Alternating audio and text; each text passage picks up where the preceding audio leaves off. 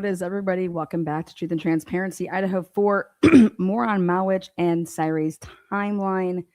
Plus, I'm taking us back to the beginning.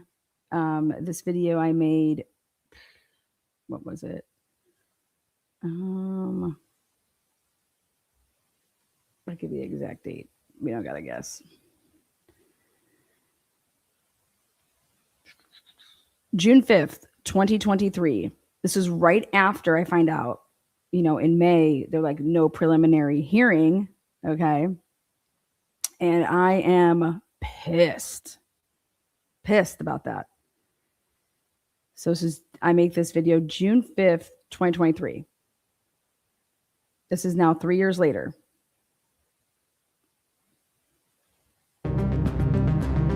We know that Zaina and Ethan were at a different party on campus. On September 12th, there was a vandal alert that was sent out about a potential stabbing threat on Paradise Path. Does this have any connection with what we've seen so far? Not that we know of it, but we're following Roommates went to that residence. Were the roommates home at the time of the attack? There was other people home at that time, but we're not just focusing just on them. We're focusing on everybody that may be coming and going from that residence. So since they were home, was it a hostage situation? And then No, it was not. they didn't call it into police. and then were they injured? They didn't call it into police. So were they injured?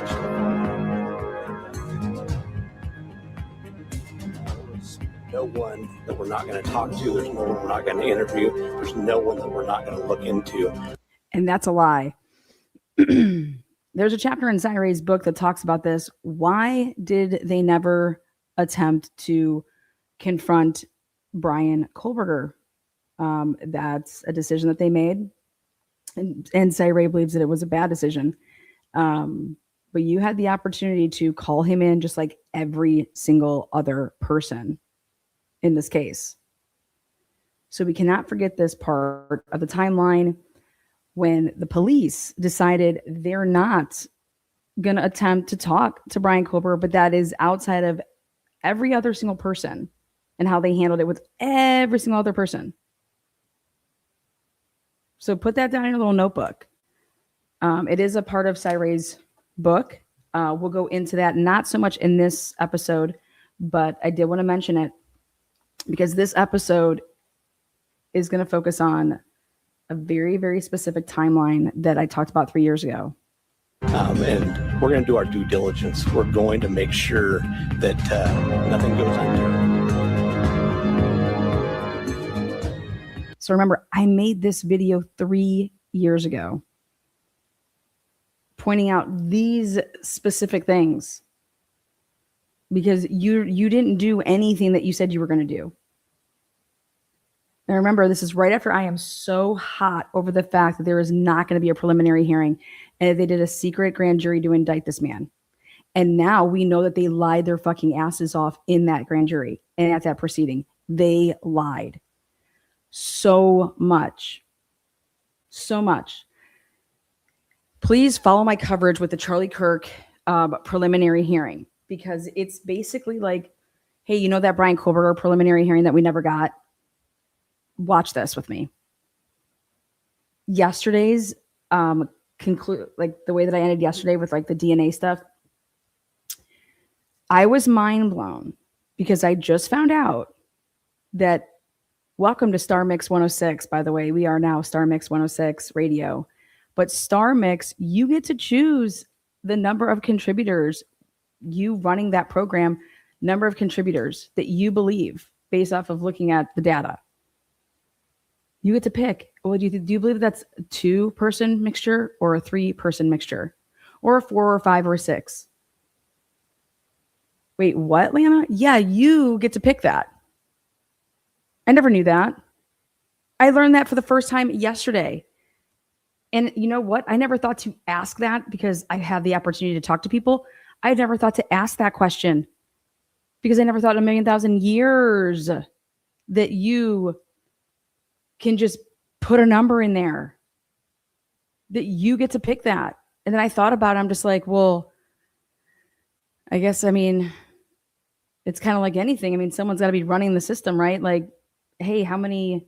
And I'm over here thinking, well, this program, this software spits all that shit out at you. Huh? No, which totally changes everything. So I know you said when the call came in, it was for an unconscious person, and also that was a stabbing. It seems, just from an outside perspective looking in, like that would be not the first thing a person calling in would think. You're right. You're the right. report that we got was that it was an unconscious individual. It wasn't until our officers arrived on scene, went in to do caregiving check on the individual who was unconscious, that we found the scene that we found. Okay, thank you. yeah, but you didn't answer the question. The question was, there's no way that anybody could be in that room and see that scene and say that somebody is unconscious. There's somebody, we don't know what's going on, or somebody won't wake up. She drank too much that last night. And now let's back all the way up. I thought that you weren't with Xana that much. Emily, Josie, none of these people were with Xana that night. Excuse me?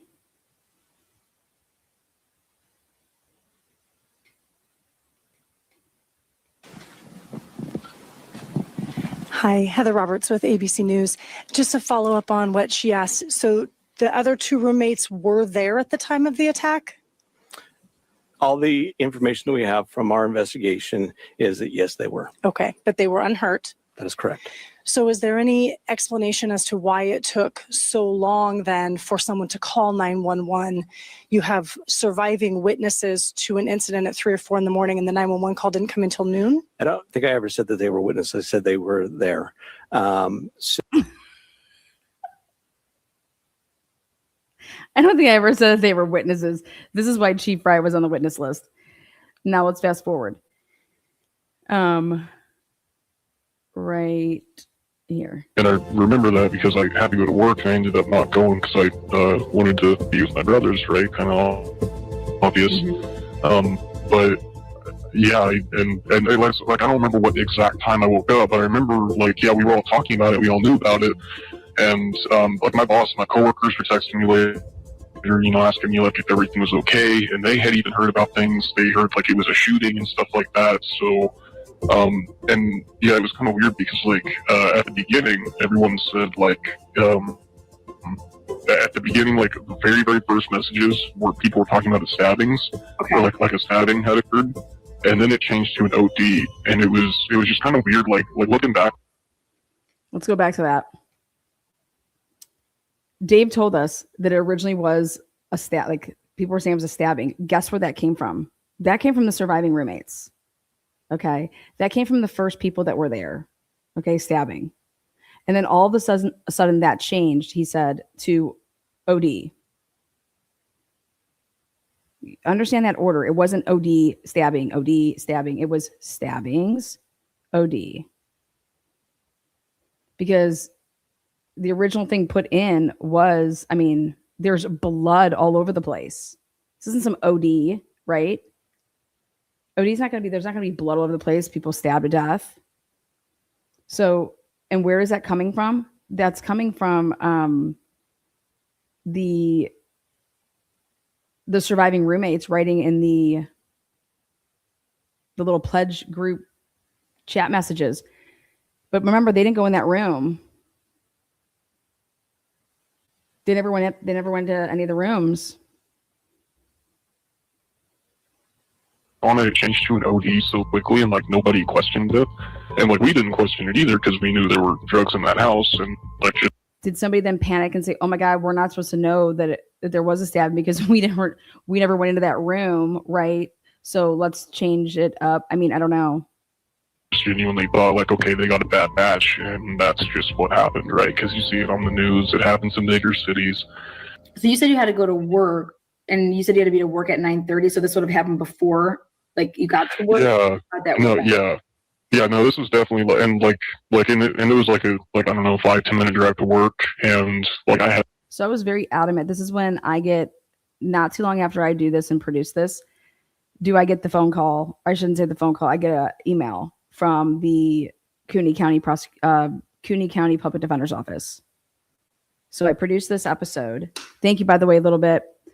You rock. I produced this episode, and then just a little bit after I produced this episode, I have to go back and check as many days. Again, this has been 3.5 years now. Going on 4, I get an email from the Cooney County Public Defender's Office asking if my source would talk to them.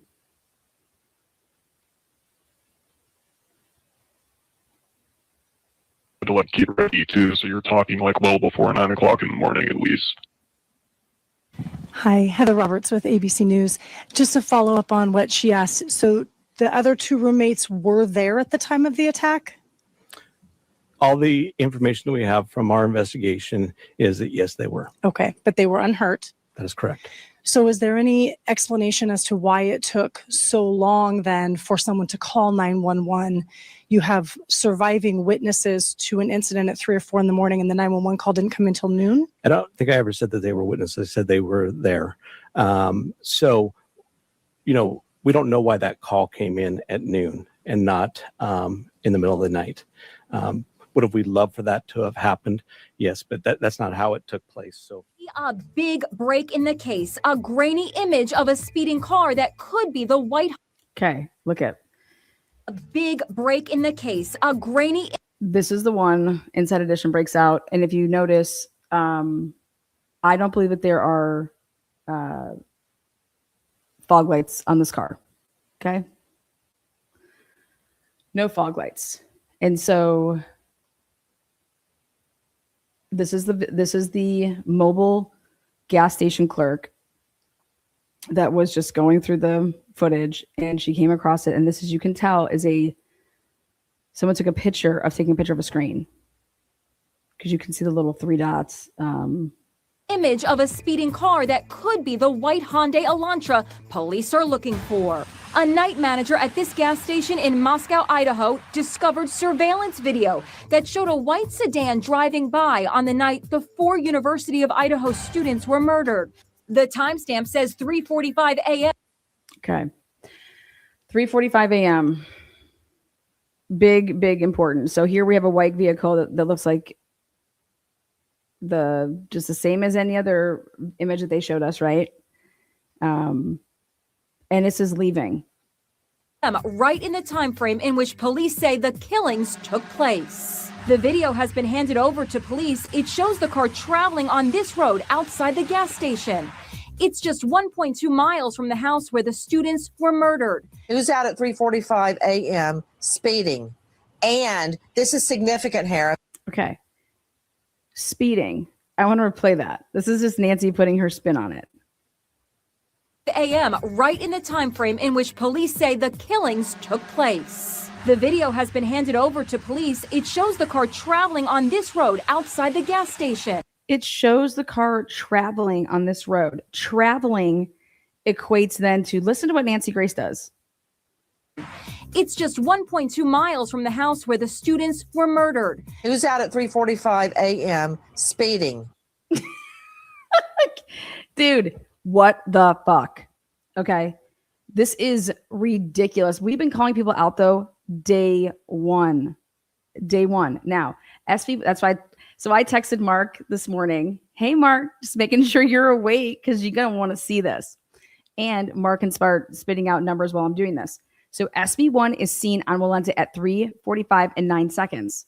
So immediately here, this video is a problem for investigators, but not a problem for us.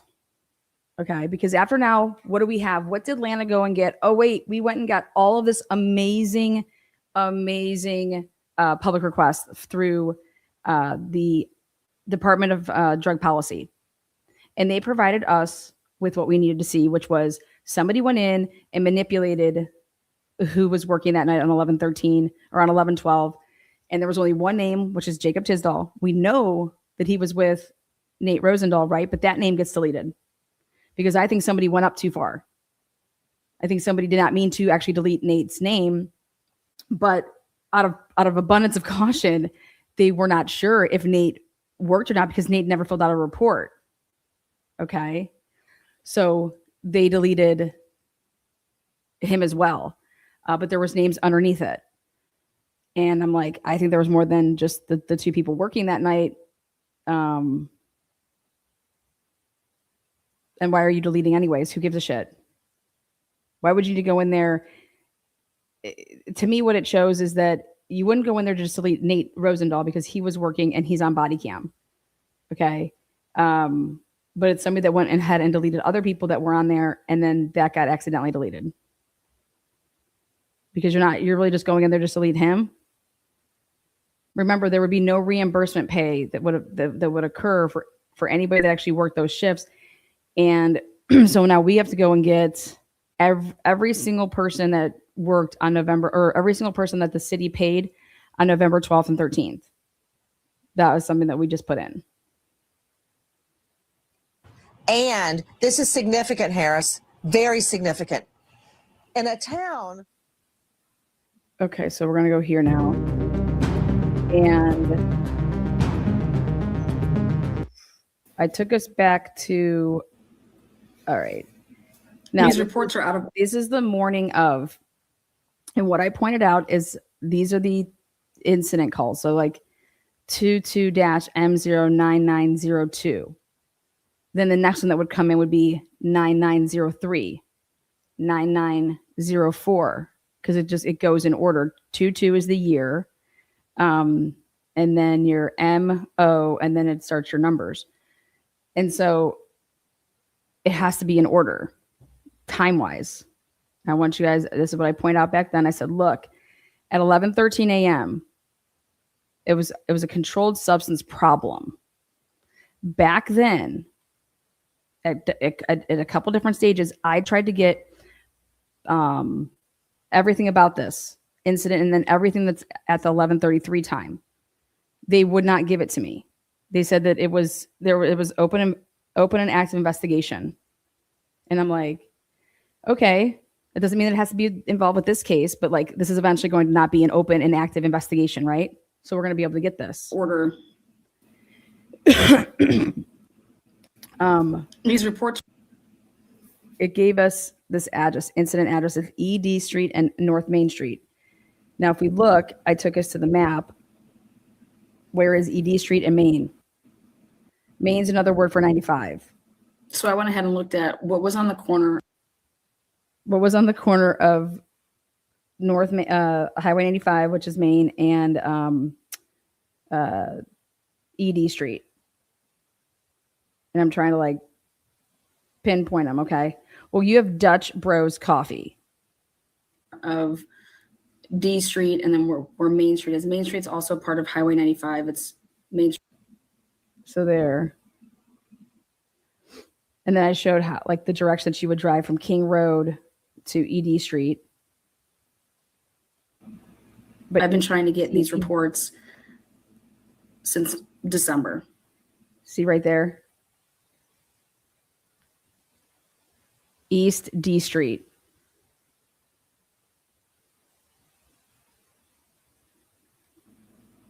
As far as the canines, do you see right there? At that corner? What's right there at that corner? Dutch Bros Coffee. Okay, now you want to talk about conspiracy? Here, I'll give you guys a nice conspiracy to go ponder. What was in Mowitch's back of his truck, allegedly, supposedly, that flew out? Those coffee cups. Now,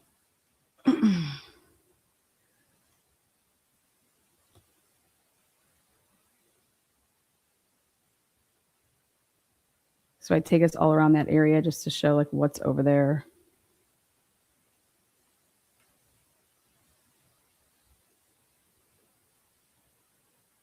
Right there. Main Street.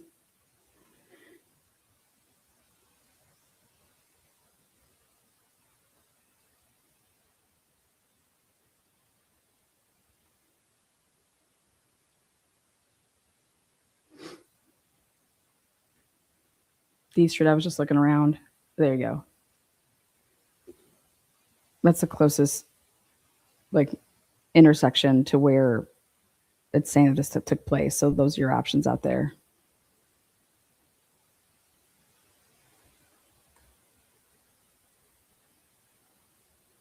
Nom Nom. Nom Nom has cameras. Could have happened at the Nom Nom. Okay, then after I walk us all over there, then they take us to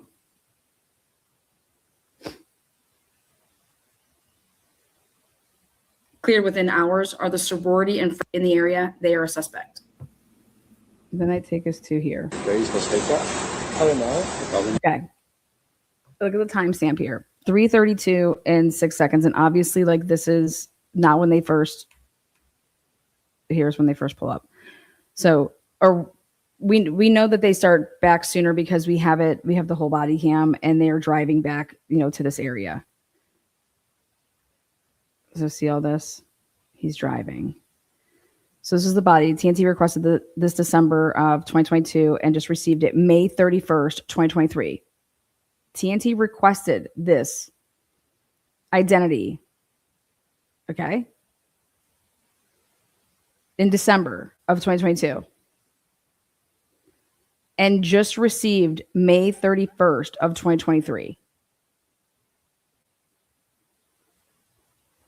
This is a problem. This is what two officers were doing right before the homicides on King Road, allegedly, supposedly, because, we don't December 29th of 2022, and just received it. These were the two officers from Banfield. So 331. So let's go back to what Jacob Tisdall says. Jacob Tisdall, in his report, now he had already wrote his report. He wrote his report November 15th. I put this request in December of 2022. They hold off on giving me this until motherfucking May 31st, after they decide we got him. We're not going preliminary hearing. We can release this to her. You guys, I did this 3 years ago. Did all of this shit 3 years ago. I know that the defense was watching my channel. There's not a doubt about it in my mind. I got a phone call right after the Dave interview. Wanting Dave. Now, how in the fuck can Jacob Tisdall write up a report? Okay. And honestly to himself, he knows exactly what the fuck he did that night. He wants to tell all of us that he did not leave the Banfield incident. That he did not leave that incident until 3:32.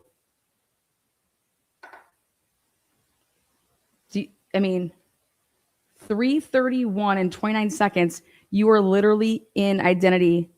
There's literally a body-worn camera. If you don't even want to take Linda Lane, which we did, and if you don't even want to take the call that you got out of and then it closed at 3:16 and then you drove away at 3:19.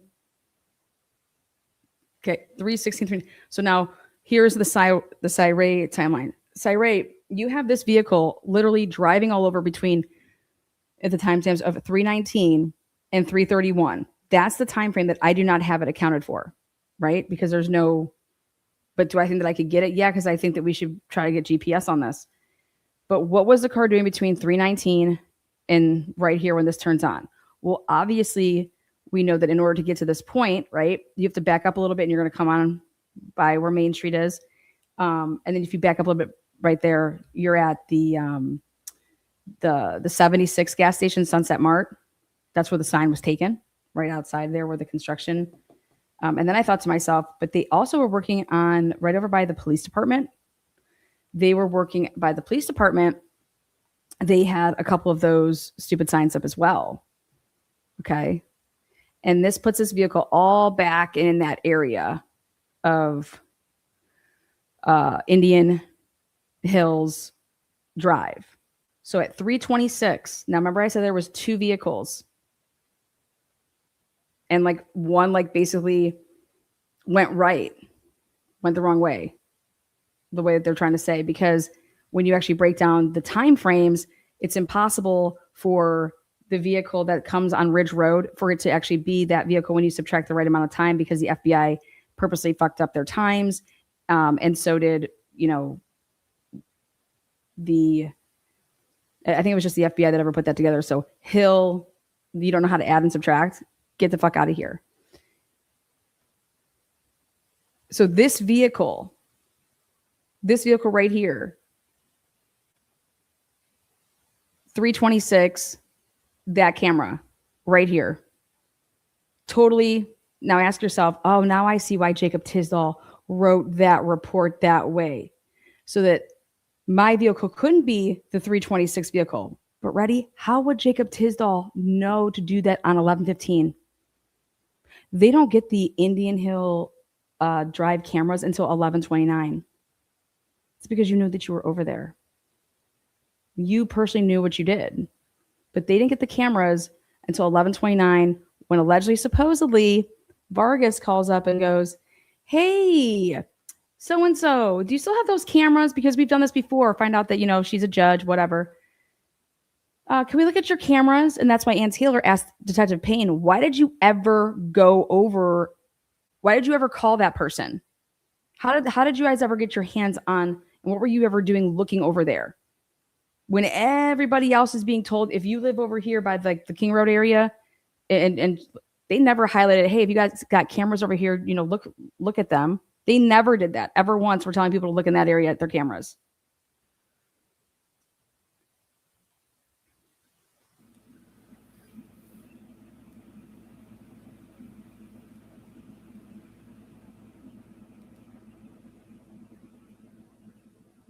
So after the Banfield, Nate Rosendahl clicks his body cam pretty early, don't you think? I wish that Nate would have done this for over there at 351 and 352. I'm sorry, 251 and 252 over there by for the initial stop with Banfield people. Incident of writing up underage drinking. Look at this. Then here. There you go. You got your 2 little honks.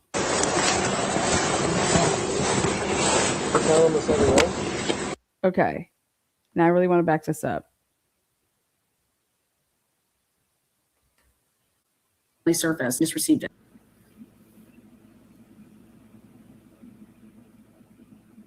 Okay, watch this. The car is stopped, not stopped, not stopped, not stopped. Watch this. So after the Banfield incident of writing up underage drinking. Not yet. Then here at 3:31. Now he's unzipping his jacket.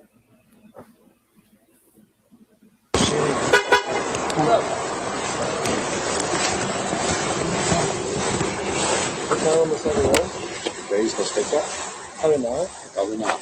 We should find it from. On the side of the road, like over yonder. Okay, where's over yonder? Are you talking up by Sunset Mart? Up the hill by.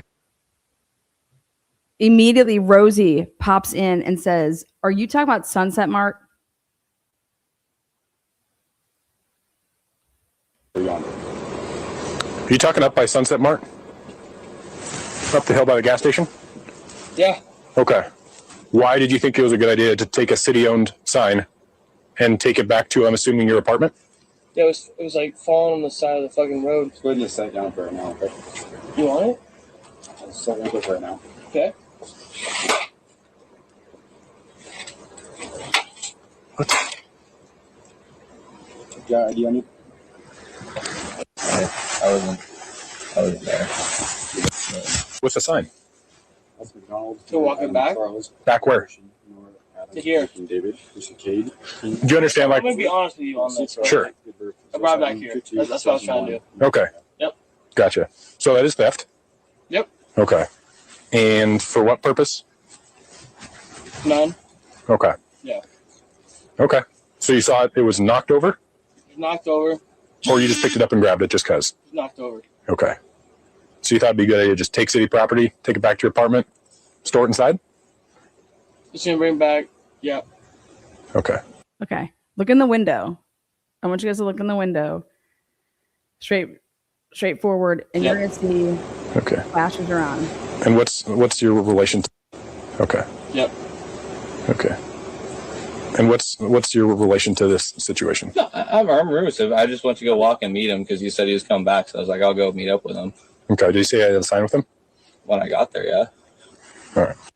So guess where he was when he walked some girl back to her apartment, and I believe it was at the Groves.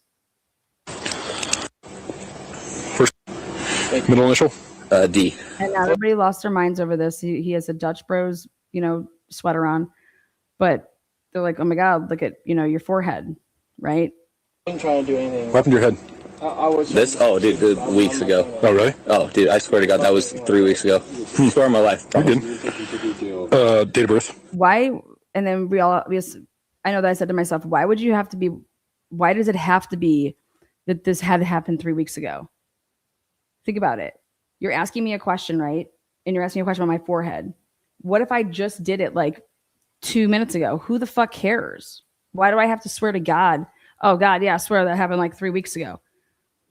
Why does this guy think that he has prior knowledge? It's almost like he has prior knowledge that there was like a fight or something. And that these guys are looking for somebody that could have potentially been in a fight right then, just a little bit ago. That's the part that shouldn't make any sense to anybody. That's the thought process. Anything other than that, your thought process is going on a completely different path. But that's the thought process that if I'm asking you, oh man, what'd you do to your head? Immediately he wants to say when that happened and that it just didn't happen right then and there or that day or. Yep, 2001. This? Oh, dude, weeks ago. Oh, really? Oh, dude, I swear to God, that was 3 weeks ago. Swear on my life. You did. Well, then what happened? It happened like 3 weeks ago.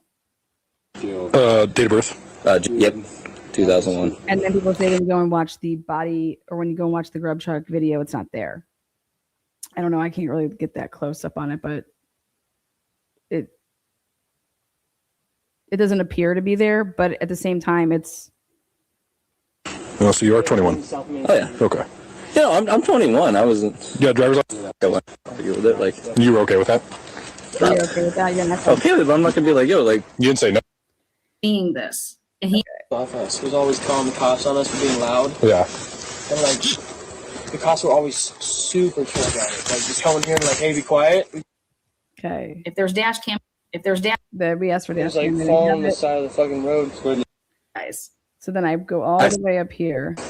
overtaking time. His buddy was out drinking. Okay. Yeah, I get it. They want to converse. His buddy was out drinking. He walked back. He's been playing video games this whole time. He's sticking with the story that he had no idea. Sticking with what story though? Like so you want to track These fucking idiots. they use over Sticking here? with the story. I don't know. What do you know something else?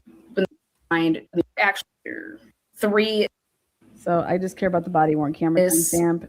a little bit was these right to keep eyes the other. Okay. So 3:37. I won't call the police, but let me call them.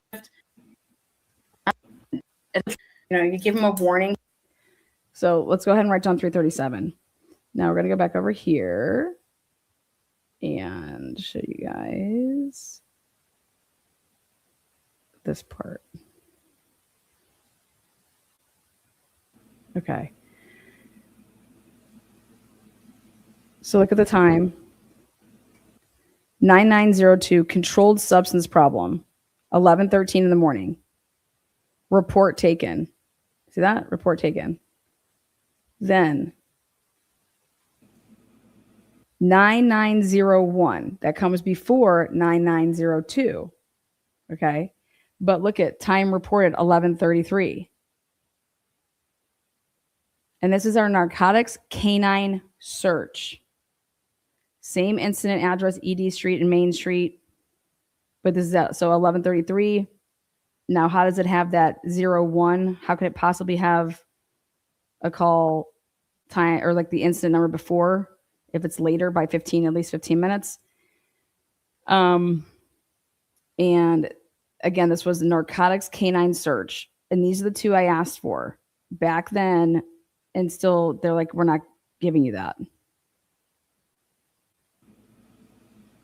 This should be the 9901 report because it was called in action at 11:13 before the 11:33 call to action. But guess what? If it was called and reported, I don't know how they're going to try to say that it was just like Banfield. There was no like 911 call. Who called this in? Was there a 911 call? See how it said time reported?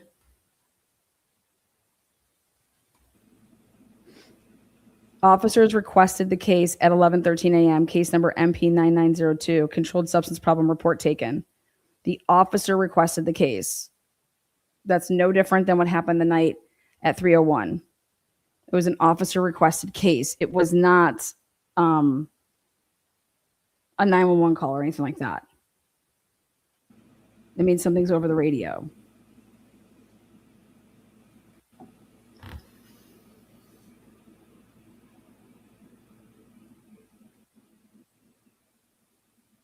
Now, this canine search, narcotics canine search, then you go to the body worn camera of when you're talking about what Ryan Snyder is there with. He's not, when Ryan Snyder shows up, he does not have the canine. But if you're going somewhere with their canine, how are you then reporting on scene over here without the dog? Like, so you had the dog, you did a search. How long would that take? Like, what are we talking about here? And where was this at? And what was this all about? And who was involved in this? You guys, this is still kept. I'm about to make another request to see what we can find, but we tried to get these two instances a long time ago. And as you can see, they just gave me back in the day, it took until May 31st of 2023 to get the identity theft bullshit. And to this day, they have not released the narcotics canine search 9901 and then 9902. And I put in for those as well back then. I'm going to call them. I think I might have to call them today because I know my name has to be all over that report. But they haven't released this. So my question for you guys is, now we're going to talk about Ryan Snyder and them talking about that it was a quiet morning and all that bullshit from these books. This doesn't seem like a quiet morning to me. They never take reports. Here, they take a report. And if you're doing a narcotics canine search, you have to have the canine with you.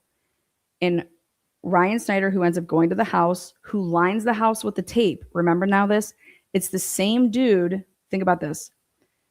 He had to be provided a body-worn camera that morning. He had to be brought a body-worn camera.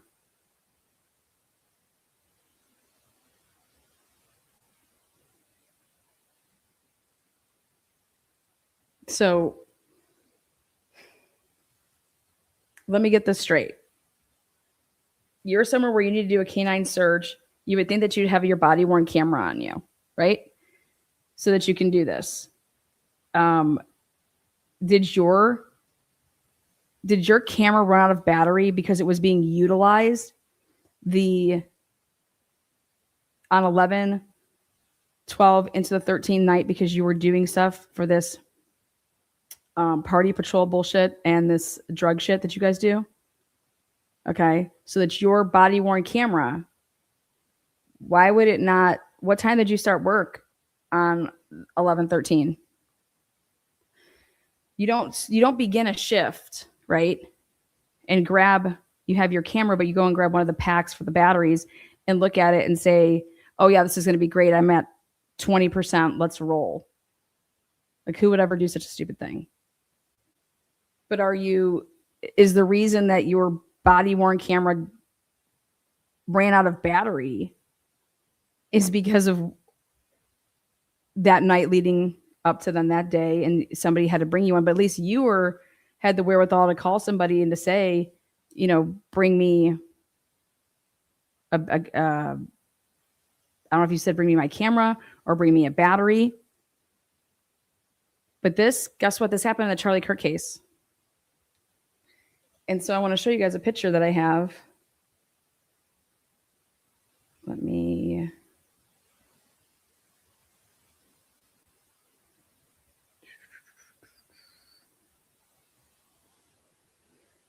Let's see.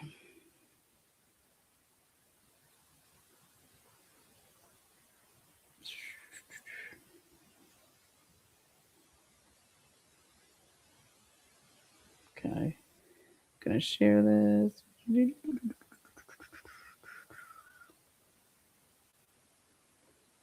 This is what the top of so when you have your clip and your body cams on, obviously it's shooting at you, it's video, but on top, what you do is if you're looking down on your body worn camera, this is what you would see. Okay. And so I want everybody to see what a cop would see.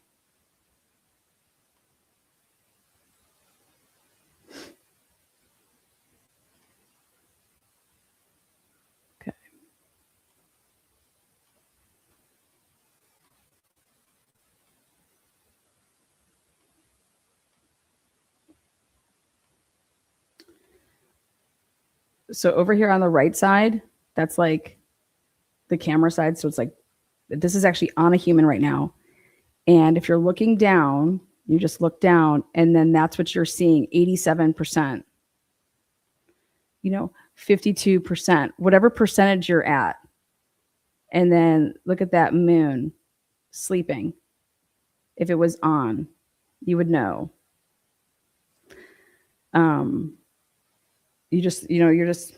You're human, right? I got my clothes on, I got my vest on, I got outside of it, I have my body camera. All I do is look down and that's what I'm looking at. So I'm seeing there's 87% sleeping, not on.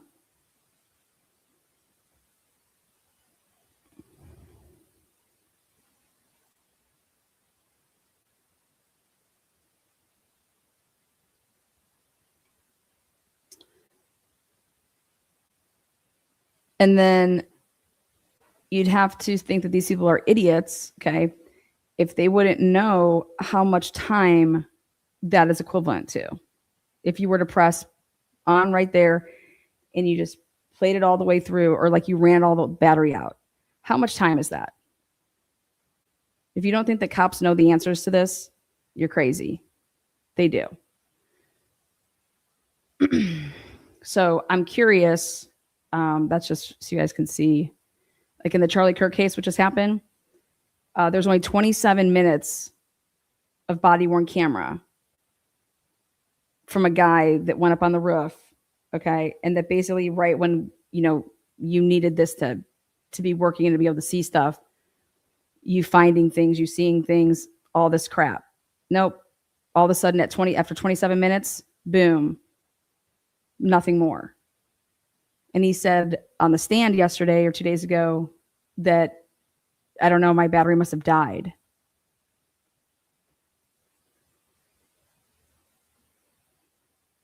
Oh, it must have died, huh? So you started a shift, you fucking piece of shit, at 11 a.m., like you just testified to, at 11 a.m., and that you hit your button right after the shots or whatever, and your body-worn camera, when you look down at it, and you're like, yeah, let me go to work. Let me work my overtime shift that I'm getting paid time and a half for.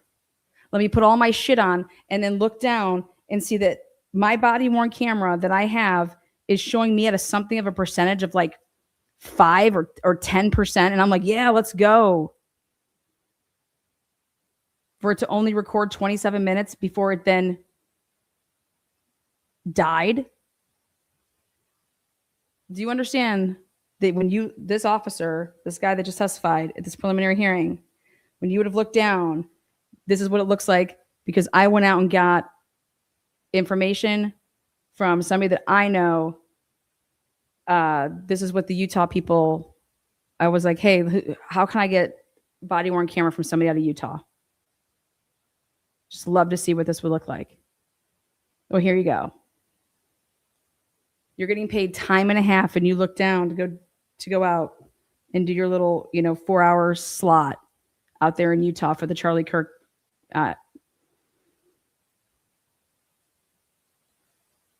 event. Who the hell would ever look down and say to themselves, yeah, let's go to work, and I'm at 5 or 10% battery?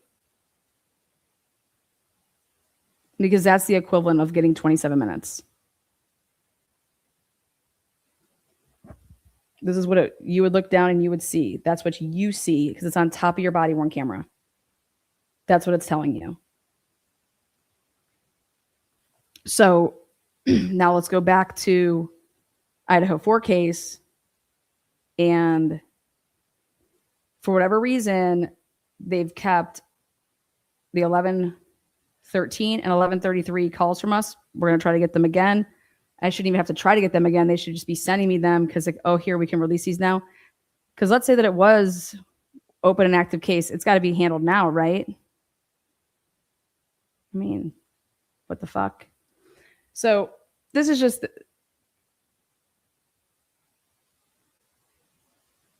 You would never go and do a shift and look down at your body-worn camera, okay, and see a percentage that's just ridiculous. You have one job. When you are done, you take your camera off and you do what? You charge your battery before you leave. And let's say that, oh my God, I forgot to do that. Then you're going to tell me that they don't have extra batteries there that you can then attach to your camera? Because they do. So how long would it have taken you just to drop that battery off, put that one on, grab another one, put it up? Okay, now looking down at this. Okay, this one has, 89%. I'm working for, a 4-hour slot. 87%. We should ask how long that would take. You're like, think about your phone. You're set. Black Cat bought 20 Truth and Transparency memberships to other people. So if you turn green, cheers. $1,999.99 for all of your incredible hours investigating, bringing the truth and the FOIAs. My one and only firecracker lighting off bombs in here. Little bit again, thank you so much. Little bit, if you cannot tell, I am going through all my old stuff. I am going to find that video. Like, I'm on the hunt. I'm on the prowl. Speaking of which, give a kudos and shout out. We got the bind over transcripts from Shrilla and all of her court transcripts. So, but little bit, I'm going to find that. Little bit's been a member. Member, you've been a member for more than 1 month. Is this a new account? Who dis? Amber became a member. Thank you so much, Amber. Yeah, so this type of shit really irks me. But going back to this, there was an incident, I believe, over there, either at Nom Nom, over there at Dutch Bros. I mean, anything in that area that morning, and they're over here acting like it was a quiet morning. So Snyder, I think, got on scene. We can go and check here. Let's pull up Snyder's first body-worn camera that we have him. And it's actually Gunderson that's like walking the camera to him because he passes it off.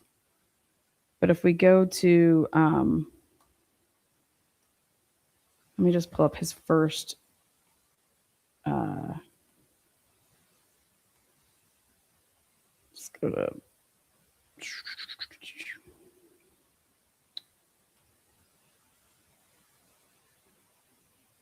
good old part 1.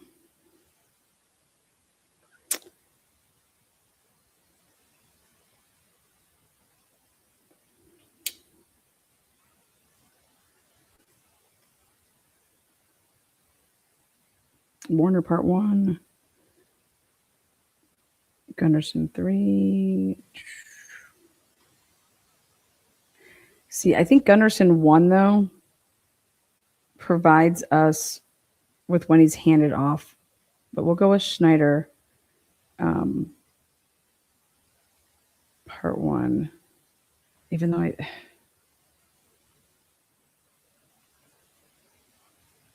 okay.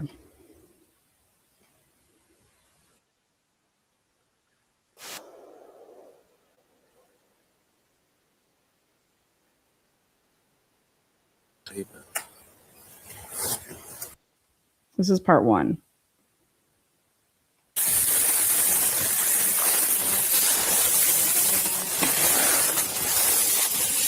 So,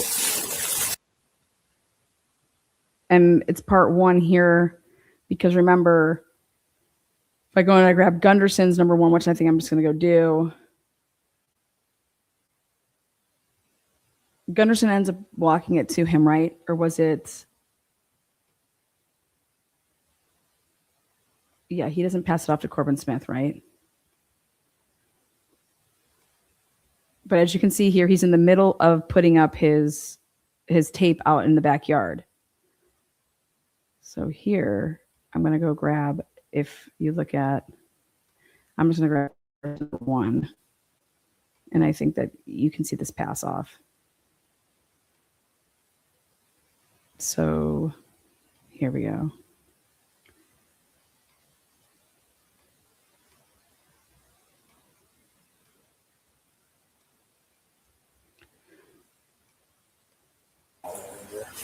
Wait, no, that's mindful of where you step because we got some log. You want me to go right there? Anybody on that? Yeah, we got some footprints coming. There, tie that up.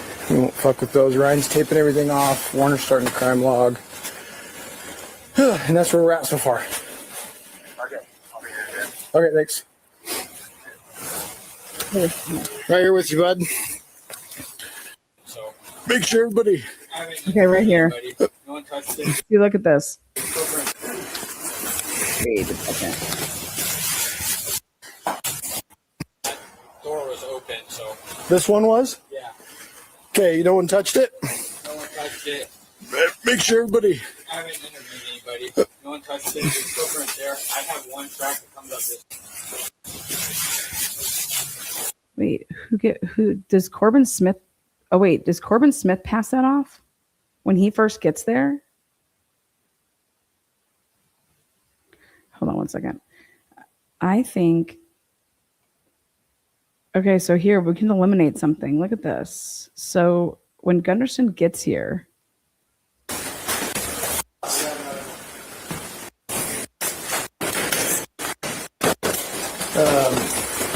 Security outside first. Okay, 1, 2. You go to the front door. Anybody in? That's Warner. Through another entry. To the back entry, I was going to start tape right off. Ryan's taping the outside off at the moment. Where's the other? See, Ryan's taping the outside. He knows. He knows that within 45 seconds. Where does he see Ryan?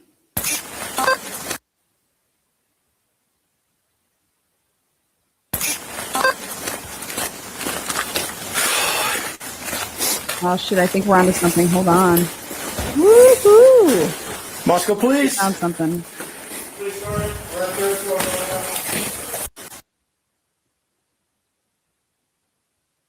Right there, why can't we hear what he's saying? That's Snyder, that's why.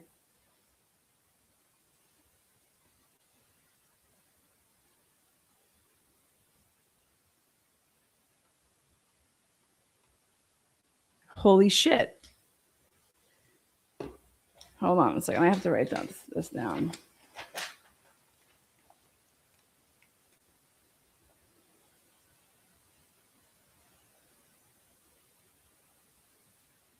Oh my God. This whole time it was right in front of our fucking faces. Okay. That is Ryan Snyder. Like when we always watch this and when you watch this, you can get confused. And this is before any of the interviewing is taking place. Ryan Schneider arrives here without a body-worn camera on and does not turn one on, does not have one. That's him. We need to back up. Where is his vehicle? Where the fuck did he come from?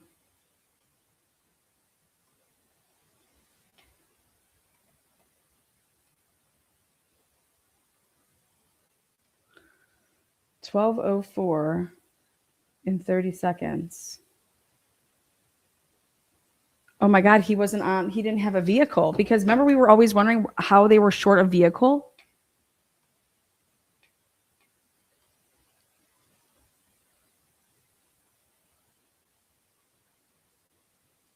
This guy turns up without a car.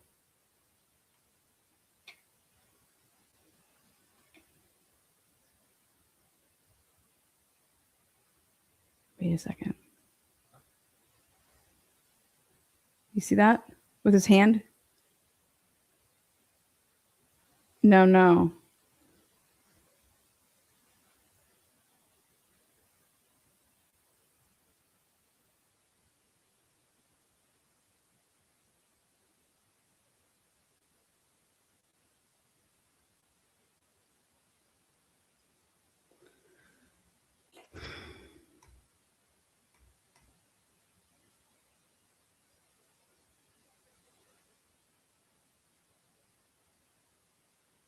He's telling him to go get crime scene tape.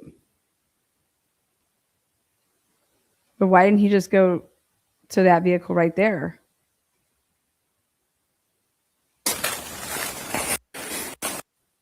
Holy shit. We have to back it up. Well, we have to get the other guys. We got to get Noonan's body cam. We need the first motherfucker out here. Where are you at?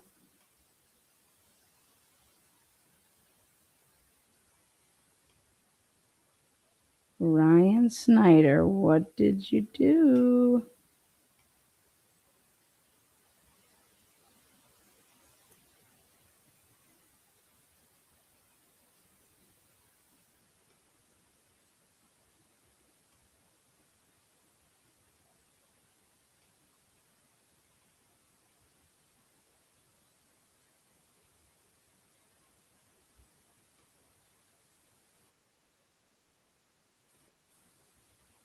Okay.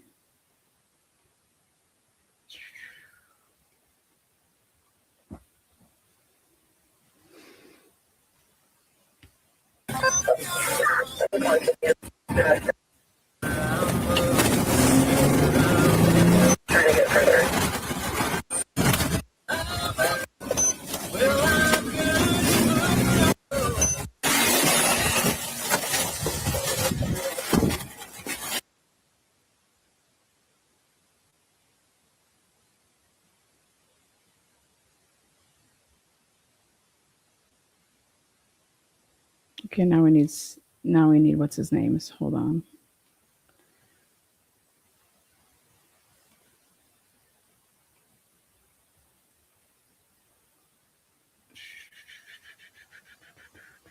Now we need go back to Warner's. We need Warner number 1.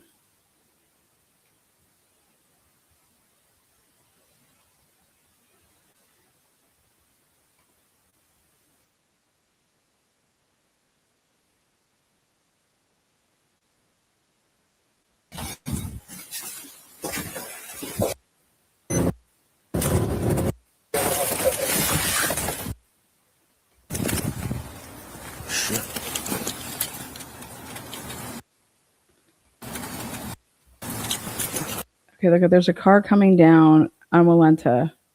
So you can see there is you got news up there. Now watch coming down here. See that?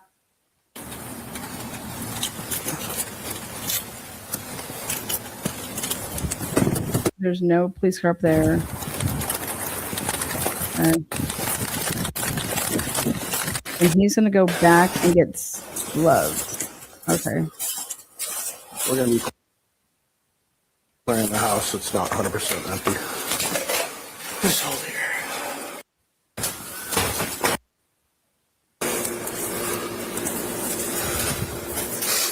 just start down. When does he go back to go get clothes?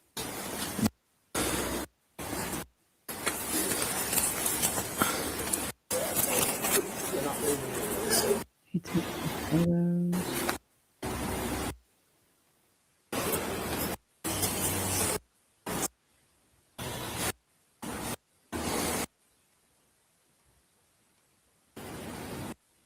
Cool.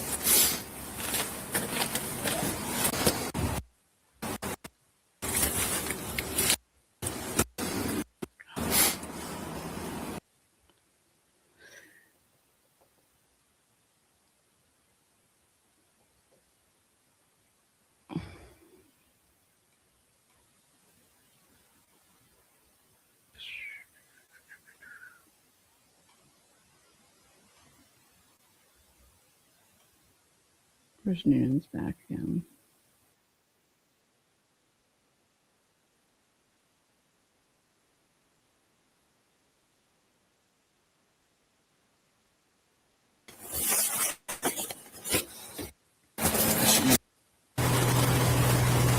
Okay, right there. Out the side door. I called Matt. Thank you very much. Thanks, boss.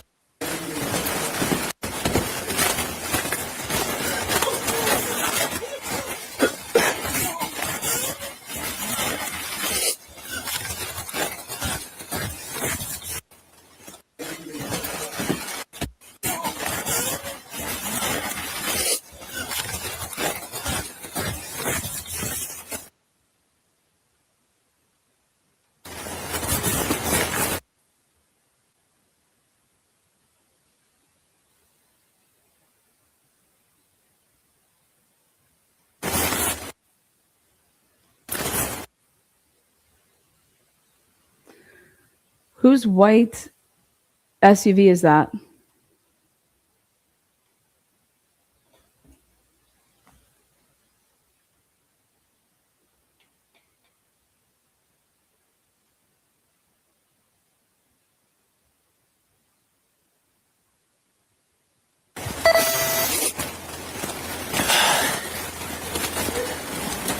It's a. See, these are all the medics.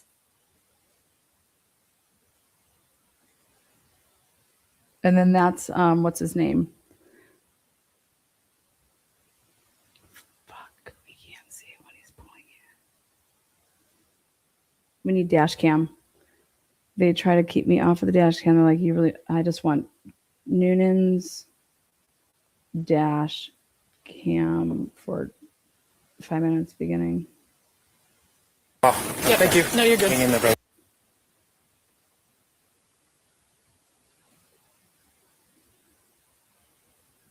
Oh, yeah, thank you. No, you're good. Hang in there, brother. There.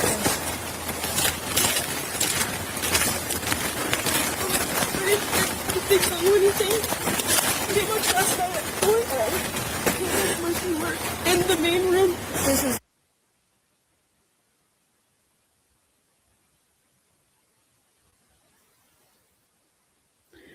Okay.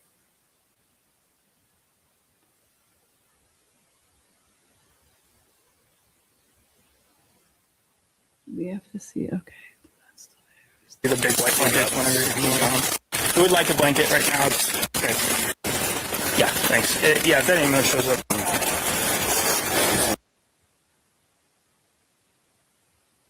Yeah, 1 second, man. Let me just grab it. All your guys' info.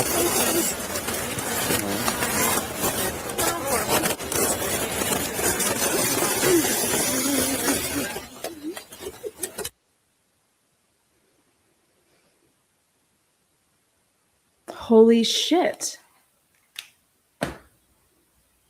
Ryan fucking Snyder. What vehicle did you arrive in, Ryan Snyder?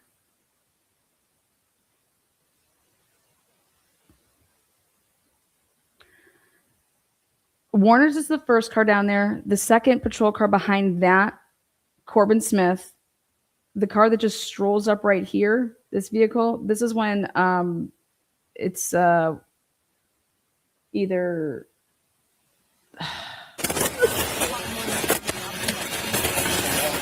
They're warmer. Okay. I just,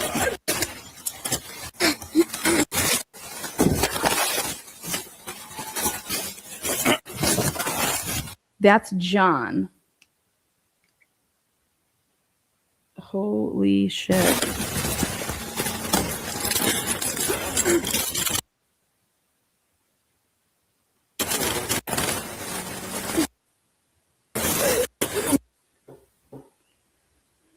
what's a good phone number to reach you?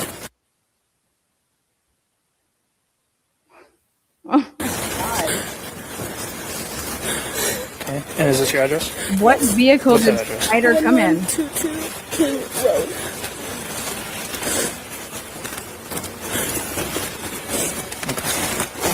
Is your driver's I'm not license right? concerned with that. Yes. Okay. How much have you seen in that? No, I don't really know. I just saw my friend. Nobody would ever Because we were so pull scared. in there like that. Can you please come help us? And that's all I saw. Pull us out to the window. That man right there. That helped show you around. We did go in there. Yeah, and that's when he told us he needed to call the cops right now. Do you mind just waiting over there for me, please? Okay, wait, hold on a second.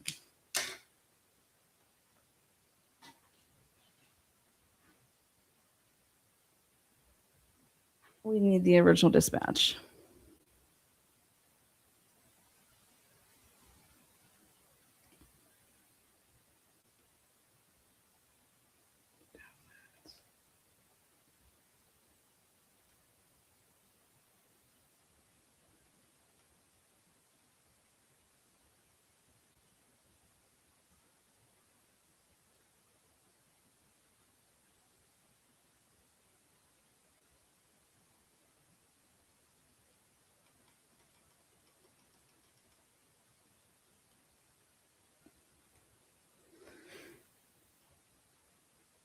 Excuse me.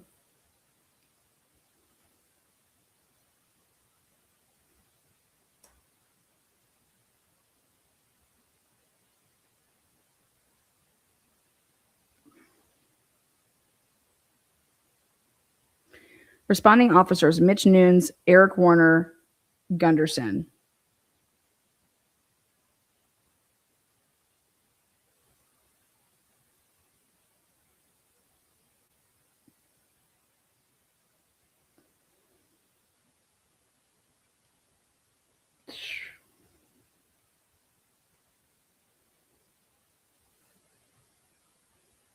Oh my God.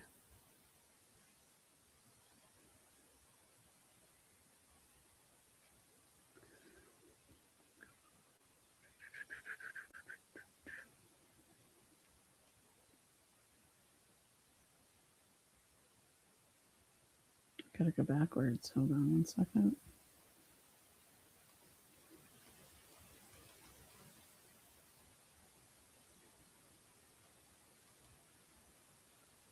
Does anybody know what unit Ryan Snyder is?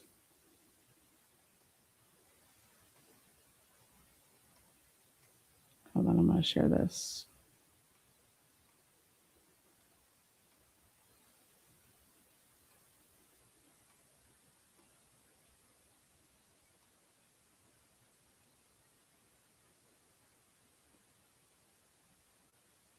Look at en route MPD incident. See 9903, 9903, 9901, and 9902. So we have the 1113, but they're in flip flop order. Okay, and we have this is the 9903. So if you don't know what I'm talking about, go back and watch the beginning of the video. But right here, this is the new so M170's en route to this. This is the third call. So you have 1113, 1133, and then you have this 1156. So it was at 1158 and 46. Okay. And that's the 170. Okay. 146 en route.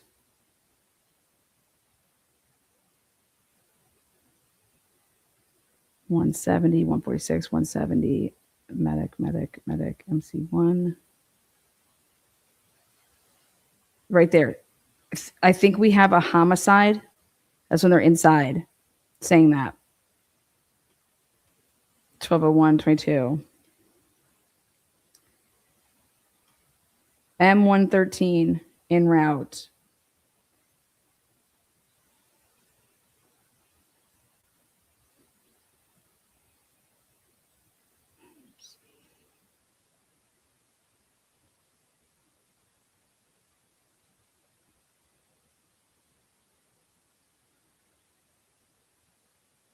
M171.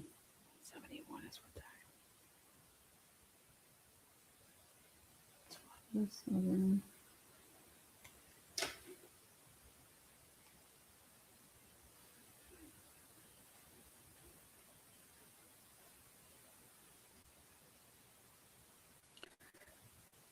Mods, please delete this every time they type this. I've seen it 30 times.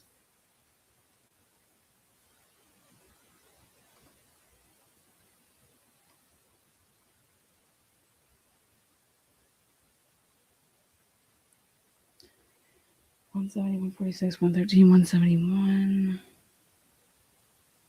153.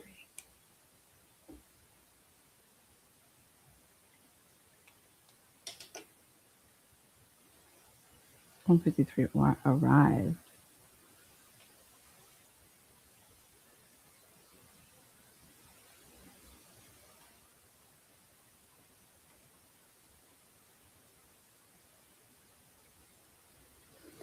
En route.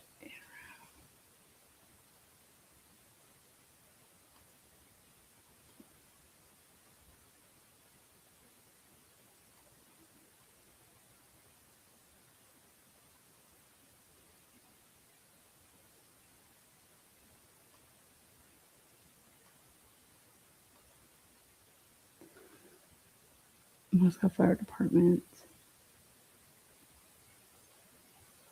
Moscow PD. Fire, PD. 146 arrived. 12, okay.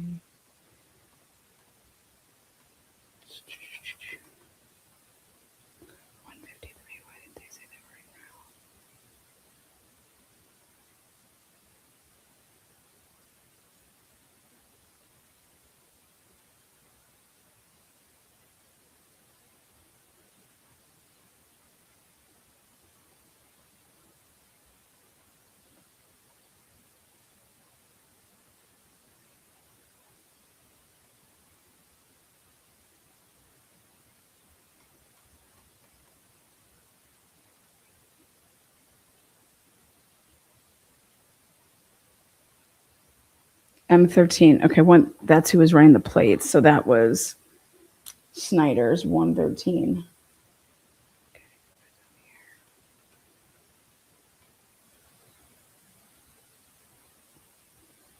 En route. 12:02 in 5 seconds. Okay, now I gotta go back and check something.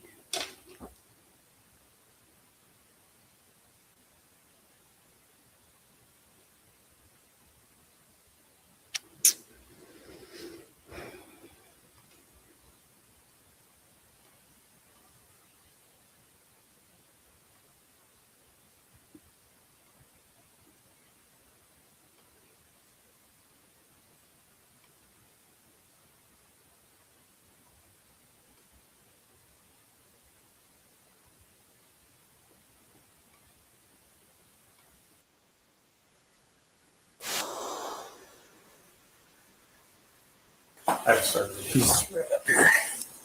Hey, Ryan. And that's where we're at so far. Right here with you, bud. So, looks like they just go. Okay. Okay, thanks. Right here with you, bud. Looks like they just go. There's a snow track right Those now. ones? That door was open, so. This one was? Yeah. Okay, no one touched it? No one touched it. Make sure everybody. I haven't interviewed anybody. No one touched it. There's footprints there. I have one track that comes up this way, but I tried using the rocks to go back down. Okay.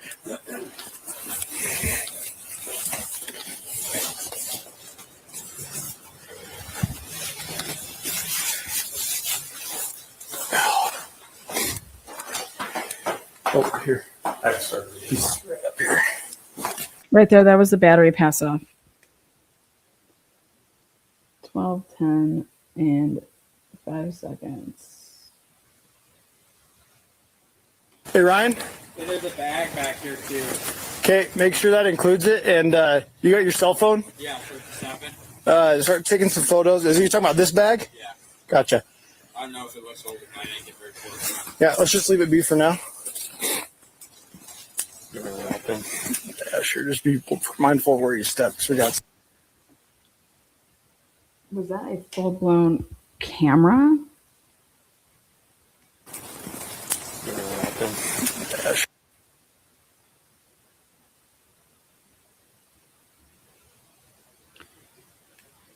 Okay, now he's back to Corbin Smith's.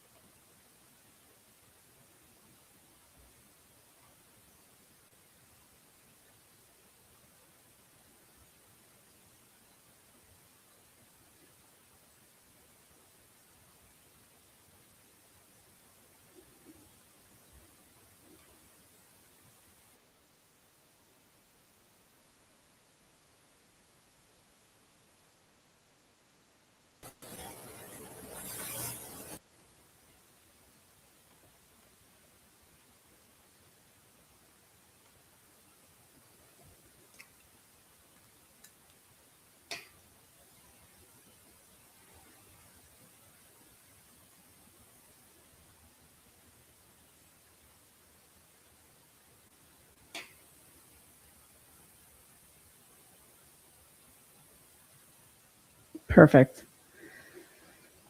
Okay, so this is Corbin Smith's vehicle.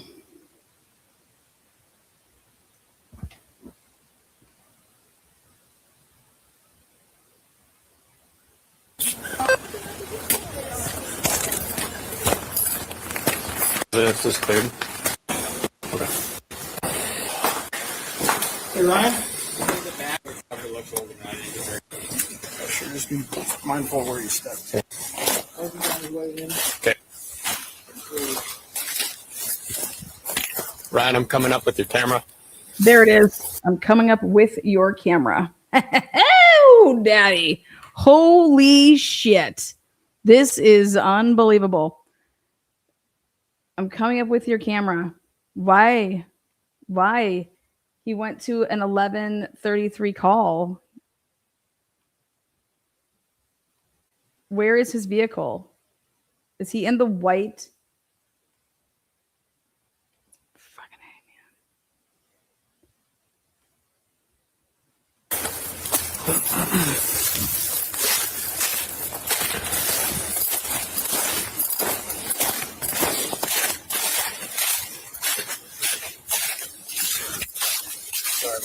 You're good. It's not on yet.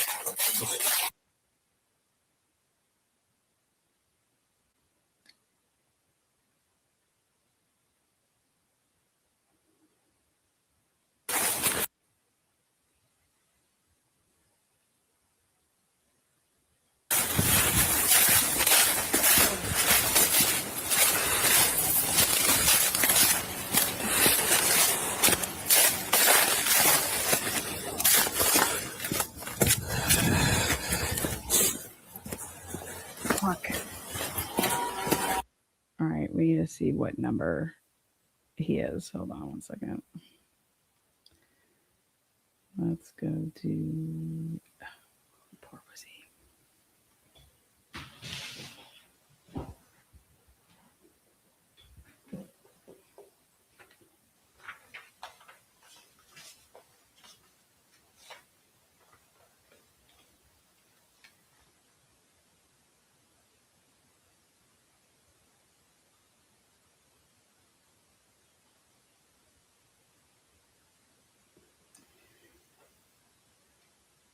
Okay, botch guard on BWC and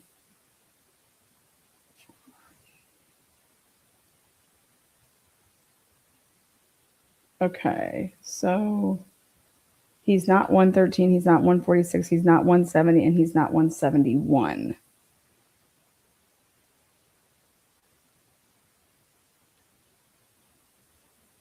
So he has to be 153.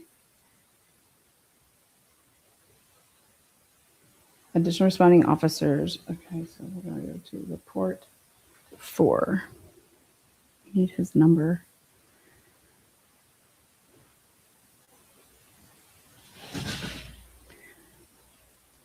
Okay, so if you go to report 4, we're going to take this down for a second. Pull up report 4.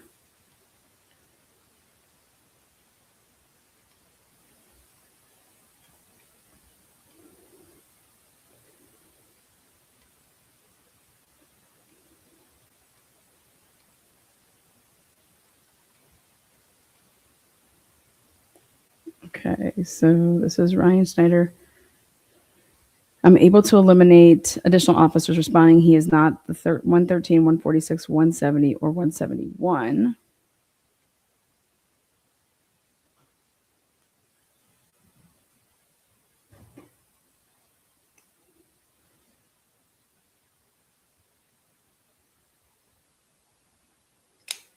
$153.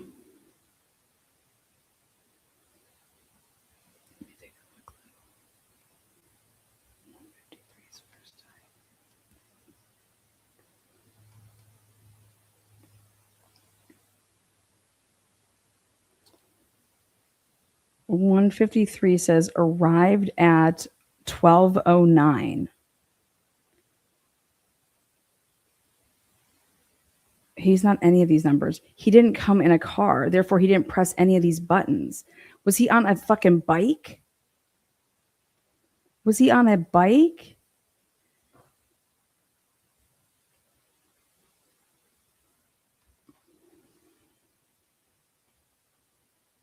Okay, so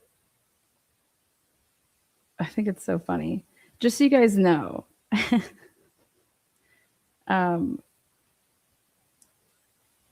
where's his little comment here? That's not Pavarotti, RJ.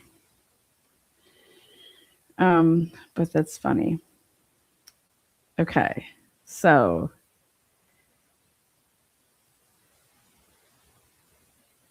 let's see. Now, if we look at 1112 camera, Mark, do you have the 1112 camera up?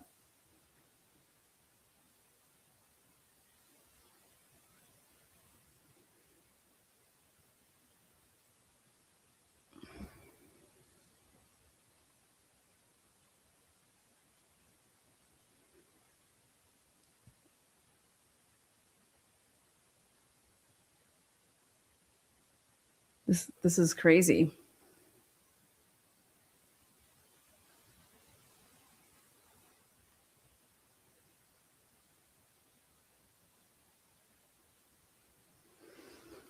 I wonder if he's in that white vehicle. What time, Santino? Okay, well, I just want to account for what time does Officer Snyder arrive? How does Officer Snyder arrive here?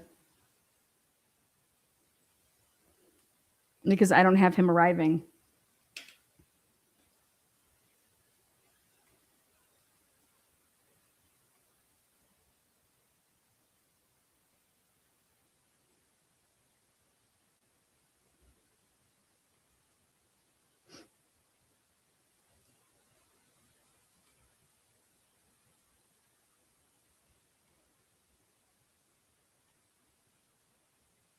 On 11/13 at about 12. At about 12. I responded to 1122 King Road for the report of an unresponsive subject. Let's go back to his original report at about 1200 hours. Well, I can tell you, ready? We go and look at these. Upon my arrival, I noticed there were several college-age subjects out front of the address. I was directed to use police caution tape to corridor off the crime scene.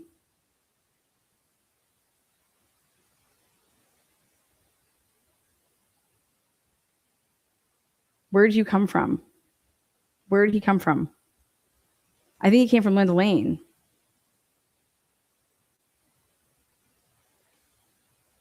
I think he came from...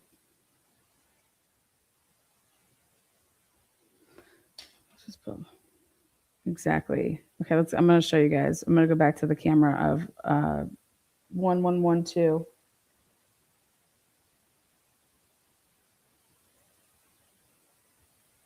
Who shows up after 11:59 and 48 seconds? What's the next vehicle?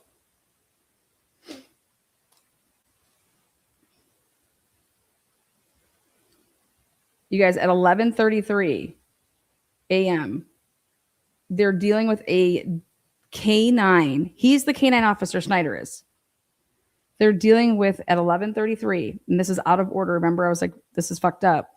At 11:13 and 11:33, they're trying to say, remember, there was such a quiet morning. Well, 11:13, 11:33, they're dealing with substance, and then they're dealing with, we want a K9 search. Well, if you want to use that K9, you're using Officer Snyder. That's the K9 officer. That's his handler. So at 11:33 a.m., this is a call out. So do you understand that Snyder somehow dealt with that? Didn't have his body worn camera on when dealing with his K9 and doing a K9 search? No body worn camera? Then somehow ends up at 1122 King Road at 12. Okay. Without his K9, without his car, and without his body worn camera? Let's go. Let's go. Back in 2022, this date, they had one K9 dog and one handler. Okay. What time was that? Second car is at 12 and 54 seconds.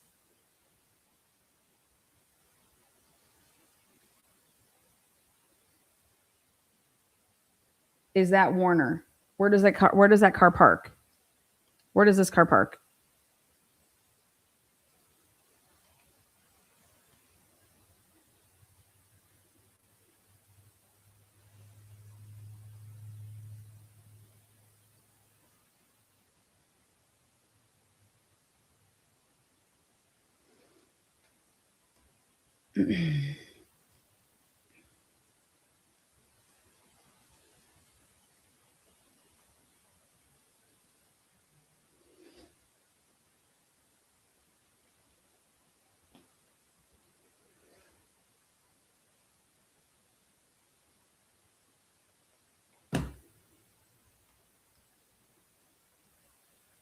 Across King from 1112 Cam. What color is the vehicle? Is it white? Is it a white?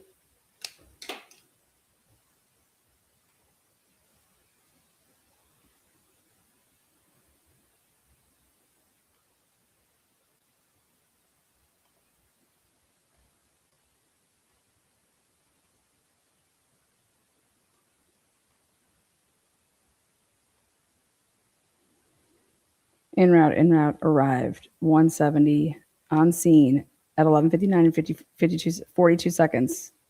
That's Noon's body. That's him. Arrived. The 146 at 12 and 48 seconds arrived.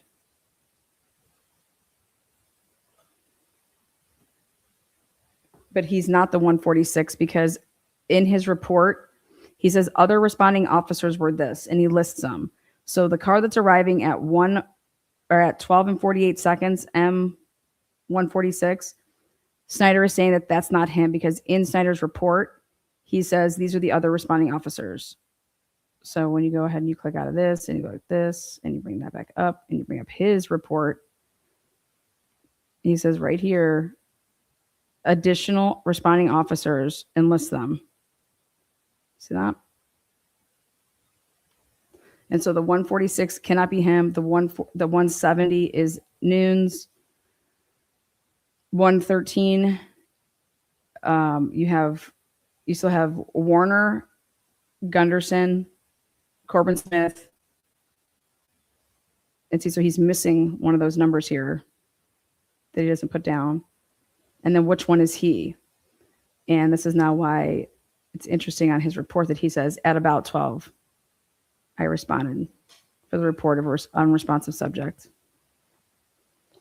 And we know when one of the officers was arriving up, Gunderson saw him, because I paused it so you guys could see Gunderson when he's arriving. That's who was talking to that group of people.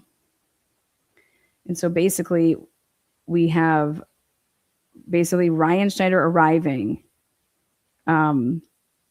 without a vehicle.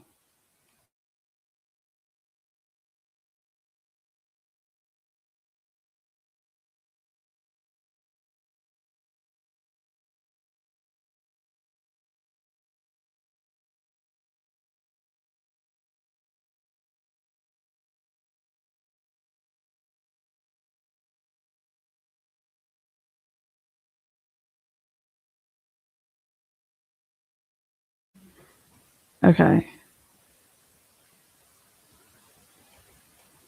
I'm just curious. I'm just curious how Officer Snyder arrived on scene. And why this all matters to me is you have to talk about what happened at 11:13 and 11:33 that morning when they're talking about that there were these calls and that they were they had a canine search. And the person that would be running the canine search is Snyder. And so Snyder has his vehicle, his dog, himself, and he should have his body-worn camera. I'm going to do that, right? At 11:33, I go out to this call. I'm doing whatever I'm supposed to be doing over here at the corner of D Street and Main Street. You're looking at like the Nom Nom. You're looking at the coffee place. They don't give us the specific address that it's at, but then after that, how long would that take? I have no idea. But after that, then Officer Snyder, who would have been with his dog, his body-worn camera, and his vehicle, somehow he ends up at the 1122 King Road house with just himself. So maybe we can have somebody explain to us where Snyder came from.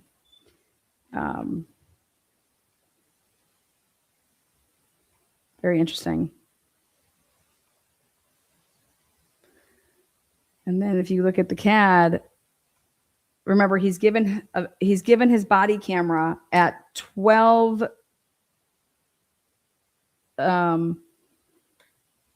and 5 seconds.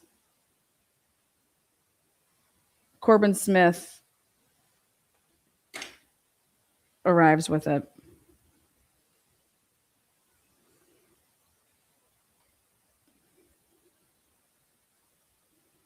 I was directed to you. So I'll also check this. So if I was to question Mr. Snyder, where did you get the police caution tape? Was that from your vehicle? No. Oh, it wasn't, was it? So upon my arrival, I noticed that there were several college age. Where did you arrive from? Well, we're going to go ahead and watch 1112 body or the camera here. And we're going to see that your vehicle doesn't arrive coming from that side. So upon my arrival, I noticed that there were several college age subjects out in front of the address. I was directed to use police caution tape to cordon off the crime scene. As I was working around the residence, So again, I was directed to use police caution tape. Well, where'd you get that police caution tape from?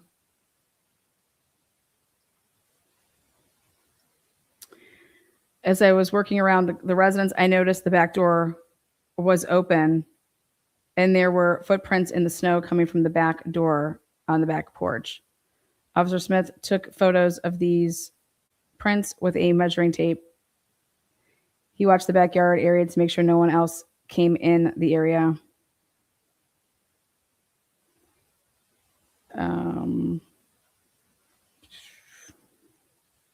With Sergeant Gunderson, I entered the residence to continue taking photos of the scene. Mm-hmm.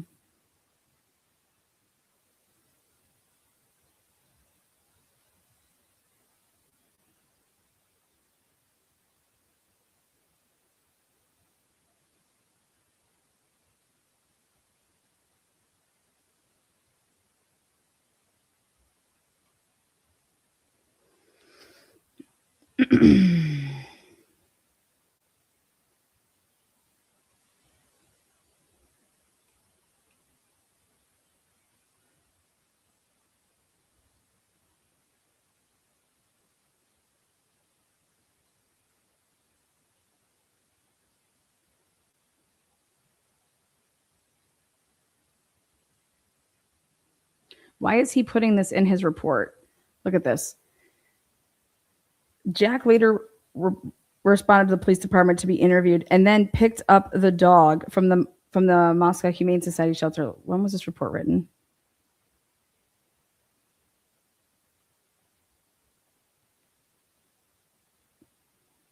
$7:21 in the morning. Snyder's the 153. Yay. Press of elimination work, Lana. You did say 153. Woohoo. All right. So let's take a look.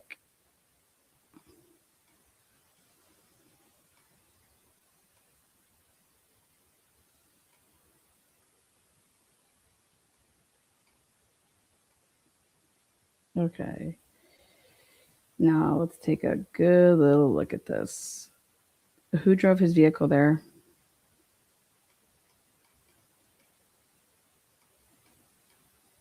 Right there. Boom.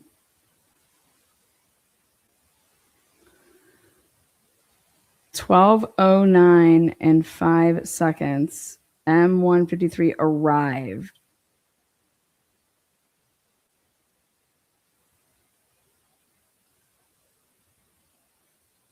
Hold on a second. It means you're using your radio.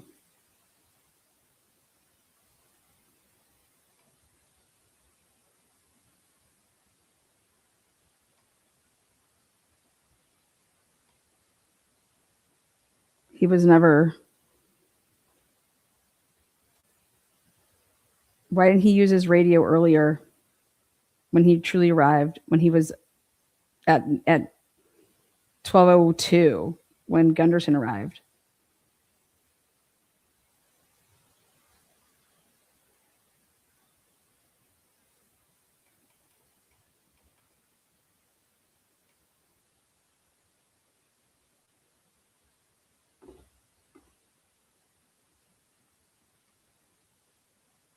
Look at, there's no en route button that's pressed, right? I'm not letting anybody know I'm en route. I just fucking show up and here I am.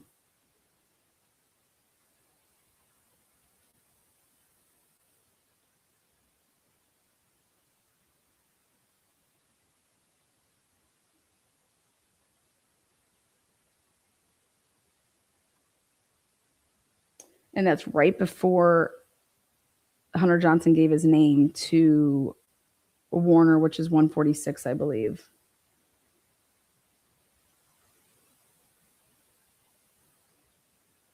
See this? Get everyone's name. 113. That's Gunderson, I believe.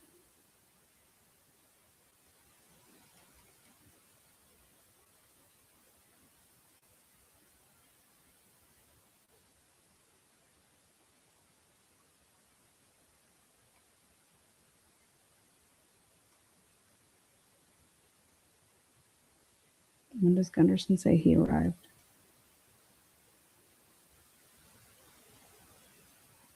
for this. En route. Let's go back to when Gunnarsson arrived.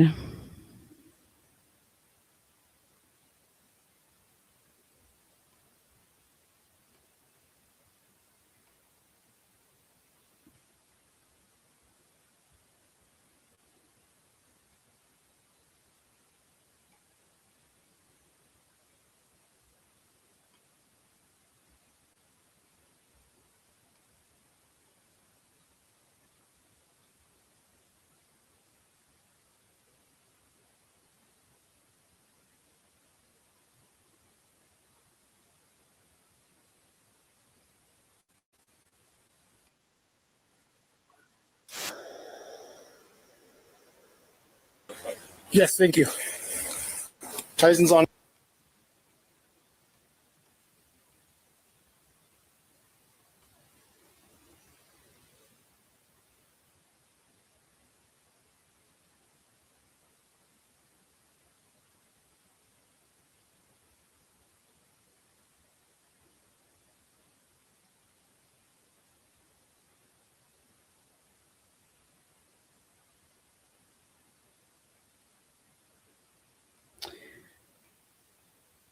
Okay, so 12:04 and 27 seconds. He's already there.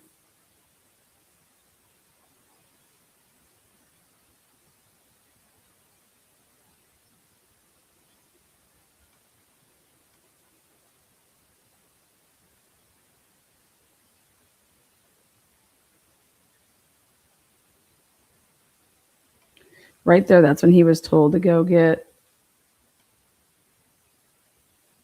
That's Snyder.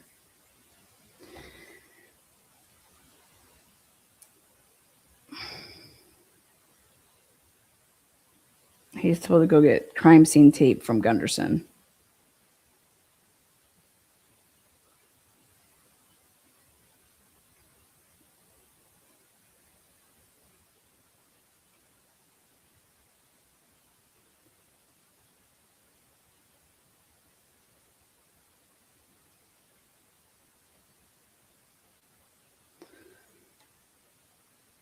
How the fuck did he get there?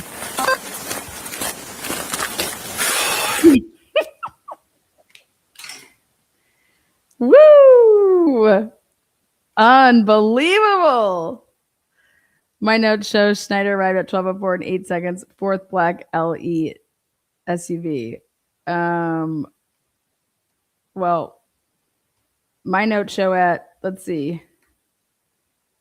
Right there is Snyder already talking to them at 12:04 and 32 seconds. Where do you think that his SUV is parked? The 12:04 SUV that pulls up, I think that the one that you're talking about, this is Gunderson right here. Because at 12:04 and 27 seconds, this is Gunderson walking up. And Schneider's already down there. I don't think that's right, Mark.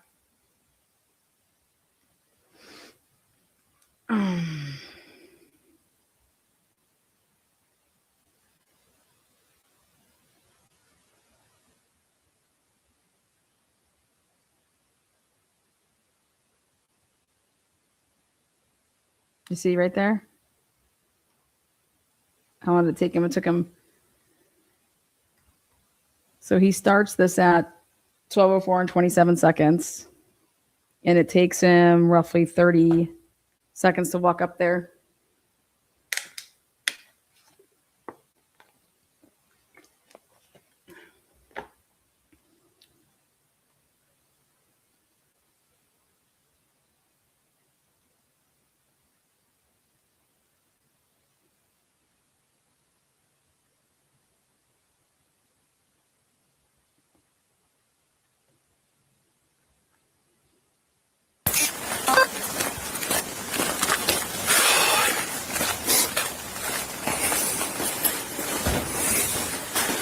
Moscow, please. 36 seconds. Okay, so then why wouldn't he put that in his? Is it a white vehicle? Or is it dark? Let's go back to this one.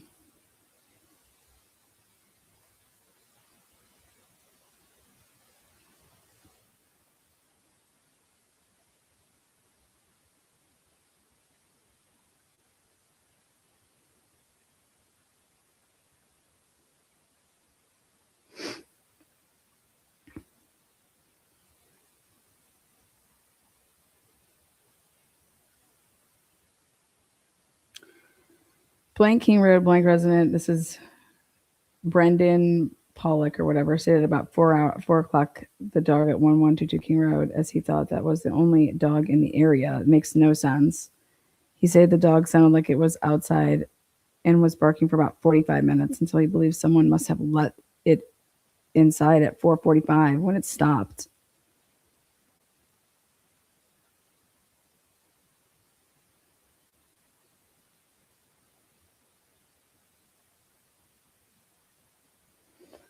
So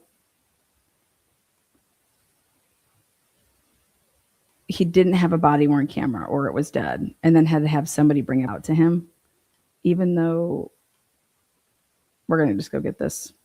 We're going to get this video. This makes no sense. Who's the, I think it would have been Noonan's. Was it Noonan's? Body-worn camera. Who comes in a white SUV, police vehicle, and parks, like you're parking in the driveway of one of the apartment complexes right there?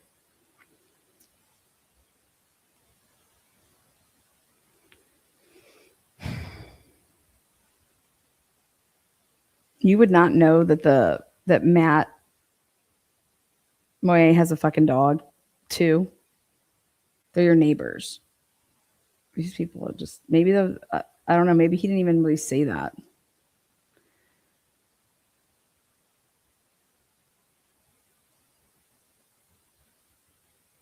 So when he was talking to those kids, they didn't say anything. He didn't ask them anything. Very weird. Another person that didn't separate the witnesses. Let's go back to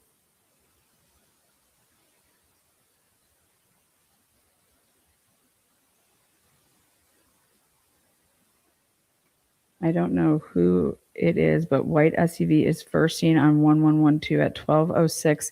Yeah. Is it it's the fifth white LE SUV. Yeah, whose is that?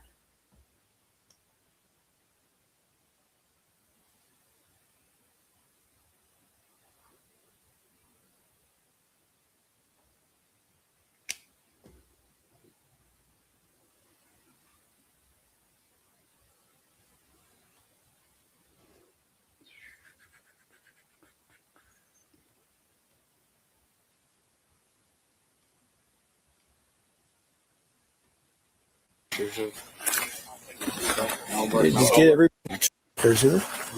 What's going on? Looks weird. One girl that was down here. Nothing down there though.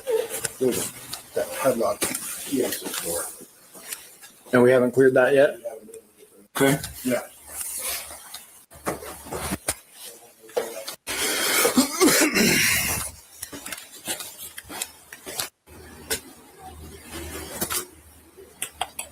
Try to figure that out, I guess. Got anything yet? I just walked up to him and said, "Hey man, can I talk to you? What's going on?" He said, "Who are you? Do you live here or something?" I said, "No, with my ex-girlfriend of 5 years. What's in there? And I don't know what's going on. I just live right over here." Where's he live? He just pointed to right over here and said, "I'll have someone come talk to you." I was like, "He's in the back of Mitch's car." Okay. Have you been in there yet? I need to take pictures of. Just get every well, and get all the VINs and all that stuff too. There's one room that still hasn't been paid yet in there.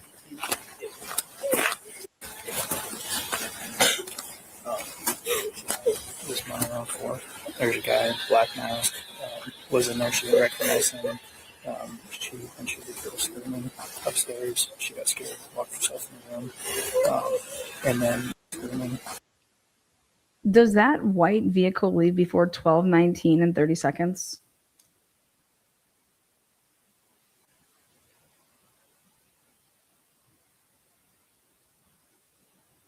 Upstairs, she got scared, locked herself in the room, and then the screaming all stopped. She's pretty sure that this masked person went out that back. Okay, we have footprints. And right now, she knows where the two girls are up there. I haven't told her who's deceased. Okay. They have court people that are unaccounted for. Whose dog? We need to figure that out so we can get the dog out here. Whose dog? Okay. Keep pressing away, getting names. Collecting all the information. Okay. Lock on it, you guys, to that room. Thank you, guys.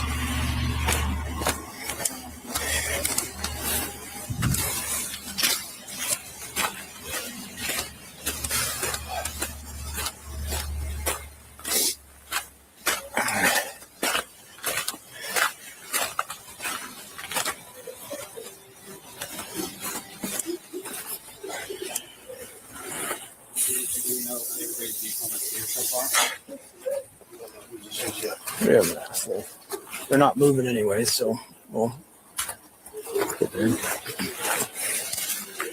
Yeah, well, that's odd. That guy's back. Apparently his dog is the dog upstairs. The guy. Yeah. So I'm gonna go collect the dog. You actually do want to come help me do that? And then you have a let's get a leash from Mitch. I have one in my car. Well, his car's right here though. Hey Mitch, you have a leash in your car? All right, Ryan says right there that that he's got his. I have a leash in my car. Bet you do with that K9. I did it. Mitch has one too now.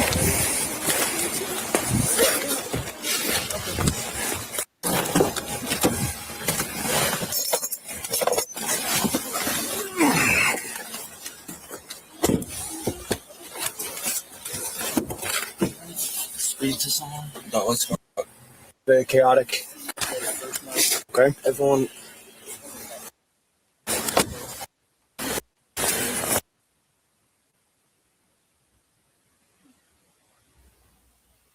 So Mitch Nunes is the only one. Okay, we have to check his body worn camera at 11 or 12:17 to see who left in that car. I wonder if it was like a fire. Let's see. Hold on. If we go back to Mitch's, we could be. He was the only person out there. Mitch.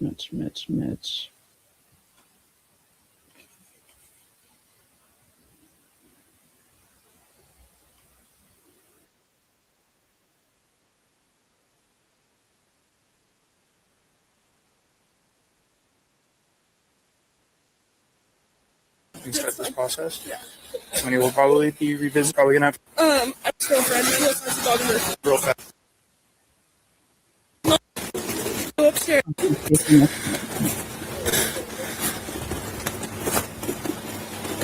She here when we just like told all of them to come over. Is the girl in there? Is the girl that this one? Yeah. Okay. How do you spell her name? Middle name? I'm gonna spell it. DLE. Okay. KER. I'm gonna spell it really K. You know? RNODL. Look at these fuckers. They're blurring that out over there. I'm gonna spell it really K. You know? RNODL. You can still see it's there at 12:16 and 58 seconds. Who's in that car? KER. KER. NO. DLE. Okay.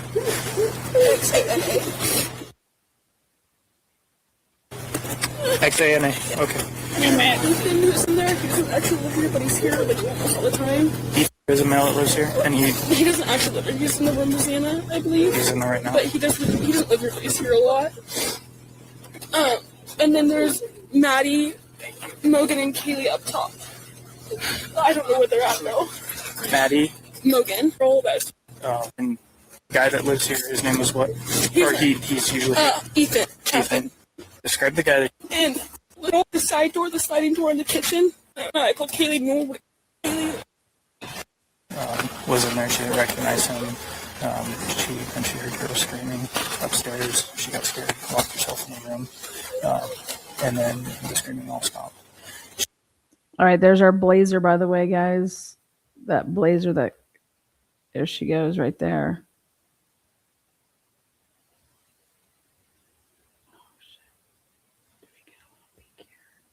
PIN. Hey, real fast. She's saying this morning around 4. There's a guy, black mask, was in there. She didn't recognize him.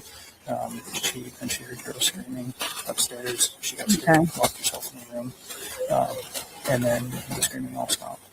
She's pretty sure that this masked person went out that back.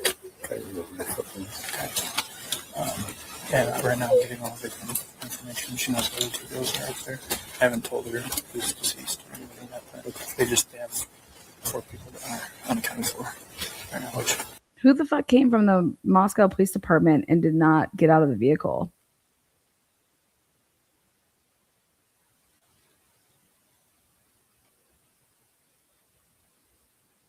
They arrive at 12:06. They leave at 12:17.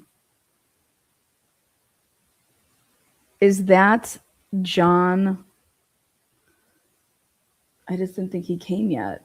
The detective. The guy that retired. Johnny Lawrence. Detective John Lawrence. Is that him? The detective's not going to roll up in a car like that. That's not what the fuck he drives.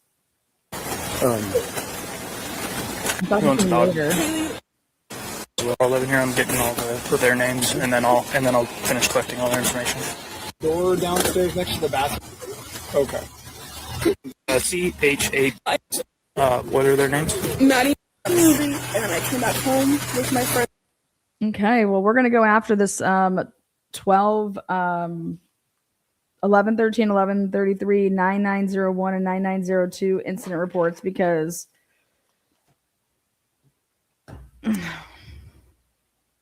Snyder does everything by the book, or at least it seems. He's the one that's always writing like very extensive reports.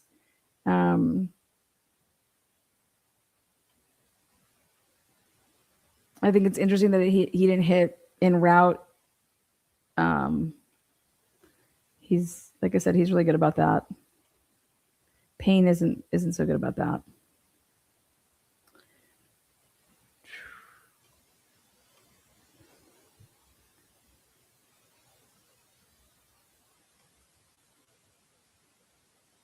Again, back in December of 2022, they denied us to be able to get the 9901 and 9902, 1113, 1133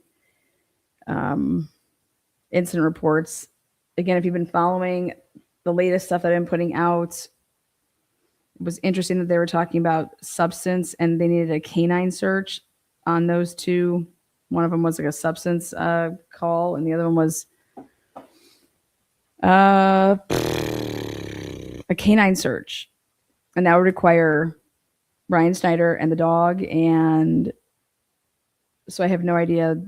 I get it. You're done. Okay, I'm dropping off the dog. I don't know why you wouldn't have your body camera on you.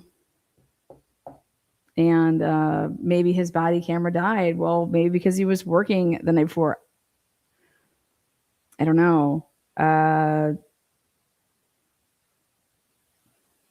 Because they didn't fill the request.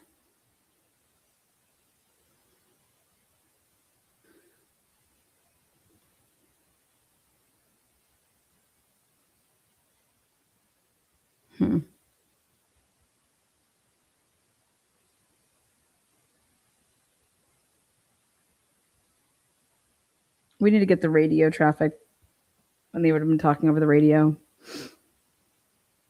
for the first 30 minutes from 11:56 to,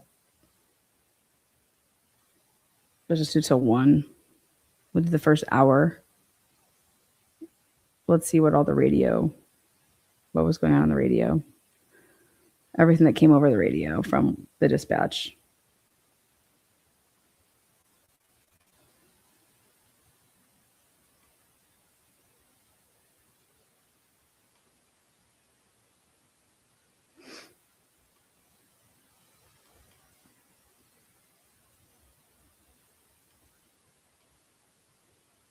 Let's see, one last thing here. If you go back to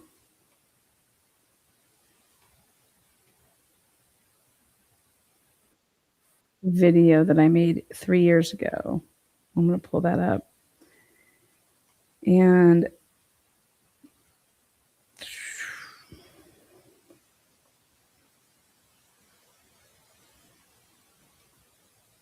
Don't say Sunday around we're watching football. one-ish, and we were Like watching every- football. We were, it was Sunday around We're watching football. one-ish, and we were Like watching every football. family or a lot of families on Sunday. And We're watching our football. son was here. Discovered and built, but knew at 8:30, and there was a narrative discovered and built, and two people who were really important to the case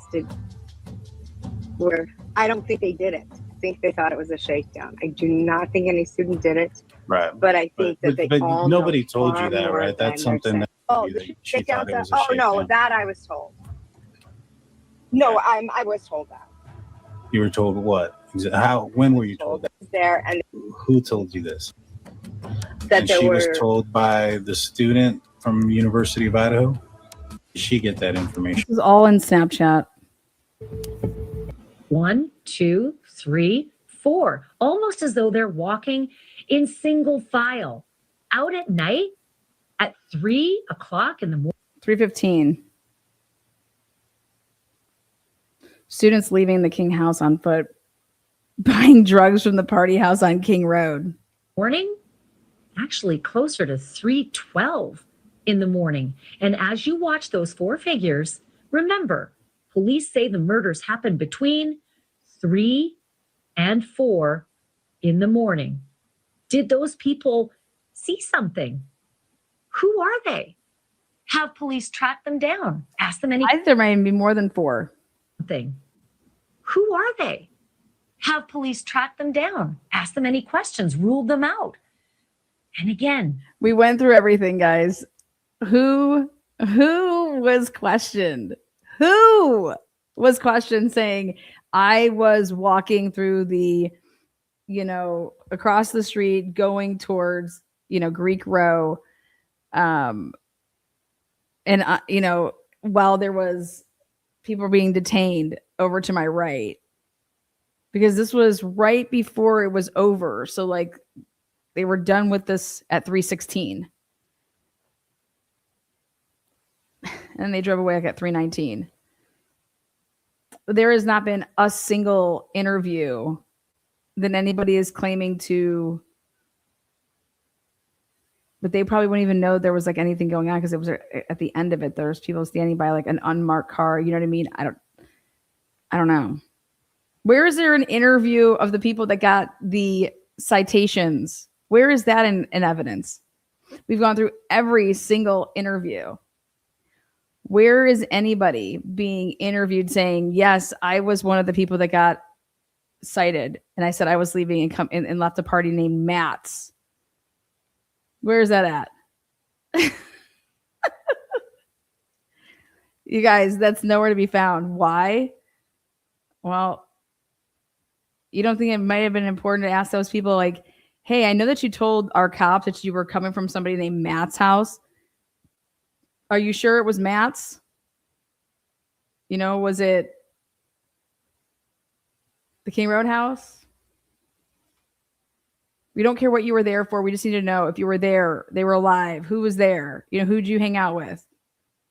Where are those interviews? Nowhere to be found. They didn't ask this, or did the feds run those interviews?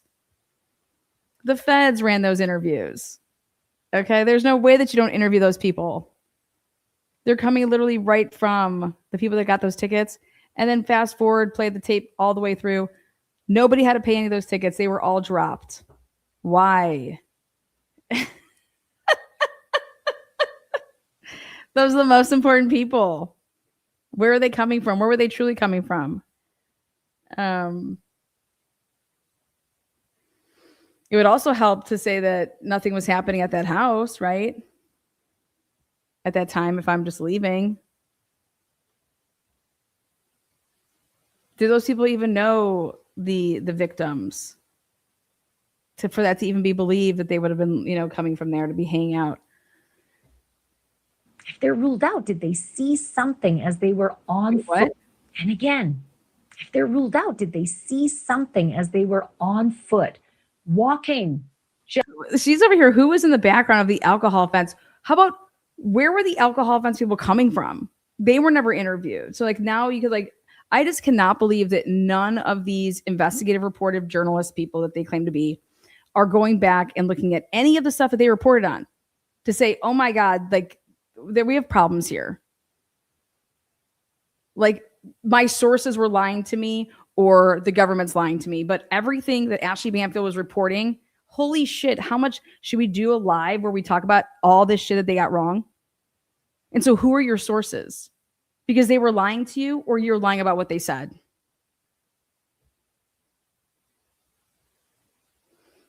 I'm watching the Charlie Kirk, preliminary hearing and literally just loving the fact that everything that all these people were saying, they just make shit up, man. They literally make shit up. How do you have a preliminary hearing almost a year later? Wildest shit. Wildest stuff I've ever heard of. Just steps away from where the murders happened. We do not have the answers to this, any of it. And we still don't have the answers to this. But as usual, our senior national correspondent, Brian Enton, is live on. But as usual, and this is the person who's pumping out the information, Brian Enton, the blow of law enforcement. Okay. The case, and tonight he is standing in that exact location, right where that body cam action took place. So Brian, for us looking at it on television, it's hard to get the exact perspective of where the officers were standing, what direction their body cams were pointing, and where those four mysterious figures were walking from and to, and how far away they were from the actual murder scene. So can you take me there and help us get a feel? Yeah, it's very confusing when you're looking at the body camera video. So hopefully we can give you some perspective. This is Band Field. This is where the alcohol call came in. No call came in. The young men were here in the field when the police first showed up. No, they weren't. The young men were back behind when the police first showed up because the police were chilling in the fucking White's parking lot. Doing what and for how long? Doing what and for how long? Because go back and look at pictures of the Whites. They set up beer pong tables outside. They're out on that. That's the only, when I look at that area, I think to myself, college, Ohio State, people outside using their parking lots to have playing, beer drinking games and whatever. Being out, the doors all open, everybody just all hanging out. It's just a known thing that this is what we do on game days. So don't live here if you're not going to be participating in it like this. We all come and go from each other's apartments. It's just one big party. This was a game day. It was earlier. So this is obviously later, but you still kind of have that feel because the party continues, just like it's a pregame, postgame, it's just what it is on that day. And so either be part of it or just don't fucking live there. And so, yes, there's parking spots that are being utilized all along the outside of that main parking lot for the Whites. But in the middle, that's where they would conduct their, they would just take over that area. That is the Sigma Chi fraternity house right there. So the police walked those young men across the street. So the police were parked in the Whites in the middle of all of this, around all of these cars, right? They're just boom, smack dab in the middle, just sitting there for all of everybody to see like, oh, that's an undercover like police car just chilling in the middle. Because they turned on their body cameras and they're in the middle. But guess what? The reports say that they were making a loop around King and that coming past and seeing people, approach going in like they're going into the house, and they came down around, and that's when they pulled these people over, and it just didn't happen like that. So it's a false memory for these officers, or they're lying about and purposely lying, thinking that nobody was going to dissect any of this shit. I mean, what the hell were they thinking? This is Taylor Avenue. Right to this spot right here. I was able to identify it because of the fire extinguisher, and they were standing in this spot. The fire extinguisher? The young men and the body. It's a fire hydrant, but that's fine. Camera video was pointing. You wake up in the morning on November 13th. Can you just describe your day? So I don't remember like exactly when I woke up. I just remember like waking up and opening up my Snapchat, and there were dozens of Snapchat messages in all the group chats. And I just facts, and more facts. What have we heard from every single interview that we've been able to get our hands on and we've all put out here? These Snapchat messages, people being in these group messages, that you're in your pledge class and you're with so you have a bunch of group messages going with different people in Snapchat. We put this out in 2023. This was the truth. This was so when we go and get our sources here you go. We're just going to protect their identity, but I'm not going to tell you anything. Let this person tell you something. Who lives there and wanted to come forward because they're not sleuths. And so they said, we never even realized this, but we were talking about all of this shit way before the 911 call came out. That's what the significance was in all of this, was the time that we knew about all of this. Listen to these interviews, and they're over here. When were they asking you to count heads and shit like that? Oh, like 11 or 12. 11 or 12 counting heads. Okay. This is straight from frat life. just remember this is kind of whack. And then I got up and I was getting ready for work, and then when I kind of woken up a little bit more, I started to go through them because I did not want to have to read a lot of shit early in the morning. And then I ended up I was just sitting there scrolling through it, and then opened up the messages, and then there it was. It was holy shit, did you guys hear about what happened? Blah, blah, blah, blah, blah. And I'm scrolling up, and there's just, lines and lines and lines of text. Everyone's talking about it. Everyone's awake. And this is before 9:30 on a Sunday. Before 9:30 on a Sunday.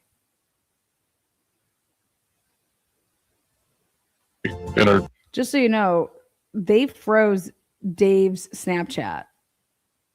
And we could prove that they went ahead and got all this information because he's like, Lana, look, he's saying that during this block of time, he's like, look, they're trying to say that I have no Snapchat messages. And I'm like, wait, what? He's like, check this out. And so he provided this all to me, and I'm going through it, and I'm just like, no, dude, this is under a fucking police freeze or some shit. Okay.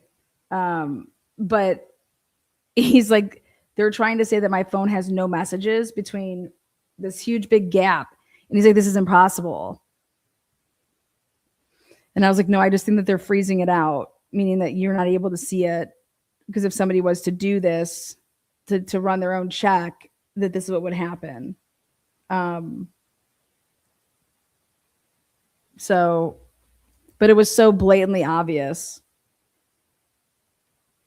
And so I was going back and looking. Then I pulled back up. Remember when they started putting in all these in June, all these requests for Snapchat, and they were basically going back and going and trying to get all this information. And I just was like, dude, you fucking all lying sacks of shit. You knew all of this was happening because you had the roommates' phones. And if you actually look through them, but then if you don't want to look through them and you purposely don't go into those folders, then you're not going to see. But it, and then it all comes out when here, look at here. This is what Bethany and Dylan were doing that night, and then that morning before 911 was called, and everyone just like, it's just no big deal. I don't know. I think it's all a big deal. Remember that because I had to go to work and I ended up not going because I wanted to be with my brothers, right? Kind of obvious. But yeah, and like I don't remember what exact time I woke up, but I remember like, yeah, we were all talking about it, we all knew about it, and like my boss, my coworkers were texting me later, you know, asking me like if everything was okay, and they had even heard about things. They heard like it was a shooting and stuff like that. So and yeah, it was kind of weird because like at the beginning everyone said like at the beginning, like the very first messages where people were talking about the stabbings, or like a stabbing had occurred, and then it changed to an OD, and it was just kind of weird. Like looking back on it, it changed to an OD so quickly, and like nobody questioned it, and like we didn't question it either because we knew. And right there, you don't realize how big of importance that is. What do you mean it changed to an OD really quick? Who changed that? Why would it change to an OD? These kids were clearly stabbed. It's because they would know the source of the information could only come from the people that would have seen that. So you want to look back and see who was talking about the fact that this was, go back and look at these threads and go back and look at the beginning of these threads and who knew that they were stabbed. Who knew that there was blood? There's a big difference between blood and no blood for an OD. Okay. And it's like, well, oh my God. Then you start realizing, wait, we're not supposed to know this because we didn't go up there. So when you look back and you see what time, if truly Hunter Johnson and Emily and Josie and all these people didn't go over there and didn't get over that house until X amount of time, right? Well, wait a second. We're already talking about stabbings before then, right? And so then you're eliminating down to take them out of the equation. If they truly didn't go over there that early, who are you left with to possibly have been the source of information for stabbings? Bethany and fucking Dylan. Now, the only way that you can put anything back into the mix is if you want to say that Emily and them are lying and, hey, they went over there earlier, right? Because there wouldn't have to be any phone conversations. It's literally, you could run out of the King Road house, not be seen on camera, go down those steps, go into the Whites, right? Grab your friend, say, get the fuck over here with me. Okay, no phone calls needed. And you're not being seen on camera at all. But your phone's going to have movement. Your phone's going to have steps. If you took your phone with you, right? Potentially some elevation changes as well because you're going up, and when you decide to go, when you go and leave, you might not have anything, but if you had to go up to the second floor of the Whites to get them, that's flight of stairs. Then you come down, nothing, but then you go back up to come to your house. So that walkway that go up those stairs, that's a flight of stairs. So if there's movement like that, it doesn't necessarily have to be that movement was in the house. You could do exactly what I just said, and you're going to get your 2 flights of stairs. And you didn't go upstairs, but you grabbed other people, whatever. But do I believe Dave, who came forward and said all this shit back then, right? Which led to a lot of things starting to happen.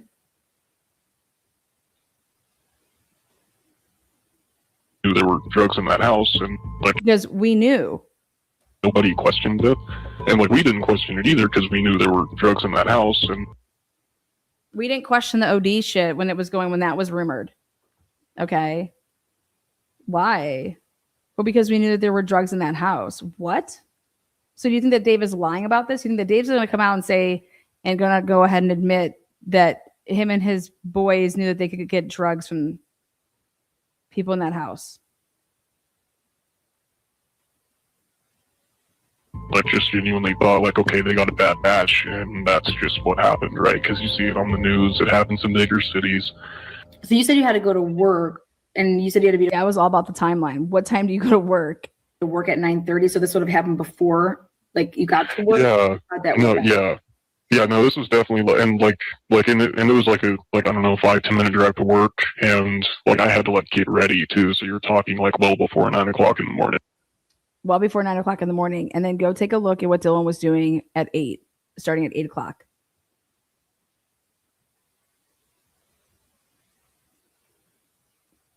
At least. Hi, Heather Roberts with ABC News. Just to follow up on what she asked. So the other 2 roommates were there at the time of the attack? And then I go to make this video, right? And I'm like, I'm going to go right to this part because this is why I was so lit, so pissed. Because what we know now is when this interview is happening or this press conference happening, they had the 2 surviving roommates' cell phones. They downloaded them. And then they knew, because they did that on the 13th, they knew that they didn't do full file extractions. And if they're saying that they didn't have the capability of it, but they're going to go and interview these 2 again on the 16th and the 17th, which we knew the one of the interviews happened. So the Nevada one with Bethany, that was early in the morning. This happened later. So Bethany didn't get to see this. Dylan did get to see this and does her interview on the 17th. But guess what? You're there. You guys have resources. Why aren't you downloading these cell phones again to do full files? Why? How about this? Let's ask ourselves this. If the FBI took over in the capacity of is like, we're handling these. Think about this. We're handling these interviews, these big interviews, the big ones, the big daddies. Like Hunter Johnson was never interviewed again. Josie was never interviewed again by Moscow Police Department or Idaho State Police. Josie, Hunter, Beck. I mean, the people that went over there, right? They were never interviewed again by Moscow Police Department or Idaho State Police. And mainly here, Moscow Police Department, why didn't the feds take over Bethany and Dylan? And there's only one thing that comes to mind, and that is relationships. Relationships. We have a relationship with them. They'll talk to us. Well, why wouldn't you think they would talk to the feds? We have a why wouldn't Bethany and Dylan actually be interviewed by the feds on the 16th and 17th for those interviews?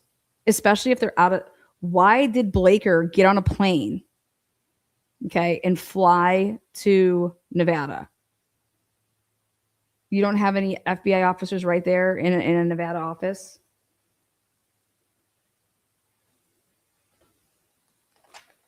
Because that's another person that we have to brief on the situation, right? Well, all I can tell you is that there were other officers with Blaker in there, okay? And what were they told? Because they were coming up with better questions than the officers were, than Blaker was. Blaker wanted to ask nothing. And so that just leaves my mind to think that there's relationships here with these girls. And that's when you start talking about, were they providing you guys information on campus, things like that. So why wouldn't the feds be involved in Dylan and Bethany right off the rip? Especially once they, left and they're in Boise and then the other one's in Nevada and Reno.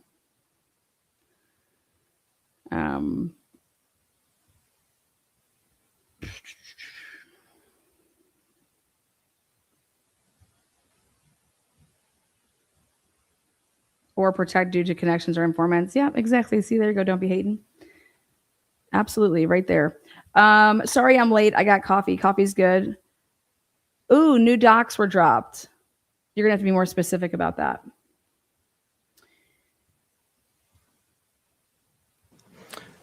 All the information that we have from our investigation is that, yes, they were. Okay, but they were unhurt. That is correct.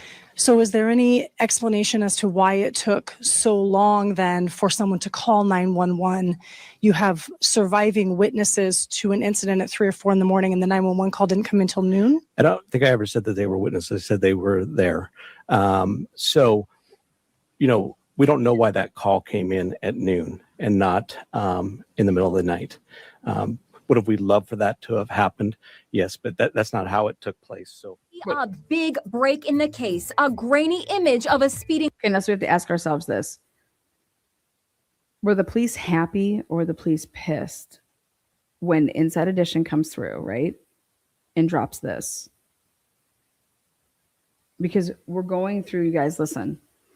Now that we have all the reports, show me where an interview took place of the fucking manager of the mobile gas station. It ain't there. Okay, I'm going back to my old videos, and dude, we have all these reports. Cyree is writing a book saying all the reports are out. When the fuck was the mobile gas station employee who works the night shift interviewed by the police? After this would have happened, I'm going to go talk to this lady and ask and just, hey, you gave something to Inside Edition. We understand that. That's great. I want to make sure that somebody came over here and interviewed you. What is this? Wouldn't you want to make sure that what Inside Edition has here is the same thing that you were provided? Where are any of these freaking reports? There's no reports. This car being out and about at 3:45, right where Cyree is saying Route B is like bringing you up in that back area. But this is 15 minutes after that, 3:26. This is 3:45. But guess who can it be? None other than, ta-da, Jacob Tisdall and Rosie. And if this car's over here, right, you want to say that that's Brian, well, then who's the car that's over there behind Walenta? Oh, man, who's that? There's tons of white cars out that night. When I say tons, I'm saying at least 3. At least 3.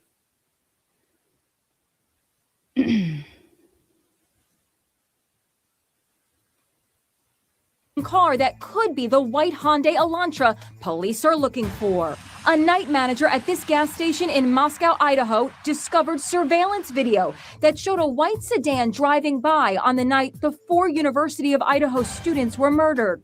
The timestamp says 3:45 a.m., right in the time frame in which police say the killings took place. The video has been handed over to police. It shows the car traveling on this road outside the gas station. It's just traveling 1.2 miles from the house where the students were murdered. Who's out at 3:45 a.m. speeding? Nancy Grace, not traveling, speeding. Fucking A, man. Dude, it's people like this, though. I'm sorry. Like, yeah, they can be your hype man. They can, like, go out there and stir shit for you if that's what you want. But this doesn't get to the truth. But sorry. And none of these people have done anything to something that they dedicated their 3 years of reporting to. They don't have questions. Even if you're on the app, regardless, you have to have questions. So they have not spent $1, not $1, in something that they had a question about while they were, doing their amazing work in this case, that they've spent to go get a FOIA request or a public request to see whatever it is that they're questioning. How about this? How about if I had sources, right? I want to make sure those sources didn't lie to me. So I'm going to go get a couple things, right? Just so I can check up on my sources, because I'll be damned if I'm going to fucking keep continuing to be lied by people. And I would just be like, I'm not going to tell them that I think they're a liar. I just would never use them.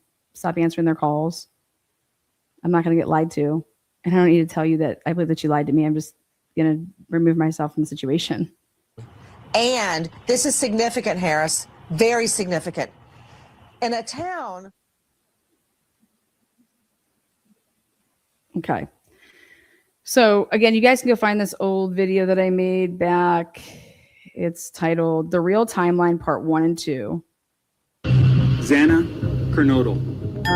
And it's what's the date again?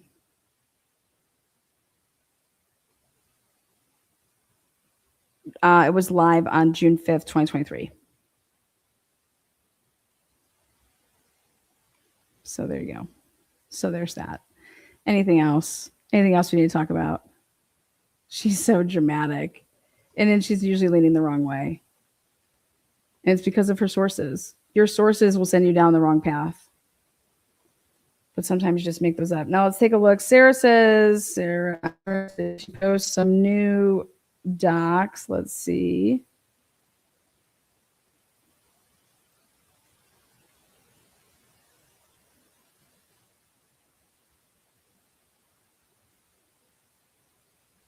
Um, 29 minutes ago, 14 documents from the third batch have been added to the case of interest page today. Some of these were previously seen in the December 30th batch that was later pulled. So let's see. Which ones was I looking for?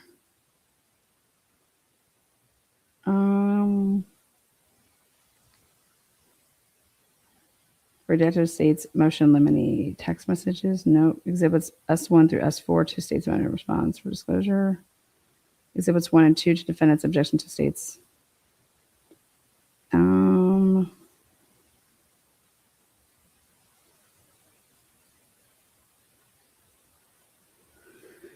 I think it's going to be the exhibits that we haven't seen. If you go with that. And so 63 pages, I thought we saw this. They do the bubble. Let's see who did this one.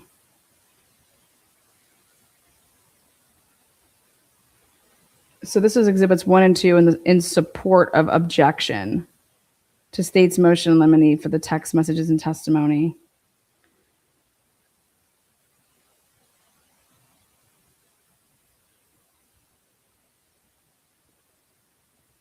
I think we've already seen these.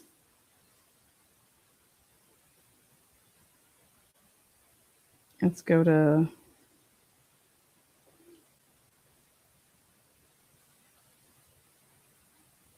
$155 pages. We saw that.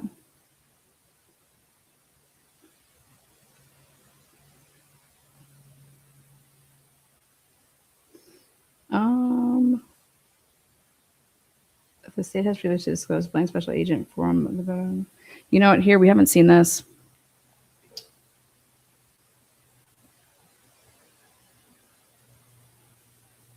I'll pull up one of these if you guys want to see it. I don't think that we've seen this anyways. Now it's just getting so like, did we see it? Did we not see it?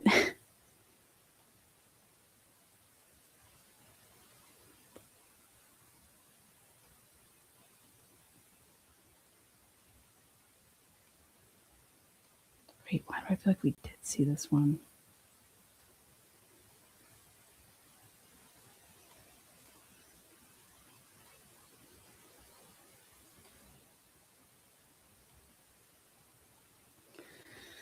I want to go to, okay.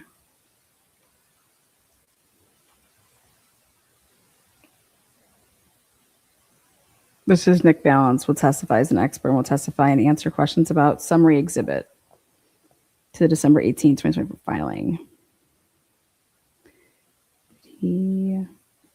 A significant portion of Nick Balance's testimony will relate to the presence of summary evidence pursuant to IRE, which allows for introduction of summary evidence to aid the jury in the examination of testimony or documents in evidence.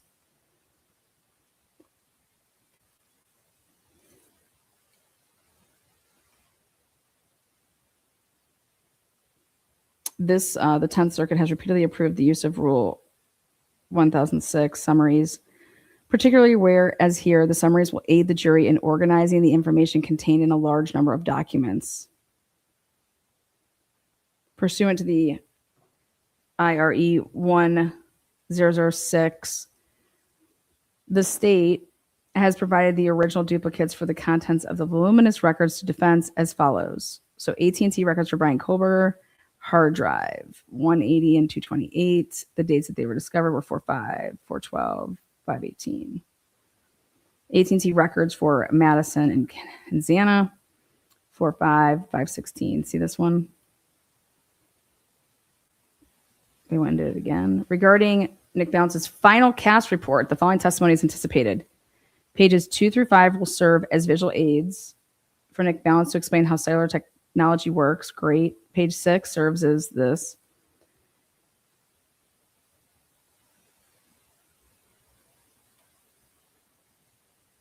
It's going to serve as a legend to depict how cellular phone records analyzed in this case will be represented on a map, specifically phones associated with Brian Kober, Madison Mogan, and Xana. Page 7 shows examples of call information boxes that are used throughout the report and explains what each record in the box represents.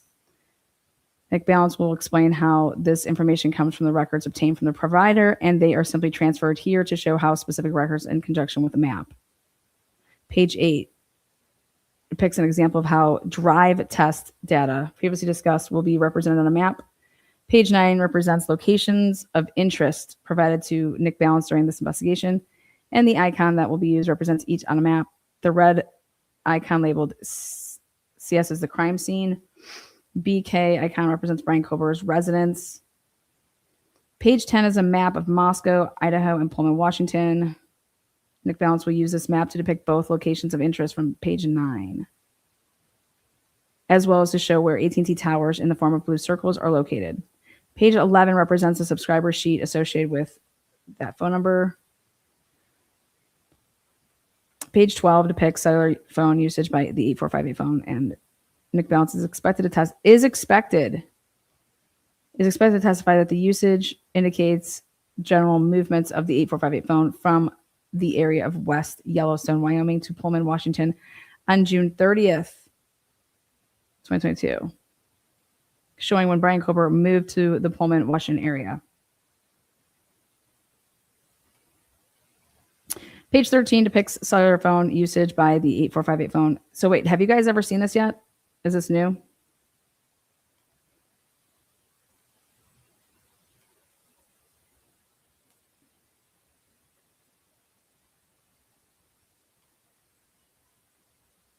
Expected to lie. Have you guys seen this one? Because did they break the pages, each page? I think this one, I don't know, because this one is, I think it's going further because it's a supplement, but we'll see. So page 13 depicts cellular phone usage by, as expected to testify when the 8458 interacted with the AT&T network at 2:47 a.m. The phone was not at the Brian Kober. Oh, see, so they're going to skip and not talk about the 2:42 time frame?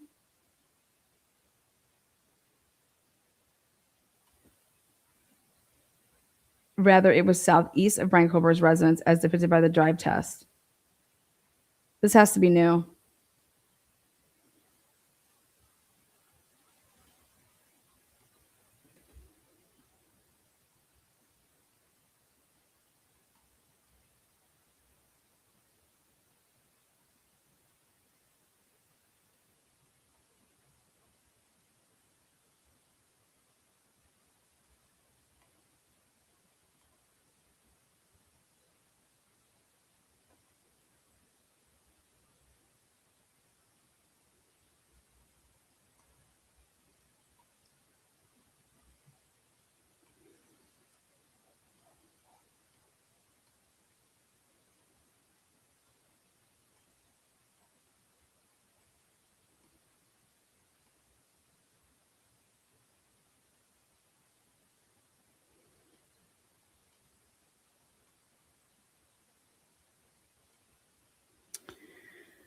Wow. Okay, Nick Balance is also expected to testify that he analyzed additional handoff data that occurred during this data session that he, wait, what?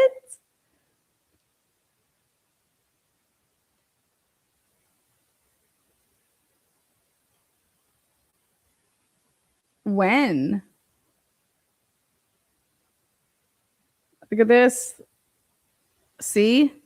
What the fuck? Your time has changed?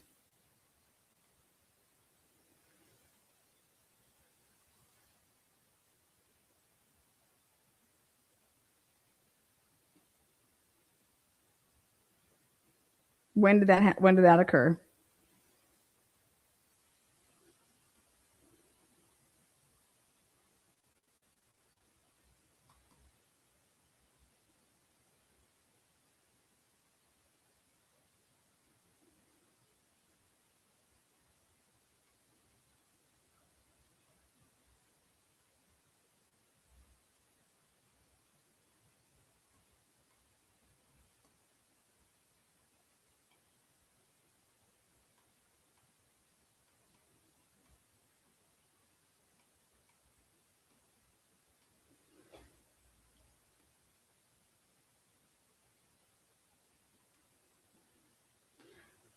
Page 14 provides the time period that 8458 phone did not communicate with AT&T networks during the early morning hours. Page 15 depicts the interactions with the 8458 phone had with AT&T network on November 13th, starting at 4:48 a.m., consistent with the 8458 phone being south of Moscow. This is if I wanted to know what Cyray had about that. Page 16 and 18 show the general movements of the 8458 phone on November 13th, consistent with traveling from south of Moscow, Idaho to Pullman, Washington, and ultimately using a cell site that provides coverage to the Brian Kober residence. Why are you being so like the general movement? Yeah, but where did he start from? He was at his house at 2:54. You fucking pieces of shit. So you don't know what he did. Pages 19 to 22 show the general movements of the 8458 phone on November 13th, consistent with departing Pullman, Washington, traveling to Moscow, Idaho, then returning back to a cell site that provides coverage to Brian. Wait, what? Isn't that what the fuck you all just wrote here? So this is about later on. This is probably in the morning. Pages 23 and 24, how the general movements of the 85 on November 13th, consistent with the travel. Lewiston, Idaho, consistent with surveillance videos. This is the first time that they're talking about surveillance videos that show Brian Kober and Lewis. Look at this. They're not talking about surveillance videos. Wow.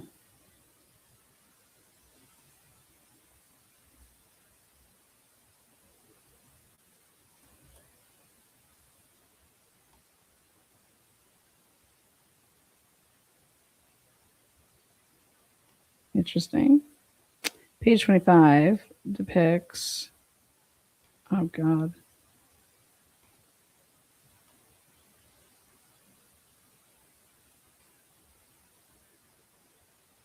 Historical periods of no interaction with AT&T network from June 23rd to November 13th.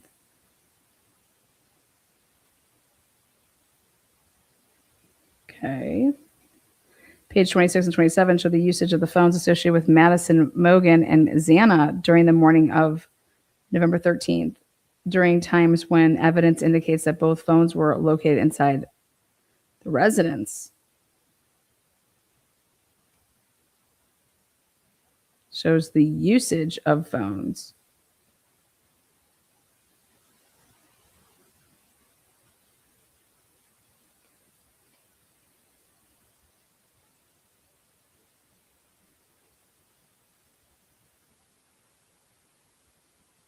These pages will be used to highlight that the drive test data is consistent with the locations of both of these cellular phones when evidence shows their location is inside 1122 King Road. But they didn't do that drive test for like a long time, because that was what Cyray testified on May of 2024, is that there was no drive testing done. Oh, what was the date that they fucking did that on? Hold on.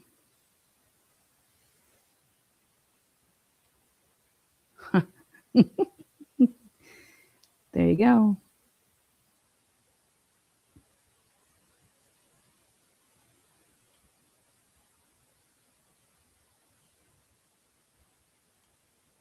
Motherfuckers. Page 28 shows a map that includes 1122 King Road, Moscow, Idaho, represented by the CS. Okay, CS icon in yellow circle that represents 100-meter radius. 100 meters? What? Do you guys know how large that is? 100 fucking meters? Oh my God.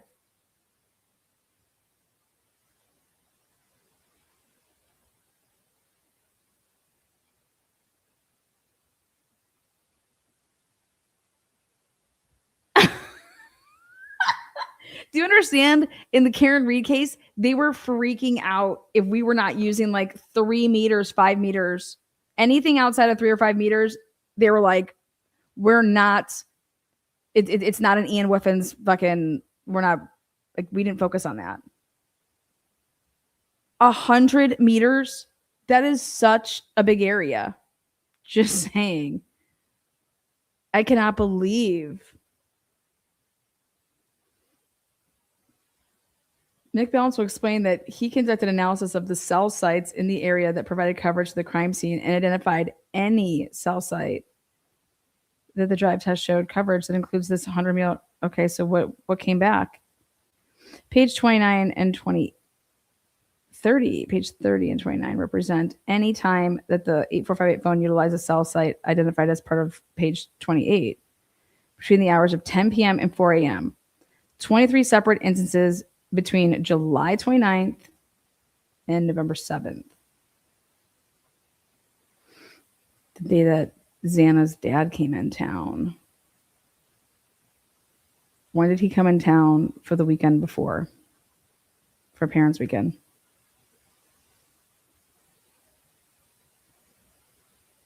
Nick Balance will testify that the 8458 phone used cell sites consistent with being at the crime scene during these dates and times. What? You guys have the 112 cameras that go back like hella time. Like, you're telling me that you could not find this white vehicle there when the phone was there?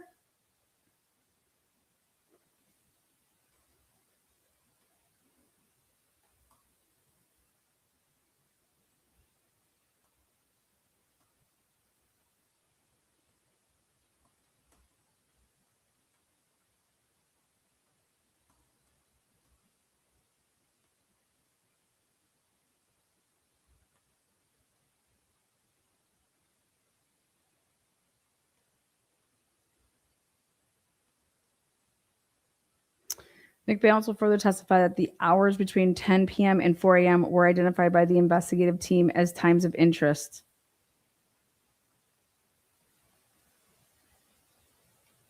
But he went there at 9. Oh, and then that's it? I cannot believe, yeah. Is consistent with being at the crime scene. The only problem is that the camera that totally works. What about Linda Lane? How far do those go back?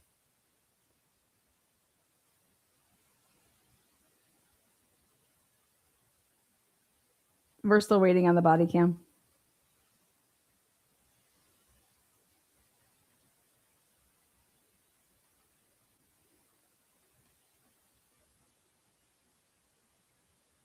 I don't even want to hear anything about fucking DNA for another year.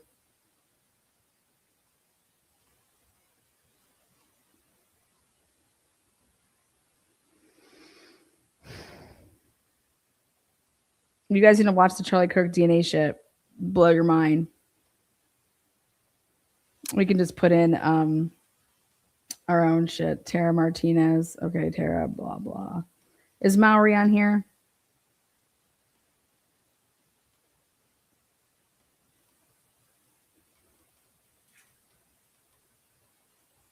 God. Rylene, Nolan, Eric Seat. Oh God, Paulette. Is this? Oh, this is this one.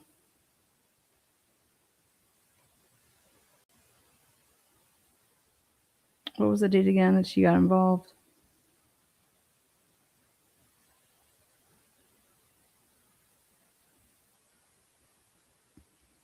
Updated list of items received on January 30th. What else? Evidence list received via email from Officer Timothy Smallridge. Addition of rebuttal to the reports prepared by the defense expert Matt. Address the discrepancies in DNA testing results related to the following stains identified in my original report issued as described. Yeah. Mr. Noel reported that the number of reflective face cars depicted in the scene. Okay. Yeah, we knew about that. So she had to correct all that. That's right.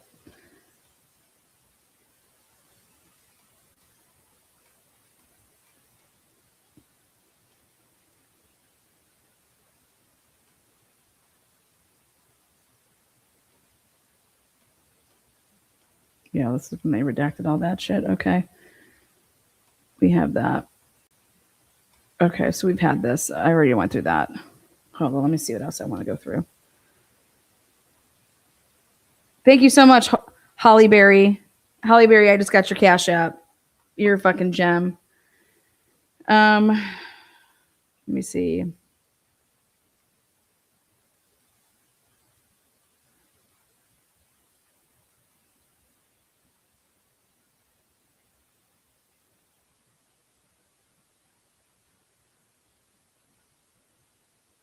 Oh, this is new. This is 252 pages, is the Exhibits to Defense's third supplemental response to discovery regarding expert witnesses. And this is all for mitigation.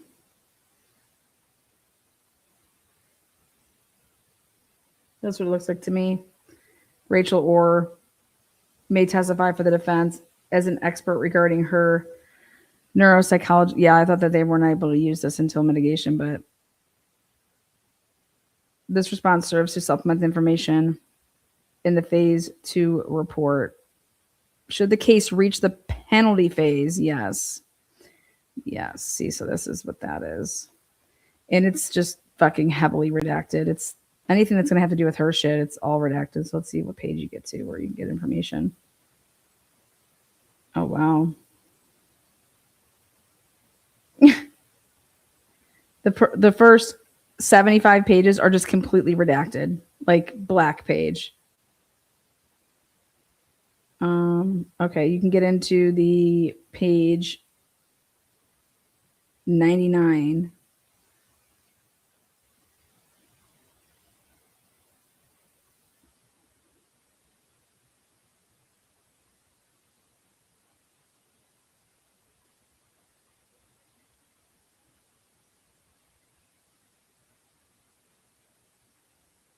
And this is a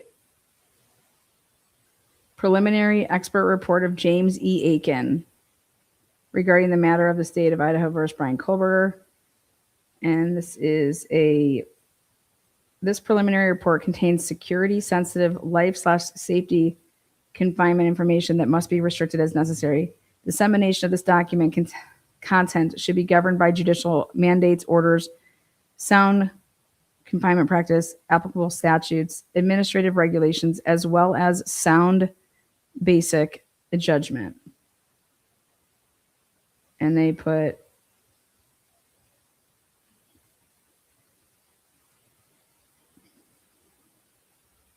it's just about living conditions on death row, it seems like.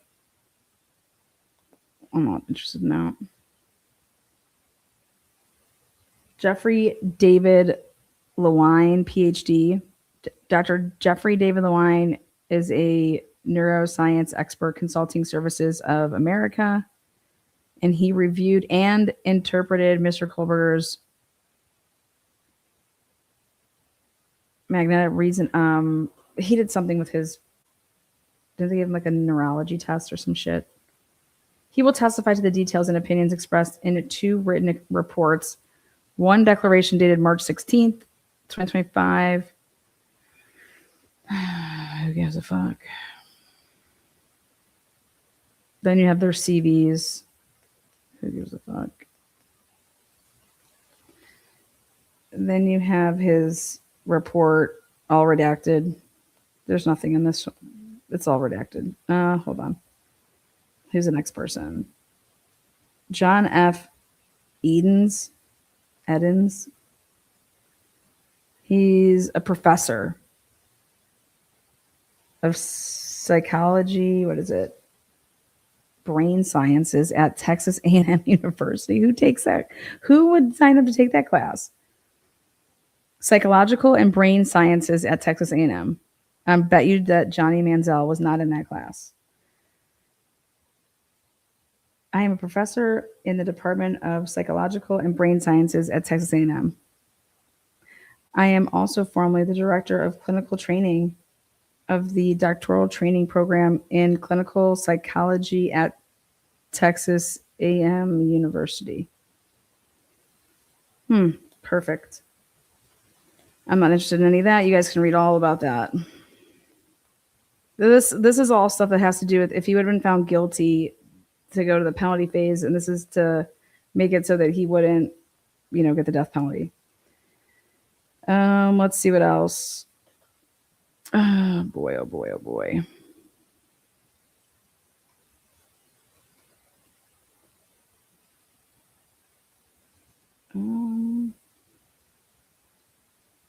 Today I'll be going live at it's 3 p.m. my time, which is I'm sorry. They go live at 1, 3 p.m. my time. It's 1 their time because they're just doing a half the half a day. Today is for the preliminary hearing for Charlie Kirk. So yeah.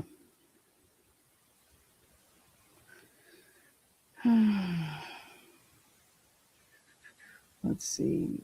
Where else was I with this crap? Let's go back to these other dockets, these other filings.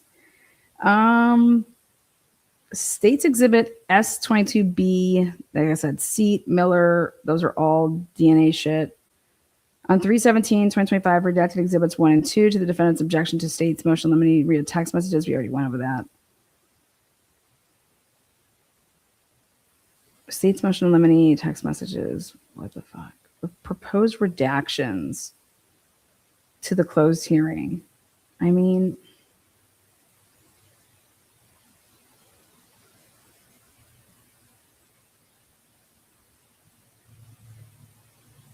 okay, so there's this Maori one, 3/24/2025, but I swear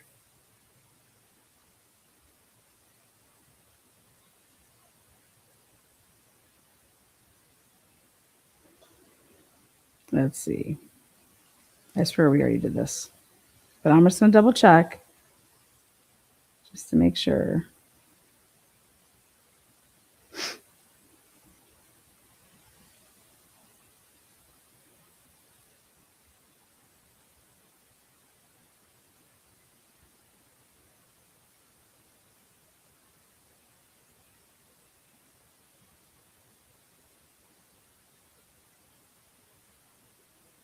No.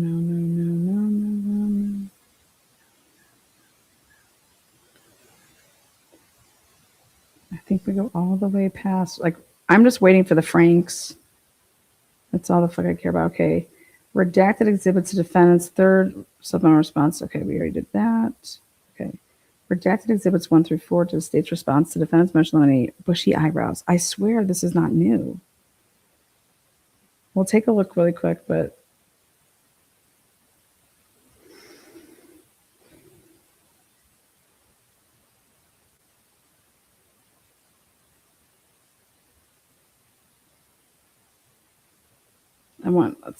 there we go.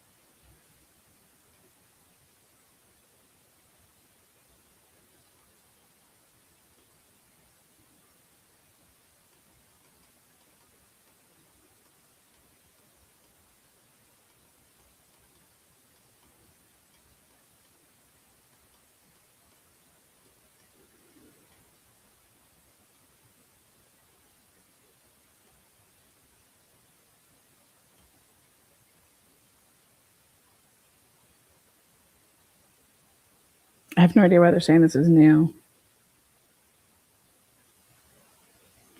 Defendant's third supplemental response to discovery. Exhibit 1A, it's where adjustments was redacted.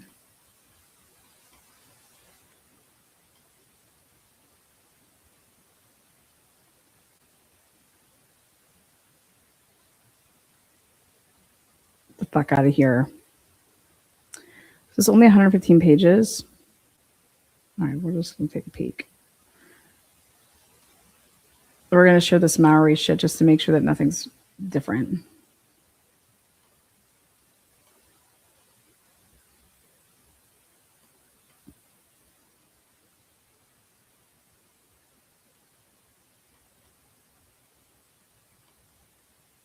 See that 9903? They're not giving me 9901 and 9902.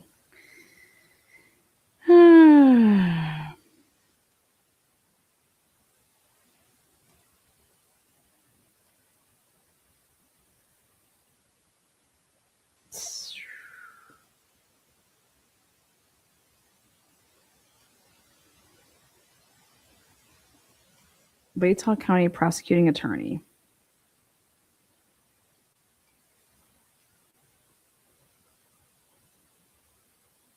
He just copied them onto this fucking letterhead.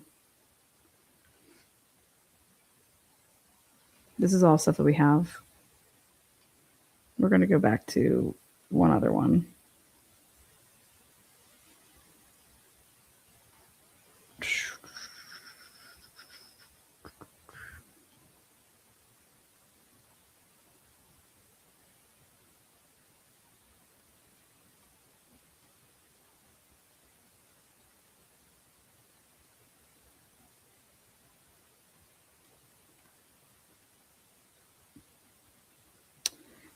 Here you go.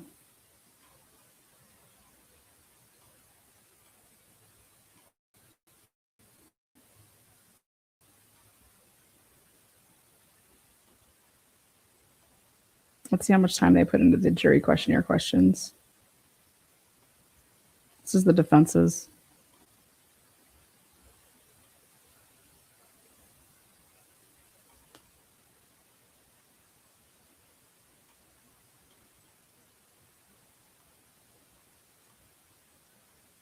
Do you have difficulty reading, speaking, or understanding the English language?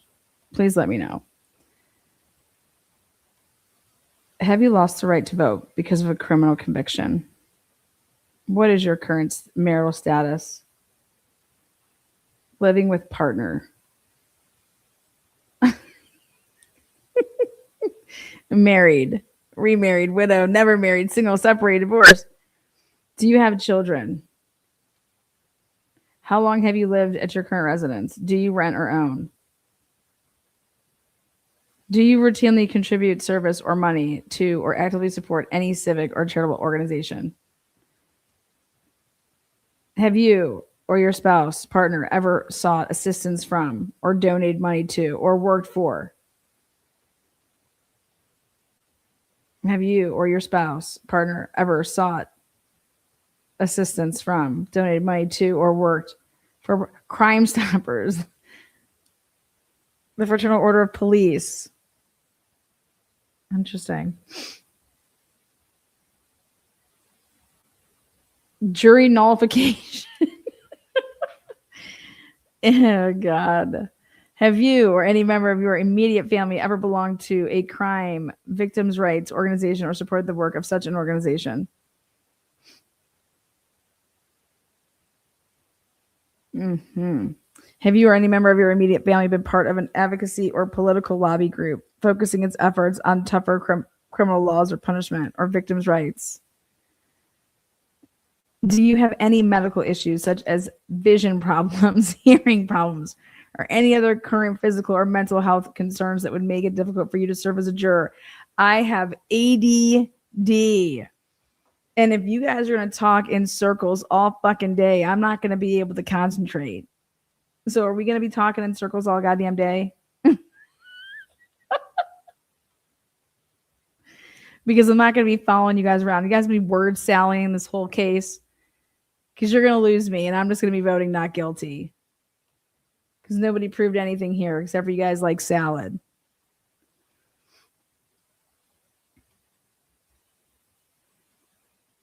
If you cannot be here from 8:30 to 3:30 daily for a period of 3 months, yeah, that's a long time.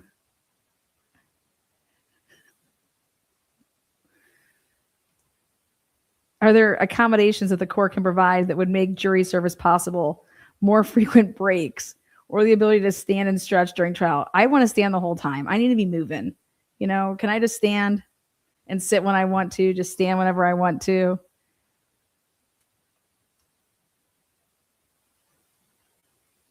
Whoa, the new one that is Dylan's phone activity, is that new? It shows Ethan answered the phone, or someone did, when she called around 4:30, but Kaylee and Maddie says unanswered. Would that just be his voicemail? You have to go off of his. Yeah, that's why you always have to go off of the incoming person's call.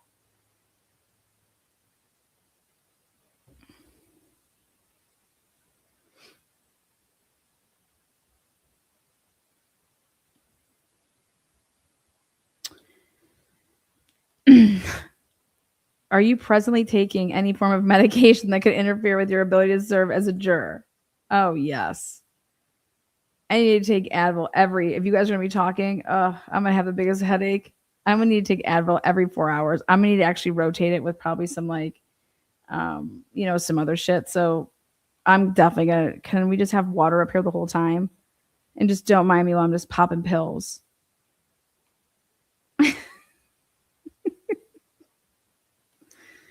Can I have some earphones? Just want to make sure I get everything clearly.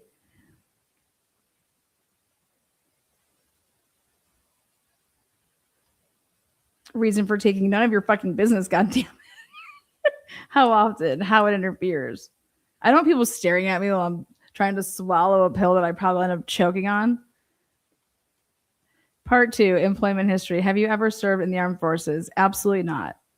I'm scared of guns. I'm just kidding. Branch of service and highest rank. Oh, I can just move on, right? What is your occupational status? Some people say that I don't have one. Podcaster. I definitely work full time. It feels like I work 2 jobs. Full-time work as household manager, homemaker. That's definitely me as well. So told you, I probably work like 3 jobs. Household manager, homemaker with outside part-time employment. It's inside part-time employment, and it's inside full-time employment too. Volunteer full-time with charitable. No. I volunteer here and I accept tips. Unemployed looking for work. Full-time student, part-time student, retired. Other. I don't believe in work. What is your current occupational job title? Who is your current employer? For the past 10 years, please list your employers. We're going to contact all of them. Are you no? Or have you ever been a supervisor? What? Are you? I think this is supposed to be, are you now? Or have you ever been a supervisor? Yeah, I guess.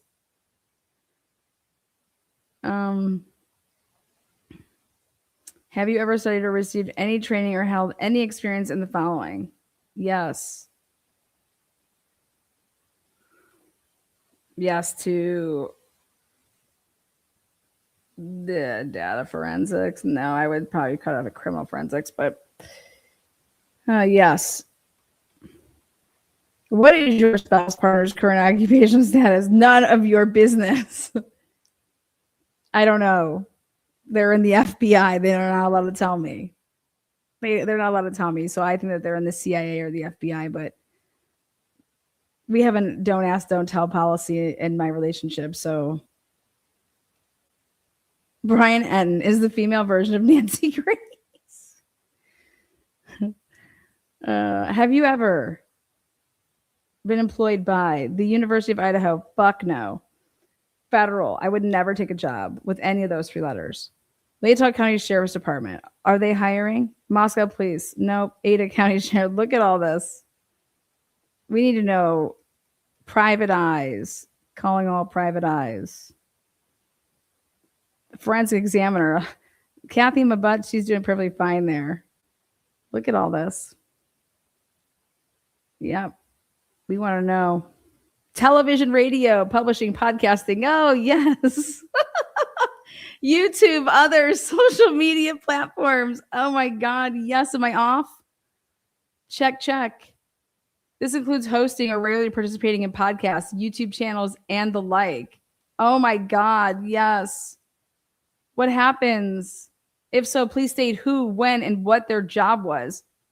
Truth and transparency. I had the public defender's office calling me, wanting my work. I really want to be a juror, though. I can be objective. Identify your highest educational level. GED. If you did not complete high school, how many years of school did you attend? I do not remember. Where did you attend? I do not remember. Are you a student now? Maybe. General attitudes and knowledge of the law. Presumption of innocence. Absolutely. You are innocent until proven guilty, goddammit. I believe all day in this.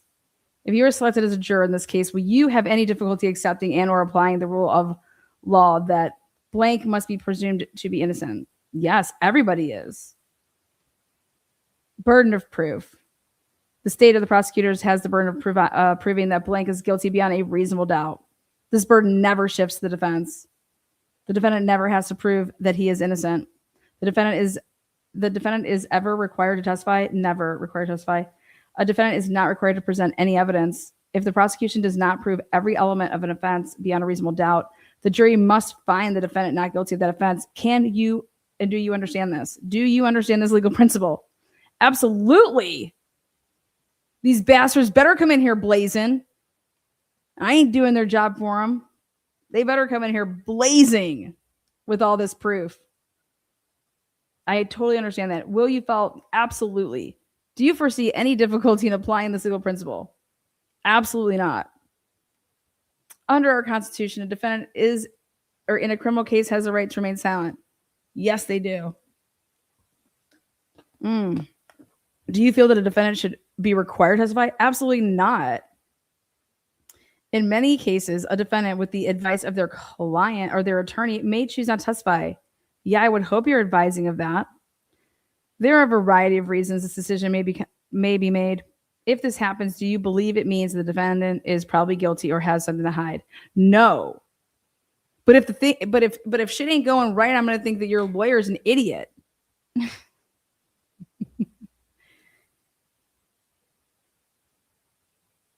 If Mr. Kohlberger does not testify, will you agree not to speculate as to the reason? I don't care why he doesn't testify. I care about the evidence. If Mr. Kohlberger does not testify, will you be able to presume he is innocent? Well, of course. Why wouldn't I?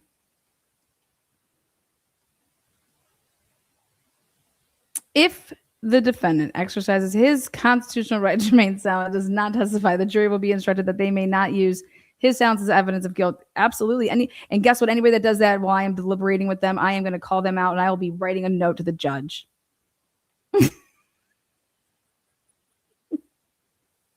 I love the consistency in all their documents. Absolutely. I will let everybody know that we have jurors that are talking about him not testifying. Under our law, the jury required to follow the law. The jury. Yep. I agree all day. I love the law. Do you feel that the jury should be free to disregard the law given in the jury? And what? If they disagree with that law? Absolutely not. They're not. And I will not let that happen. Again, I will write a note to the judge. Can you imagine if somebody answered questions this way? Oh my God, I will be telling on them. I will be reporting them to the judge. I'll be reporting them to Becky Hill immediately. Have you ever, your spouse, partner, or other close family member, or very close friend, or a very close friend, ever been the victim of a violent or otherwise serious crime, reported or unreported? I don't know. Was anybody arrested or prosecuted? Did you feel justice served? I don't have a situation. I take that back. Yes. Yes, I had a friend murdered, but I mean, yeah. Yeah, they handled it. It was all good. Ever been not to me, but we didn't get to know a lot about it because it was all hush hush, bastards. Yes, somebody was arrested. Yes, they were prosecuted. They were put away. Do you feel that justice was served? Yes.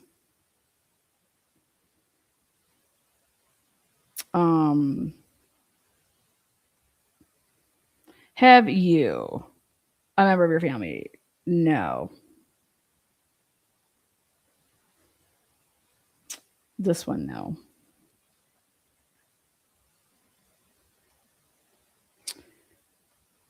Go on to this one. Can you set aside what happened to you or your family member? Yes. Have you or a close family member or a close friend ever been what? What type of what? Been an inmate? No. Fuck no. Oh, have you or a close family? If your answer is yes, please explain who in relation to yourself and what. This is ridiculous questions. What does this have anything to do with anything? Do you have any experiences with or opinions about the law enforcement officers? Yes, I have so many opinions of them. Whether positive or negative, that might impair your ability. Fuck no, I did not impair my ability to be impartial. Because everything is on a case-by-case basis. Because there's so many good cops and there's just so many good teachers, so many good everythings, but then there's some bad apples in anything. Sniff them out, throw them out. If I don't trust you, though, if your report sucks and then you're opposite of what you testified before, I mean, I'm just going to judge you on your actions or lack thereof. I don't give a fuck. So, yeah, nope, I can set all that shit aside. Was the case submitted? What? I was never a juror before. I've never been. Can you believe this? I've never been selected to be in to serve on a trial jury. I can't imagine why. Nope. Yeah. I mean, I think these are great questions, right? Woo. When, where? God. Right now, in the Shanna Gardner case, they're probably going through all this right now. Were you the foreperson? Did the jury reach a verdict? No, I made it be a hung jury. I was the only holdout, these bastards. I was trying to tell them. They were trying to force me to go one way or the other, and I said no. I caused a big ruckus. The evidence in this case may include graphic testimony, videos, and photographs of the crime scene and the victims, as well as possibly autopsy photos. Do you believe the potential exposure to such graphic evidence may prevent or make it impossible for you to serve? No, I would have to see that for me to even serve as a juror. I mean, I would be expecting to see this. If I didn't see it, I think that there's a problem. You want me to, off of what? The evidence in this case may include testimony about autism spectrum disorder. Wow, they were just coming out with it.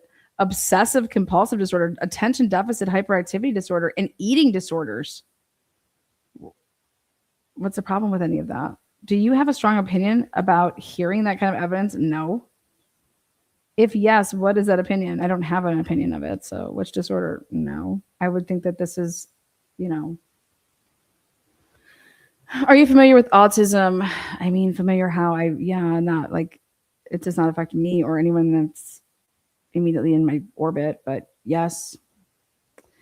Have you or a family member or a close friend diagnosed with any disorders listed above? Yes. The evidence in this case may include expert testimony. Do you have a strong opinion about expert witnesses? They're no different than lay. I mean, expert, schmexpert. I don't give a shit. Google is my expert. CVs are really important to me. The evidence in this case may include, if yes, please explain what your opinion is. It's going to be a battle of the experts for me. No. It just comes down to logic. Okay. If the expert's not making any sense to my, common sense and logic, then I will be disregarding it. So they better be able to get on my level, ho. The jury will decide whether or not the state has proven the defendant is guilty beyond a reasonable doubt. The judge will instruct the jury on the law applicable to this case, and it's the jury's duty to follow the law as given by the judge. Will you follow the instructions upon law? Yes, and I will tell on anybody that does not. Attitude regarding the death penalty. I am against it. If the defendant is convicted of first-degree murder, the same jury that determined guilt and may be asked to determine the appropriate sentence. Well, I don't believe in the death penalty. So, I mean, I won't be voting for him to get the death penalty, but it doesn't matter what you present in front of me. We do not play God. So what do you mean? Are you opposed to discussing your viewpoints? I'm not opposed to discussing it, but no. Do you feel the death penalty is used too often, too seldomly? I don't know. Please explain. I just don't feel like it should be used, and I don't follow enough of the statistics to know if it's used or shouldn't. I don't know that. Have you ever actively supported any measure to modify, reinstate, or what? No. These are just my personal opinions. Have you ever participated? No, I have never done anything like that. Are you or your spouse, partner, or any member of immediate family, household, or any of your close friends in any way involved with? Fuck no. And I would never be friends with them if they were.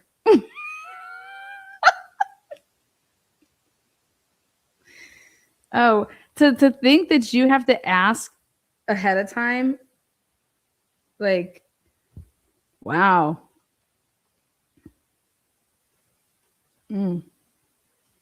Well, there you go. That was the defense's. This is what they wanted the questions to be.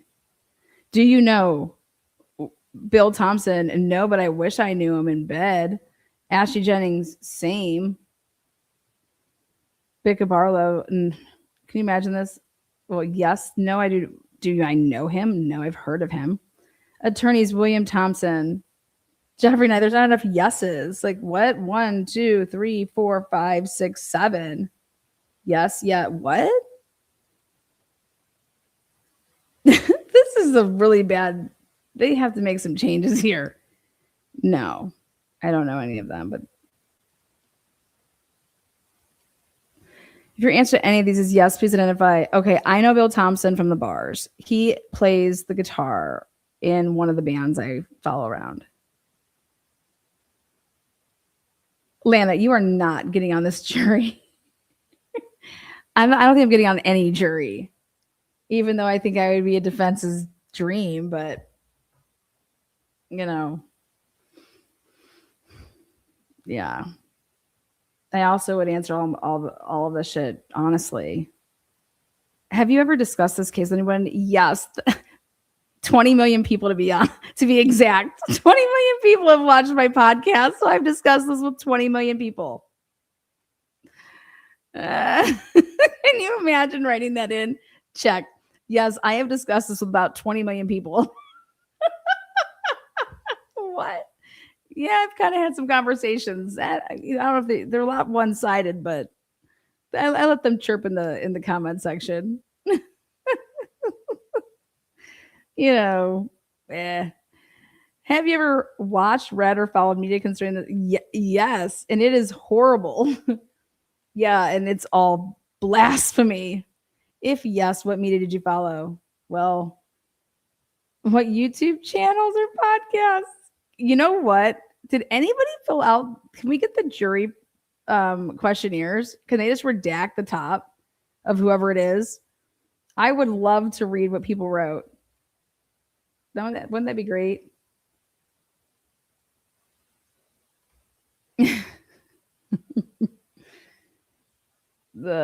Have you donated funds to any person or family impacted or associated with this case?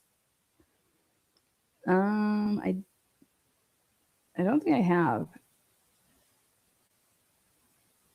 I've just donated my time. I'm trying to recall if I don't know. Actually, I may have. After I realized there wasn't a fucking trial, then yeah, I donated.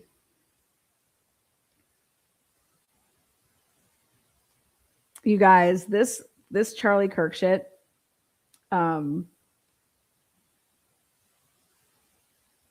I should show you guys. I should show you something about it because we talk about like these timestamps. I'm watching yesterday and I'm like, wait a second. Is anybody going to talk about the fact that these timestamps are off, or are we just supposed to like? Did Tyler Robinson just kick it in his car from 8:29, 8:30ish until 9:24? Because it's all over the place. In the parking lot, in like the tower, like the parking garage. And then they said that he walks out at 9:24, but then he's walking back in to go like back to his car at 9:25. And I'm like, is anybody catching this? Like, so he didn't even go anywhere. The Tyler Robinson case is so preposterous that I think they're just trolling us. I don't know. When I listened to the DNA shit, I about fell out of my chair here. Like, I couldn't even believe what I was listening to. I had no idea that you could just pick the number of contributors you think it shows. And did you know that every time that you run the test, the star, whatever, it's going to have a different reading every single time. It never will read the same. And I'm like, wait, what? Like, if you did follow this case, has that caused you to already form an opinion regarding the guilt, not regarding the guilt or innocence? I have not formed an opinion on that, but I definitely have formed an opinion on the fucking media. I've definitely formed an opinion on Bill Thompson and his horror tour that he took on November 28th, 29th, and 30th. I definitely have an opinion about that. And that he would send his kids to the school because he knows stuff that we do not know. I think Bill Thompson should be a witness because I want someone to ask him what the fuck he knew on the 28th, 29th, and 30th of November. Because Brian Colbert was not in the hands, in the name, in the realm of anyone that y'all are going to be testifying here to today. So what was Bill Thompson privy to? How he does not become a witness in this case is horrible by Ann Taylor. That's why I would have called him as a witness. Because whatever he knows, and even if it's as simple as well, I knew that we were doing IgG and it was only a matter of time. But you still didn't know who the fuck it was, and that person could have attacked at any time between November 13th and the day that you arrested him. Or when you guys were babysitting him and following him around. I would have caused World War III up in that bitch if I was Ann Taylor. I thought Ann Taylor was too kind at times. I would have been a son of a bitch. Oh, I'm trying to donate to Molly. Absolutely. You know what? We should call Molly. Fuck it. I'm just feeling some type of way right now that, God bless it, Molly, answer your fucking phone. All right? I'm here to help you, Molly. I'm going to make things better for you in that town.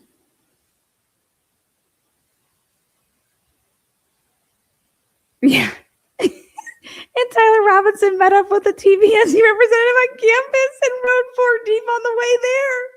Right? Right? Can we fucking come on? And he just decided to eat Chick-fil-A, just chilling. I'm just going to, you know what? I'm going to get my Chick-fil-A in. Please. No, he wasn't riding with TPS USA. You guys, this is all coming out in this preliminary hearing. The preliminary hearing that we should have had in the Idaho4 case is like unfolding in front of our eyes in the Charlie Kirk case. And everybody that's covering this case should be ashamed of themselves because they're all fucking wrong. Molly's got a new number. Yeah, well, I was thinking, what if I just randomly put myself in a place in Moscow and I just DoorDash every day just until I see like who picks up my DoorDash, and then when I find out who it is, I just delete, like, cancel the order when it's not Molly. I thought about that. And as soon as I see, but then I thought about Molly, she's probably using somebody else's freaking name nowadays. Molly's probably sitting on some type of island chilling with Bill Thompson's money.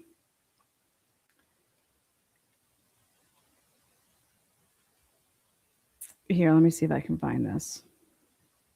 Good golly, Miss Molly. Let's go to, it was like, if I go to my history, let me see my history. My channel, my history, and I go to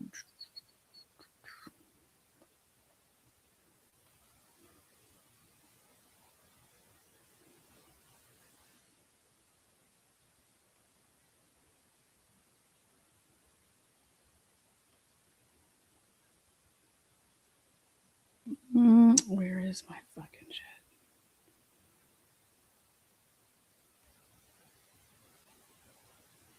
Okay. Because I went through a lot of videos today to find shit that we needed for this.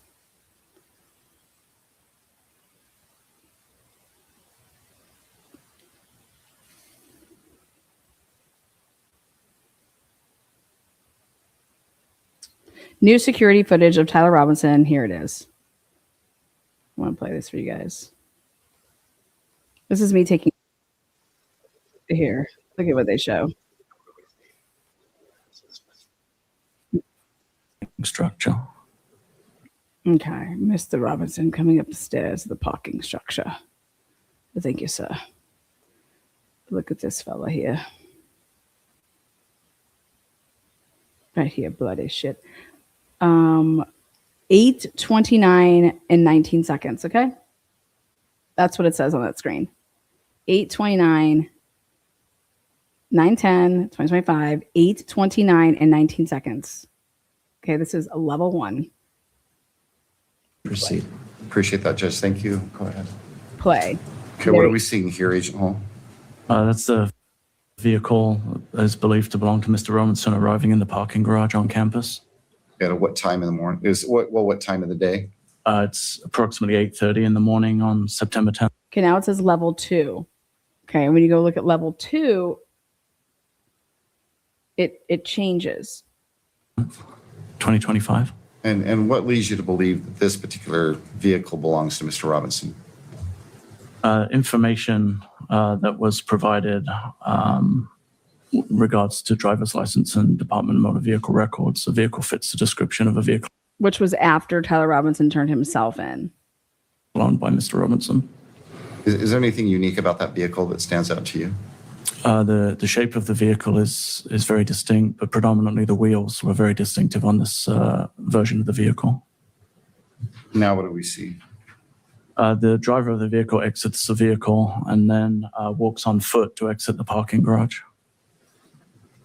Okay, watch this. And it's the individual in the red T-shirt and the shorts and the shoes.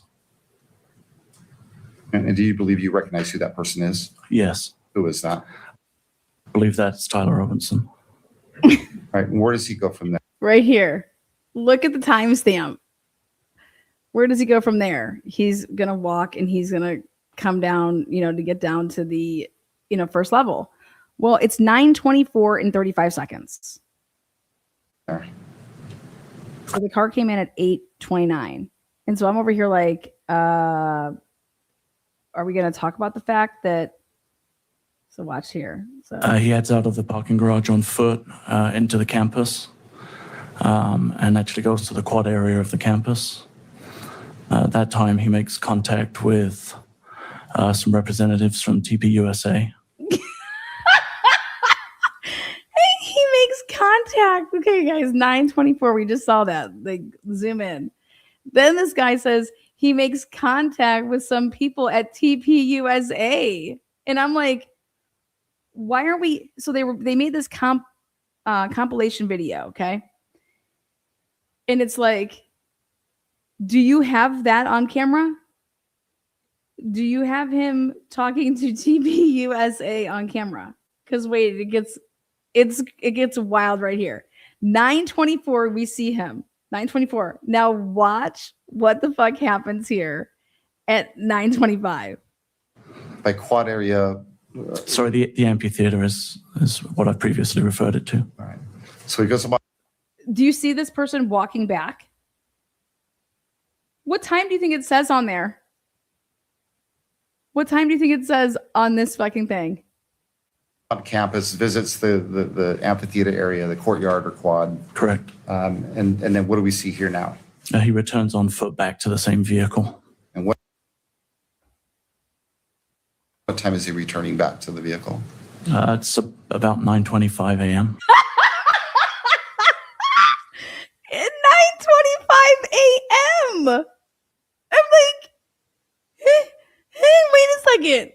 wait a second. You guys, he's just walking down the stairs to go to the fucking thing they say at it's 9:24. Now he's walking back to his car and it says 9:25. He talked to TPUSA in between 9:24 and 9:25. Where? You guys, I'm asking a serious question. Like, how could you walk out at 9:24? Okay. It says 9:25 up there in the right-hand corner. And he just testified to it. He says 9:25. And what and then what do we see here now?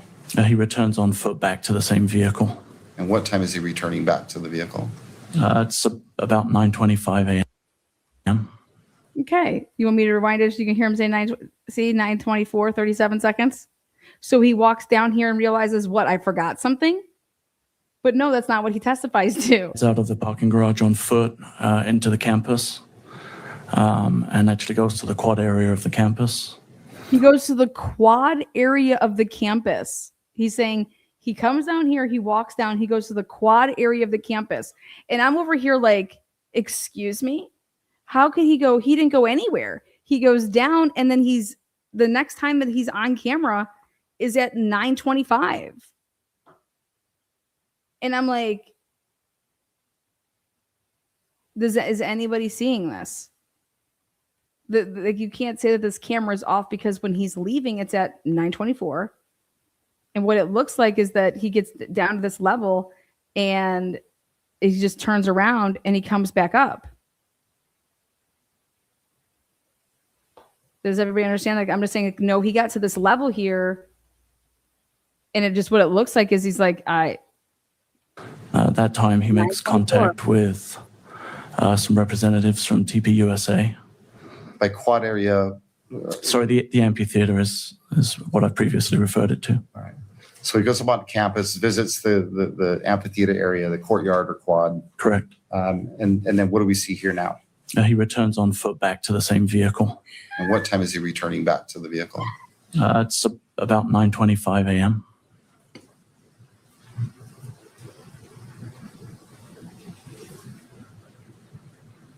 And guess what? Here's the defense. The defense doesn't ask any questions like, okay, I got to make sure I understand you here.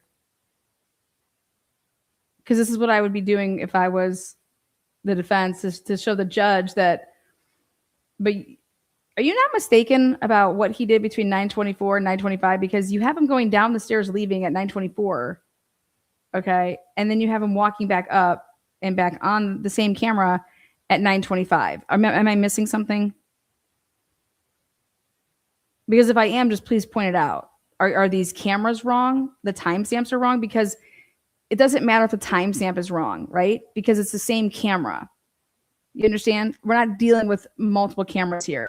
So if you just focus on level 2 camera, this is the timestamp you have him walking down the steps at 9:24, right?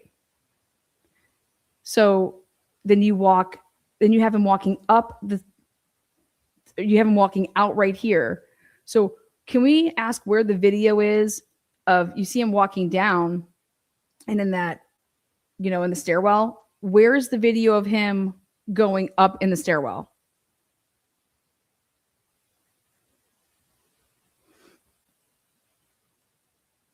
And I have no idea why the defense team did not break this all the way the fuck down. because he has no time to go to the quadrant. He has no time to do anything except for get to the first level, realize that he forgot something, or you know what, not today, or that it looks like he walked just enough out of the camera views of what here that somebody else is now up and now potentially driving his car, that it's not him. I mean, I don't fucking know, but it's, or it is him, but he didn't go to the quadrant. He didn't go whatever the fuck you're talking about, because it's all within a minute. And this is level 2. Their vehicle backing out. But see if you go back to vehicle owned by Mr. Robinson. If you go back, Is there anything unique about that vehicle that stands out to look at level 1. Agent. See level 1 right All here? right. 8:29 a.m. 8:29 a.m. So what I would expect to see. All right, Mr. Sturgill, you may proceed. Appreciate that, Judge. Thank you. Go ahead. Okay, what are we seeing here, Agent Hall? That's the vehicle that is believed to belong to Mr. Robinson arriving in the parking garage on campus. At what time in the morning? What time of the day? It's approximately 8:30 in the morning on September 10th, 2025. And what leads you to believe that this particular vehicle belongs to Mr. Robinson? Information. And I want to show you guys something. Think about this. There's a car behind him, right? That pulls in. At what time in the morning? What time of the day? And now normally, I mean, unless he just passed up a bunch of open spots just to say, fuck it, I'm just going to go up to parking lot 2. But it's approximately 8:30 in the morning on September 10th, 2025. And what leads you? That car did not follow suit. So that car stayed on level 1.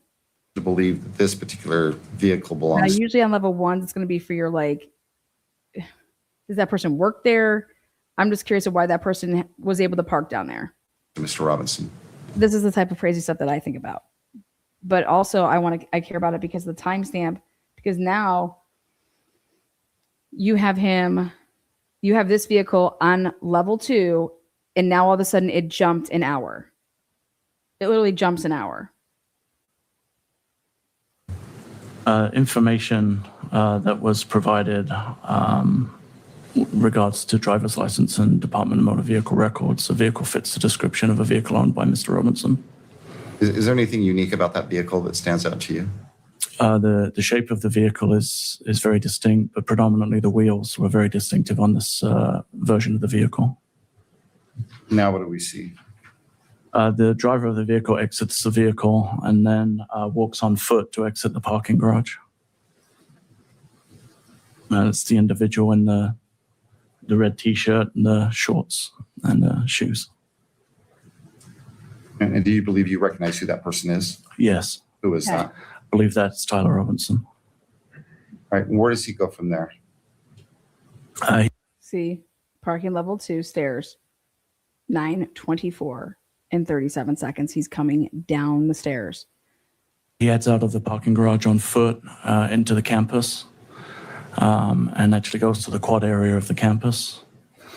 At that time, he makes contact with some representatives from TPUSA. By quad area? Sorry, the amphitheater is. Yeah, the amphitheater where this all took place. Okay. Then they come back to level 2, and on this freaking camera, it says 9:25, and I am officially dead. What I previously referred it to. All right. So he goes up on campus, visits the amphitheater area, the courtyard or quad. Correct. And then what do we see here now? He returns on foot back to the same vehicle. And that couldn't have happened. He couldn't have gone and visited anywhere in the amphitheater. He couldn't have done any of this shit. It's 9:24 and 40 fucking seconds, and now it's 9:25. You pieces of shit. He couldn't have done anything. He walks there and he basically turns around and walks back to his car. What time is he returning back to the vehicle? It's about 9:25 a.m. 9:25 a.m.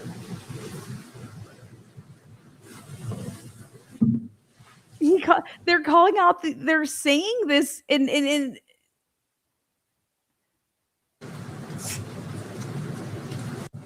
thing pulled out. Campus Drive. It's a short walk from the amphitheater. Just off of Campus Drive. And where is this parking structure located on campus? It's just off of Campus Drive. It's a short walk from the amphitheater. I guarantee you it's not like a 15-second walk. And then you had a conversation in like 2 seconds, and then, oh, I got it. What do we see now? Trash. That's the vehicle exiting with Mr. Robinson driving the vehicle. Okay, now look at parking level 1. Look at this, 9:33. You guys, this is really important. 9:33, wait, it was just 9:25. That did not take him 8 minutes. It did not take him 8 minutes to do that. We were just sitting here watching. Like, from the time of at 9:25 when he, right here, 9:24 and it says 9:24 and 51 seconds. Then now this is 9:25 in some odd seconds. 9:25. So as we're sitting here, how many So he minutes goes about did it take to do campus, this? visits the amphitheater area, the courtyard or quad. Correct. And then what do we see here now? He returns on foot back to the same vehicle. And what time is he returning back to the vehicle? It's about 9:25 a.m. Okay. And then we sit here, and how many minutes goes by? Think about it.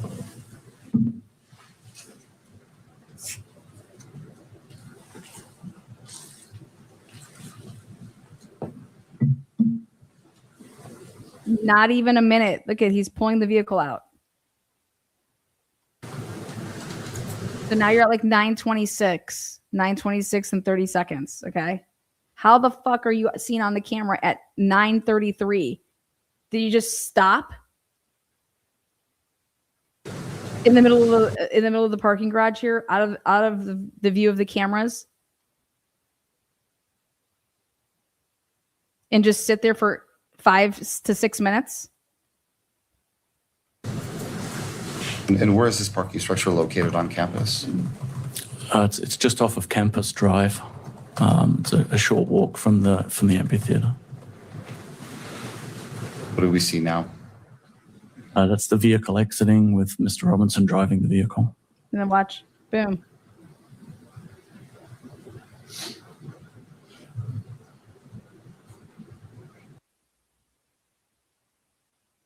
$9:33 and 10 seconds. You're gonna sit here and tell me that it took how long to get from level 1 to level 2? 6 minutes? 6 fucking minutes? No fucking way, you guys. That didn't happen.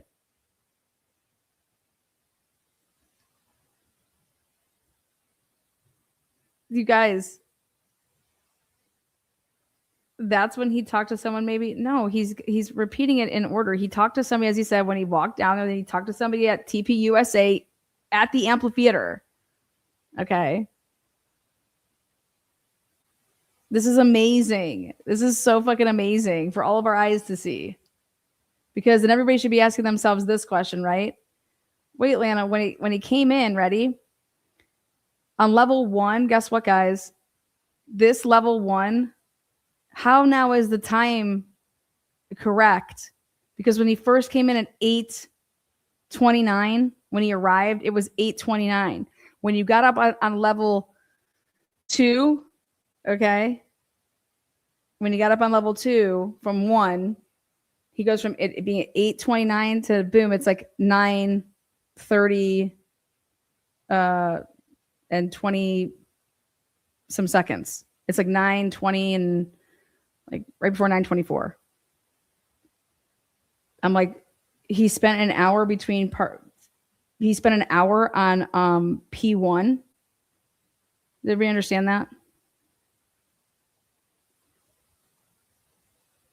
And this is what the defense did. Nothing. Did the defense not catch any of this shit? How do you not catch this? I caught this while in real time watching it yesterday. I was like, what the fuck? Parking level 1. So like, but here now, you guys have to understand that this is back now to being parking level 1. The way that it looked is that it was an hour ahead of parking level 2 time. Now it looks like somehow they were able to get parking level 1 on the correct time.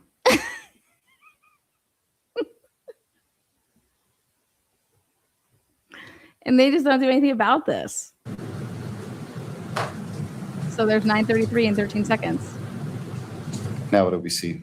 Now, This is Mr. Robinson returning to the campus on foot from the neighborhood to the northeast. You can see he's wearing the same at 10:09. Oh. At 10:09. That's that time.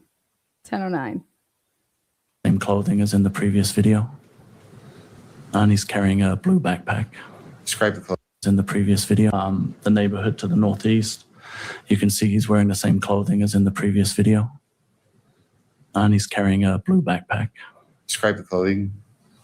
It's a maroon colored t-shirt with... And so my question is this really 10:09 or is it 11:09? Gray or olive colored shorts and then Converse shoes. And what time did he return to campus? Just after 10 a.m. And does he leave the parking structure eventually? He does, yes. Okay. So this is 9:10. Or I mean 10:10. Because now, see, but it's level 1.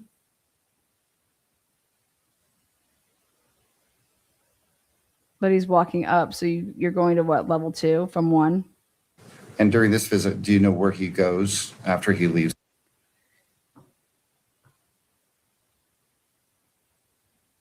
And so this is the other camera view that we had during the 9:24 time.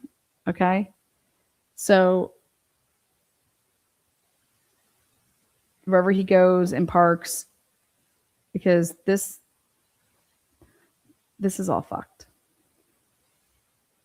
The parking structure. Yes, we were able to track his movements on campus. He went to Chick-fil-A.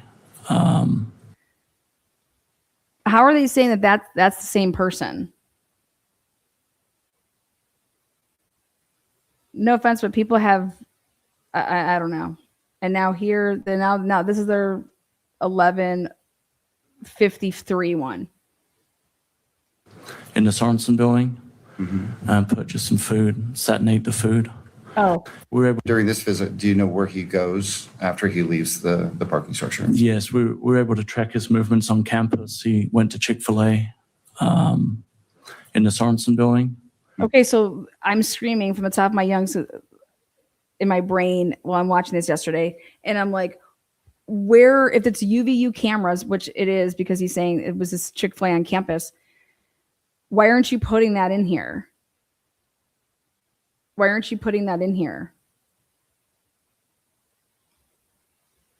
And purchased some food, sat and ate the food. Then, I'm sorry. Where did he purchase the food from? Chick-fil-A in the Sorensen Center. Okay, great.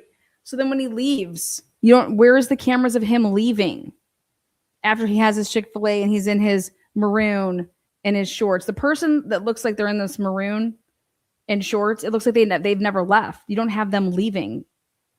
Okay. So I don't understand where the defense team is sitting with their fucking heads up their goddamn asses, because they're trying to just say that this person, right, that they're just using this, that this is all the same person. Well, why aren't you asking things like, where do you have the guy in the maroon leaving? Where is he leaving after he's in his maroon outfit at 10:10? You say you have a meeting Chick-fil-A. Where the fuck is that? But where do you have him leaving? Leaving campus, go to get into his jeans and all this shit. Where is that? They don't show any of that. They don't have it. Where is it? But why isn't the defense saying and bringing that up? Maybe they're going to bring it up with a different person. Okay. But I'm over here. I'd be like, if you're going to introduce this compilation video, I'm going to destroy you with this. And I'm going to say, okay, you walked through explaining this, but there were things that you were explaining that you're saying that this person does on campus, but you don't have any camera views of that. How about the guy in the maroon leaving? Because here you just skip to nobody left. Look at, they show him arriving. Do you know where 10:10. He's going he on goes campus. after he leaves the parking structure? Yes. Where is that person in the maroon leaving after 10:10? Because the next video that they go to for this compilation is at 11. Track his movements on campus. He went to Chick-fil-A in the 53 or whatever the fuck time it is up here. Sorensen building and purchased some food, sat and ate the food. Then, I'm sorry. Where did he purchase the food from? Chick-fil-A in the Sorensen Center. And where is that in relation to the amphitheater or the courtyard? It's kind of on the northeast side of the amphitheater. It would be on the upper back edge of the amphitheater, furthest away from where the tent was that Mr. Koch was in. And from there, where does he go? From there, he moves across campus, out across Campus Drive into a wooded area on what would be kind of the northeast side of Campus Drive. Then returns back onto campus. We noticed at this point that he's no longer carrying the backpack that he was originally wearing. He moves through the Gunther building and the computer science building. And then, I'm sorry? Do you hear all the stuff that he's testifying to about these movements? Why aren't they showing this? And then goes where? Then goes across to the railing that gives access to the roof of the Losi building. And from there? From there, he comes back down the stairs and walks off campus from that point. And about what time was that he left campus that second time? Do you know? I believe it was approximately 11 a.m. or just after, if I recall. I could verify from my notes if you need any. So 10:10, 11 a.m., okay? So between 10:10 and 11 a.m., he ate Chick-fil-A, okay? And then he's walking and doing all of this shit. So he's got 50 minutes, but doesn't show none of the 50 minutes, and especially doesn't show the leaving at 11 a.m.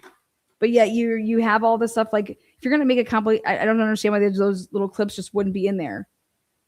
But instead, they're just having him testify to the movements of the person in the maroon. Think about that. Why? Because it must not be good video. Exact time. Yeah, if you don't mind. That'll help you remember, refer to it. Don't read it out loud. Just let me know when you've had a chance to look at that, would you?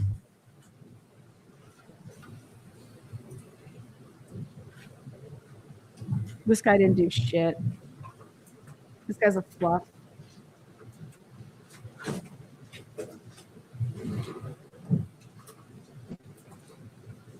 Thank you, Wayne.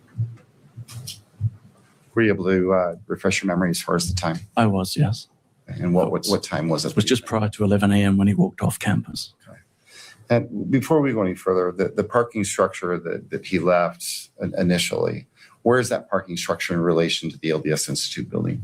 I'm sorry, in relation to? The LDS Institute building on campus. What? Right. I think it would be just to the north of the LDS Institute building, if I recall. Do you recall whether it was adjacent to the LDS Institute? Yes, it is. Okay. All right.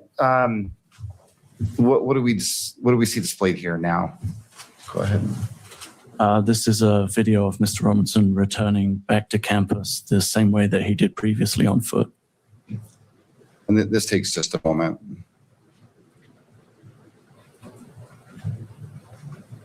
And why? Well, let me ask you this. You believe this is Mr. Robinson returning to campus? I do, yes. Okay. And But he has a backpack. I thought you said he didn't bring it back. Can you go back to that? why do you believe it's Mr. Robinson? The shoes are the same. And the images that we have The shoes are the same. are from my viewing and seeing Mr. Robinson on the video, it's the same person. Because he just testifies that it's the same person, so it must be the same person. Excuse me? Excuse me. What the fuck? This is Tina with What the Fuck Transition Services. What the fuck are you talking about? It's just the same person. Excuse a hoe. Really quick. You guys, stop. Did you just hear what he testified to under oath? Under oath. You believe this is Mr. Robinson returning to campus? I do, yes. Okay. And why do you believe it's Mr. Robinson? The shoes are the same, and the images that we have are from my viewing and seeing Mr. Robinson on the video, it's the same person. He's noticeably wearing different clothing. He is wearing different clothing, and he also is walking with a gait or a limp in this video. With a gait or what? A limp. Okay.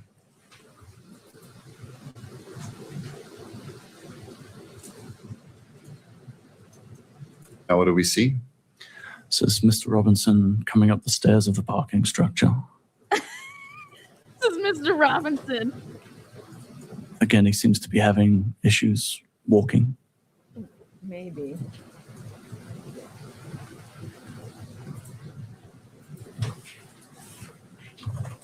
Oh. Here's my... And again, we're able to track.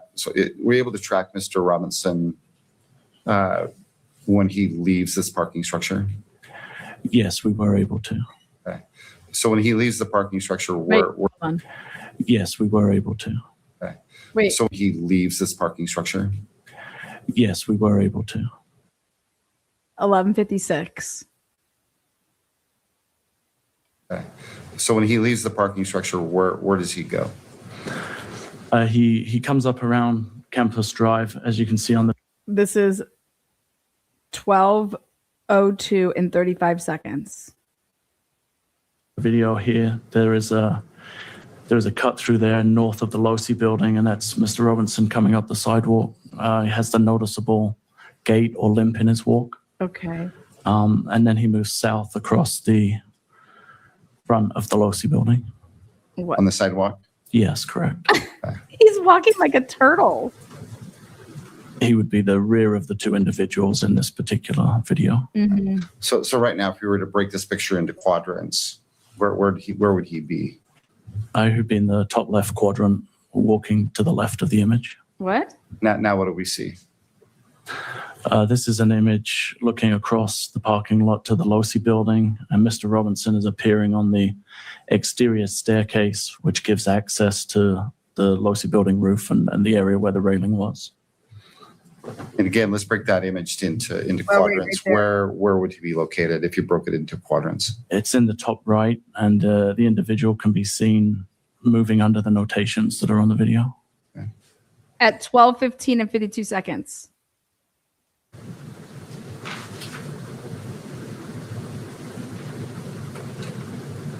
And what time is this? It's just afternoon, about 12:15. On what day? 12:17. On September 10th, 2025. Okay. What just happened, or what did we just see happen? The individual actually kind of rolls over the railing onto the roof of the Losi building. Now it's 12:22 and 15 seconds.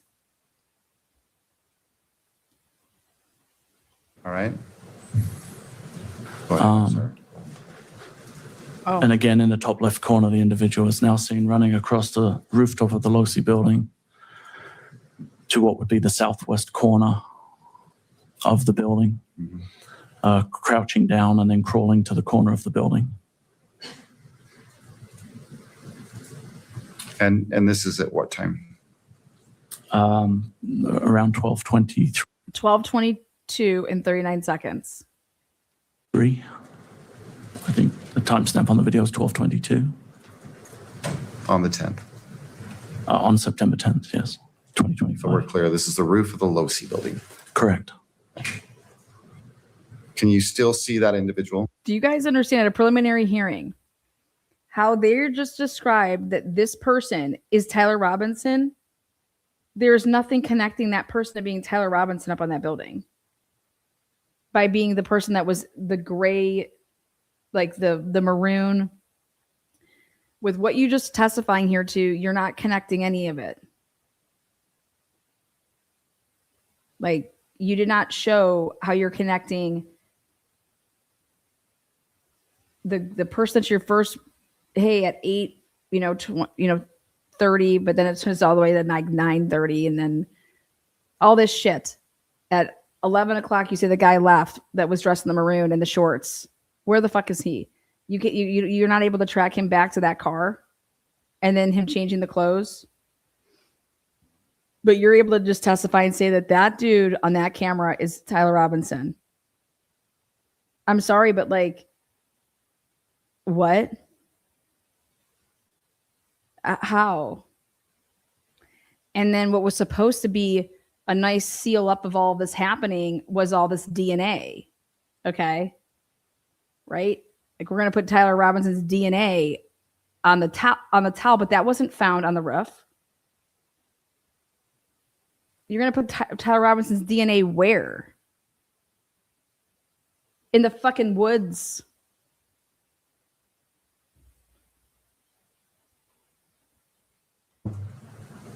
Yes, you can, laying prone. And you're going to put his DNA, how to get, but it's minor. He's the minor contributor. And the majority contributor is Lance Twiggs on all the items. Anyways.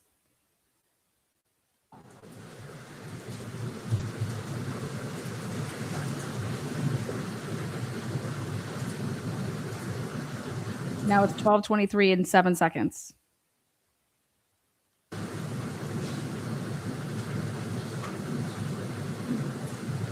You believe this to be Mr. Robinson? Where? I'm sorry? You believe this to be Mr. Robinson? I do, yes. And how long is he out there on the edge of the building? Just until the reported shot was fired at 12:23 and 28. Individual then 12:23 and 28. The reported shot was fired at 12:23 and 28. Right there. Individual then stands up and then moves across the building to the north. Is that what we're seeing happening right now? It is, yes. And they move behind the atrium area on the rooftop to the northeast corner where the white triangle is. So if the gunshot was at 12:23 and 28 seconds, he just pops right off. Pops right up after the shot. And is running with this gun and what?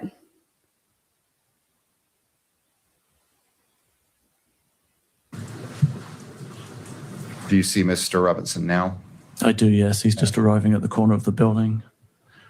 He almost. But also, everybody was out. Like, so, like, say this person's up on the roof, right? Did the shot come from the roof? Because everybody was running away, right? After the shot. The top center of the image. Drops down. What are we seeing now? And Mr. Robinson lowering and jumping off of the roof of the Losi building onto the grass area. He's testifying that you could see that somebody has something in their hands right here. Are these people high?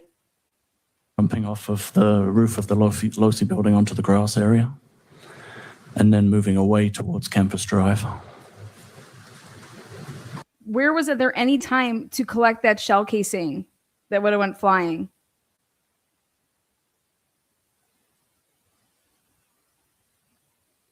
Because there was no shell casing up there.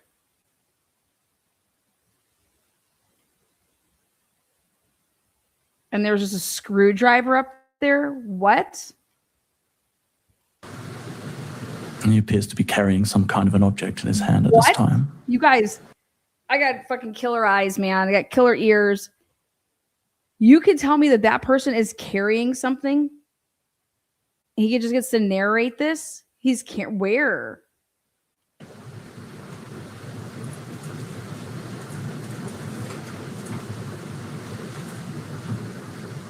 So he's It's approaching. a fucking blob. It's a moving blob. Campus Drive. And again, broken into quadrants. Where is he currently? Be in the top right quadrant. And the time? It's 12:24 and 42 on the timestamp. What do we see now? He then crosses Campus Drive and drops down into the wooded area on the far side of Campus Drive. That way has no cameras, right? And so yet he decided to walk through where the areas that have cameras because he put himself in the parking garage area. Interesting. And that is located in what part of the video? What quadrant? It would have been just off center on the top left side. And then they ask a question. You saw those cars that were driving along there, right? Nobody, called in to say, oh, hey, when I was leaving campus, we did see some dude. He was like walking and carrying like a gun, like a big old long gun. There was nobody that called in any tips of the sort of that. I mean, just absolutely like, so that was like one of the good questions I thought the defense asked about. What do we see now? Oh, and then this right here. This is that night going into then the 11th. This car over here to the left. This is the intersection of Campus Drive and 800 South. There's a vehicle attempting to turn right onto Campus Drive. That's the vehicle that's driven by Mr. Robinson. And on the screen, where is that vehicle that you're referring to located? If you broke it into quadrants. It's on the left side, on the upper side, the upper quadrant. Now, what do we see? And that vehicle's now pulling away and heading east on 800 South. And why do you believe that vehicle is Mr. Robinson's vehicle? And why do you believe that vehicle is Mr. Robinson's Listen to vehicle? this shit. When that vehicle was stopped, it actually made contact with an officer who was doing security detail. And do you know who that officer is? So then Tyler Robinson decides to roll down his window and say, hey, what's going on around here? Officer Goforth. Okay. And do you know which department he works for? Spanish Fork, please. And did you have a conversation with Mr. Goforth regarding this interaction at that intersection? I did, yes. Okay. And what time was that interaction? I'm sorry. Did I ask you that? It was approximately 12:30 a.m. On the 11th? On September 11th, 2025. So you talked to Officer Goforth about that contact on the corner on that, during the early morning hours of the 11th. Correct. And what did Officer Goforth tell you about that interaction? It was an interaction that I guess cop intuition, but there was something about the interaction that made him make a note for the license plate of the vehicle. What?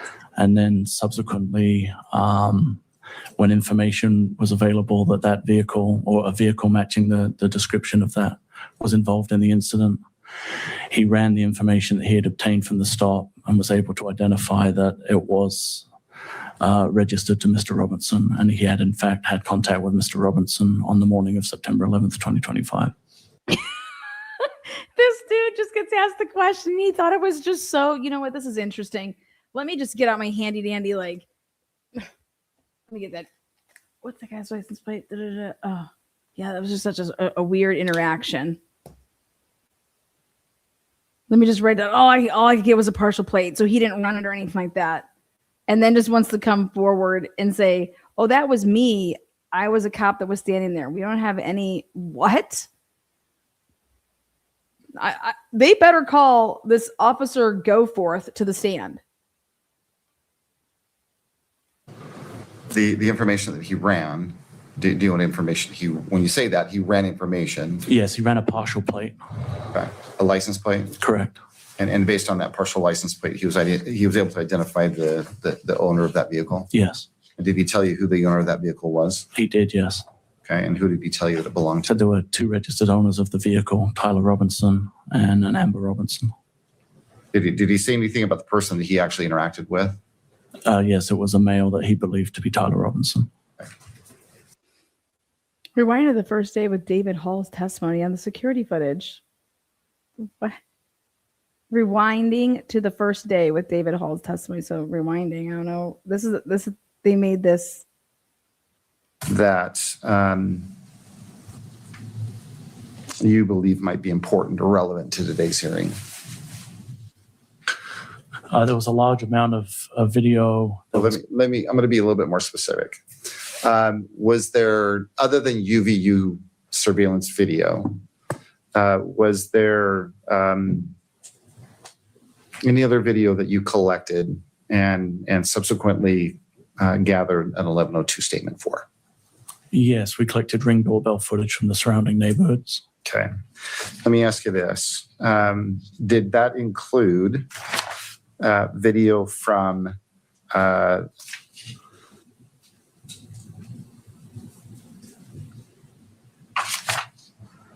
residence located at 680 West, 925 South Orem?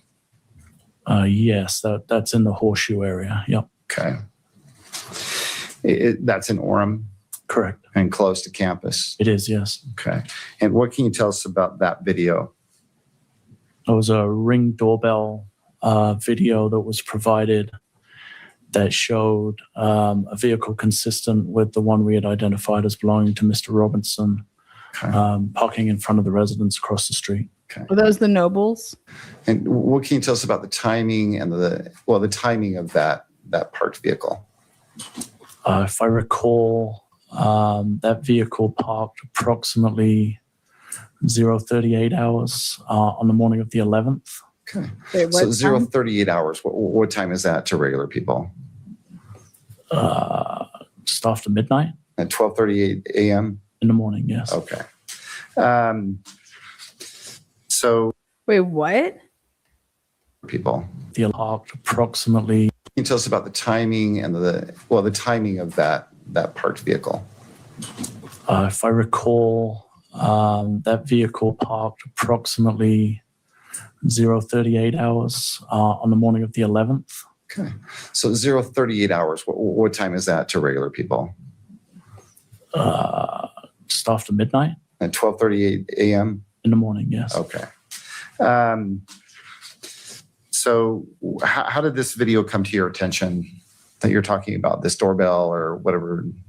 This footage was obtained as part of the canvass of the area that was conducted as part of the investigation.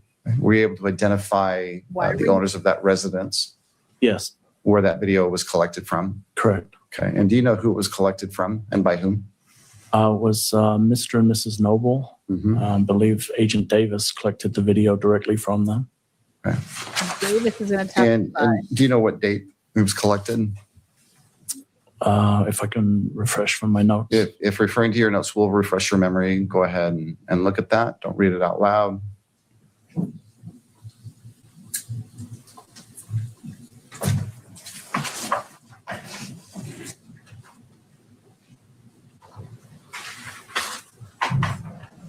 I don't have the specific date, but I do know that myself and Agent Davis returned to the address as we had done with previous videos and had the owners of the video verify that it was from their system.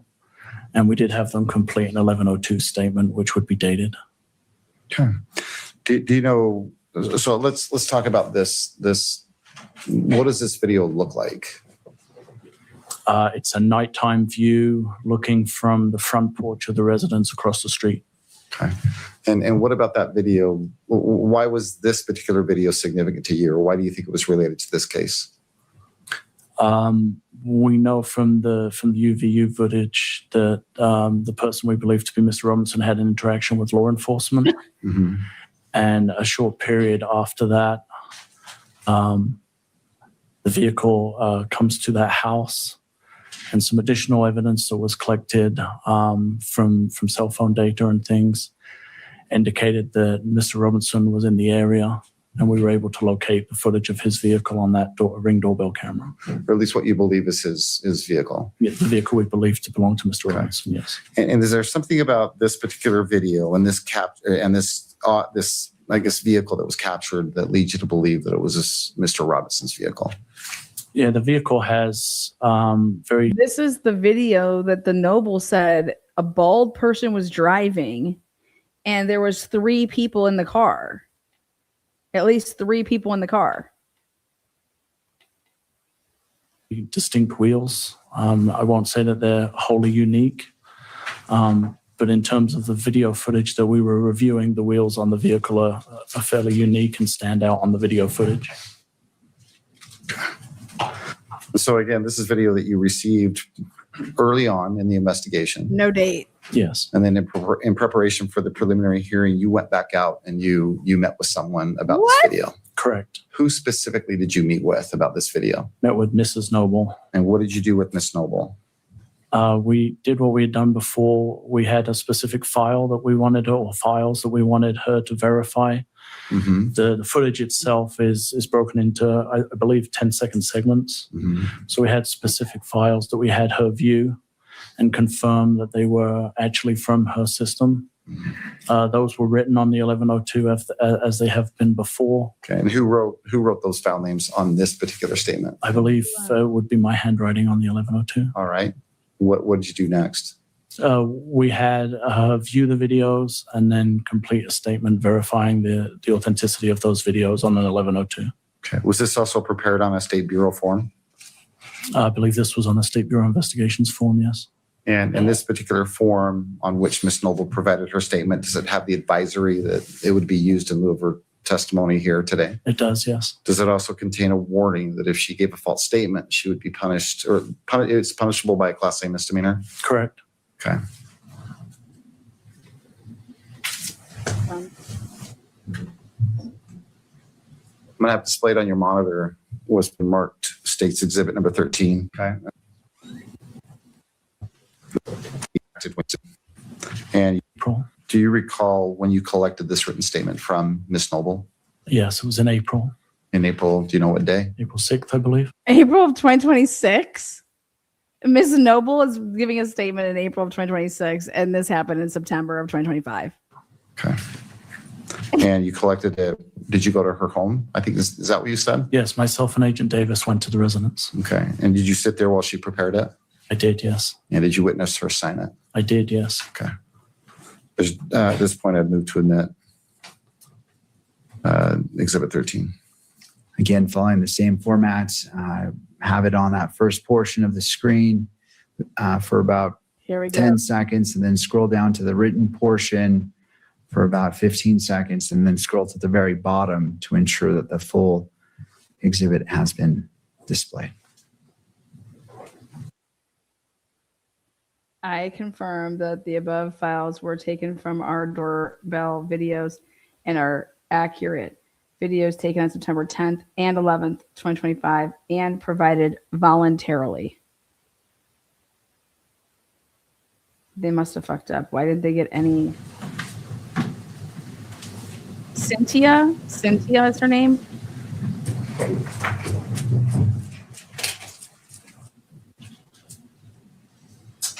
Of State's Exhibit 13. You took with you that day when you visited with Noble or Miss Noble. Had you previously, well, you've stated that the videos that you showed the Nobles were actually more than one video. Correct.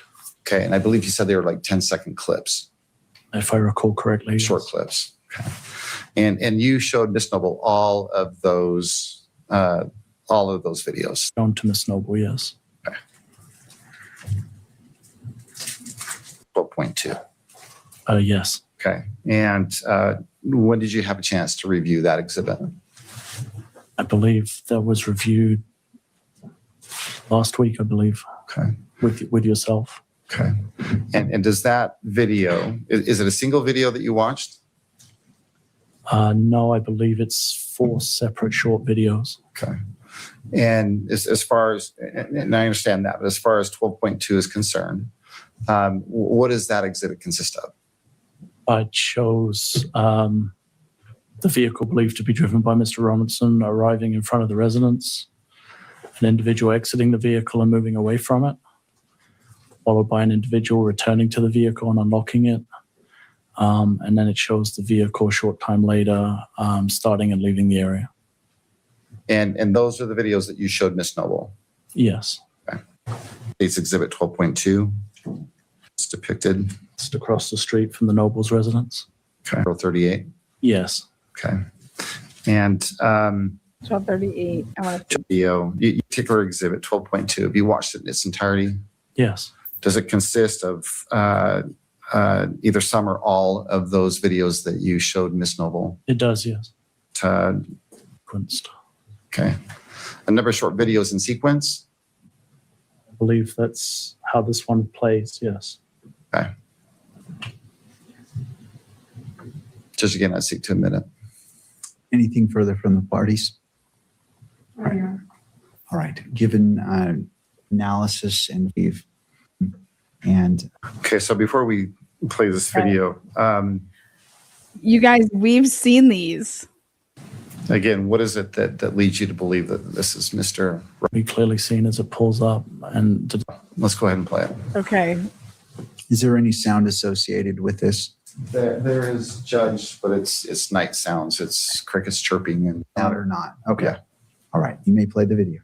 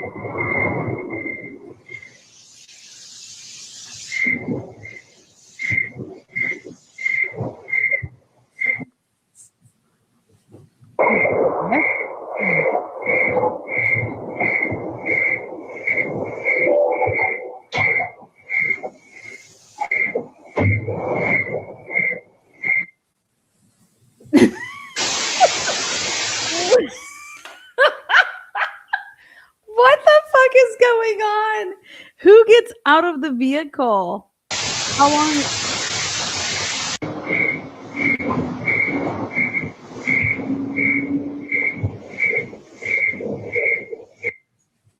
So in the first part of that video, what do you see? The vehicle we believe to be driven by Mr. Robinson pulling up and parking in front of across the street, but in front of the residence. Okay. And then in the next video, what do you believe is displayed in that video? There's an individual who gets out of the vehicle. Yeah. You can hear the door close, and then that individual moves away from the front of the vehicle. There's actually two reflective panels on a dumpster, and you can see the individual past those reflective panels. And in the last of those series of videos? The second to last one, the individual comes back across those reflective panels to the vehicle, unlocks the vehicle and gets into it. And then in the last video, the vehicle is started and the individual drives away. How long is all? Agent Hull, I asked you earlier, after you had testified about all the video that you've watched and video that you believe. You guys, but what did he do? He just gets out of the vehicle, walks a couple like yards, and then just decides I'm just gonna get back in and leave.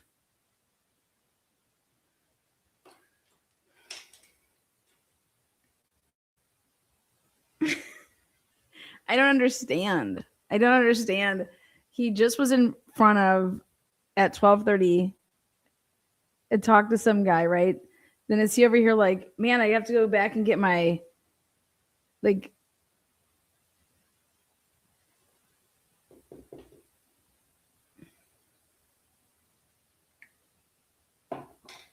I don't know. Why don't we have any dates on when did they? This looks like it's just running. It's not motion activated. So who sat there and found this shit? Right? It doesn't look like it's motion activated because that car is coming from way down there. You're like, it's just running. So somebody sat there and went through this.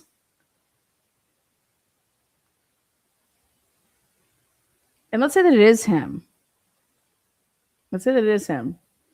You guys, I'm not going to lie. If I was on a college campus and there was something like this that happened, the type of person I am, I'm just saying, like, I'm not leaving. I would be like some nosy fucking person and being like, trying to like get in or get close to whatever so I can see what's going on. And I'm just saying, like, that's how I would be. So I would be somebody that gets myself, in the Tepe case, I had people calling the police on me and saying, like, what the fuck am I doing? I'm like, what do you mean? What am I doing? I'm reporting on the news, like, of what's going on down here. What the fuck do you think I'm doing?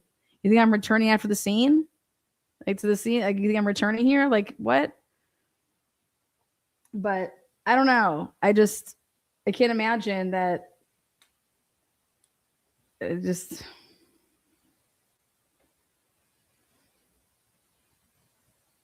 That I'm fucking around. And going back there, I don't see how. I just want to know who sat here and went through all of this and was like, oh my God, look at this fucking Charger or Challenger just rolls up, parks, gets out, does all.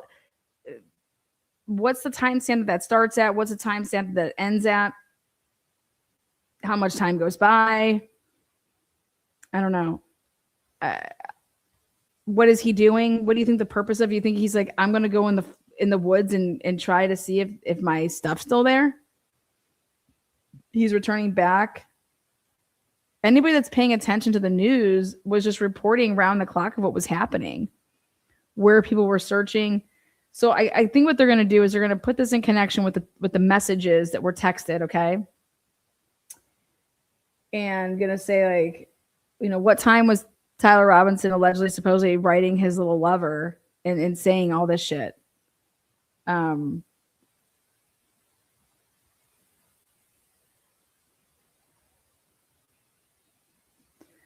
on, man. We all know only serial killers return to the scene. Yeah. So, oh boy. Well, the Noble said that, I don't know which one it was, which video it was, but that the Noble told you there was a bald guy driving the car, and it was a bald guy, and there was 3 other people in the car with him. So I don't know. Please, sir, can I just have 1 crumb of justice? Please, sir, just 1 crumb. Yeah. So my coverage of the Charlie Kirk case begins here in 45 minutes. I already have a thumbnail up for it.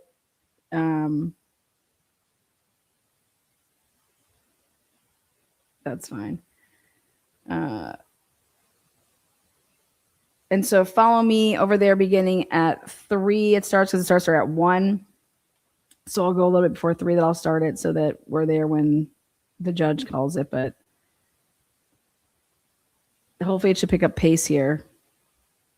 But remember yesterday it was all, it was the DNA, the DNA expert that the defense called because they went out of order to basically blow this all up, that this DNA crap is all bullshit. And the person who came forward to say, hey, here, you can take my DNA and use it, and it's going to be on that screwdriver, and it's going to be on that towel. And it's not just going to be on, it's going to be the major contributor. The major contributor is going to be Lance Twiggs. And this is the person that supposedly immediately went and started talking to the feds and was like blaming, Tyler Robinson. I don't know. So, all right, guys, until 3 o'clock, we'll see you then. Peace. Thank you for joining. Thank you, moderators.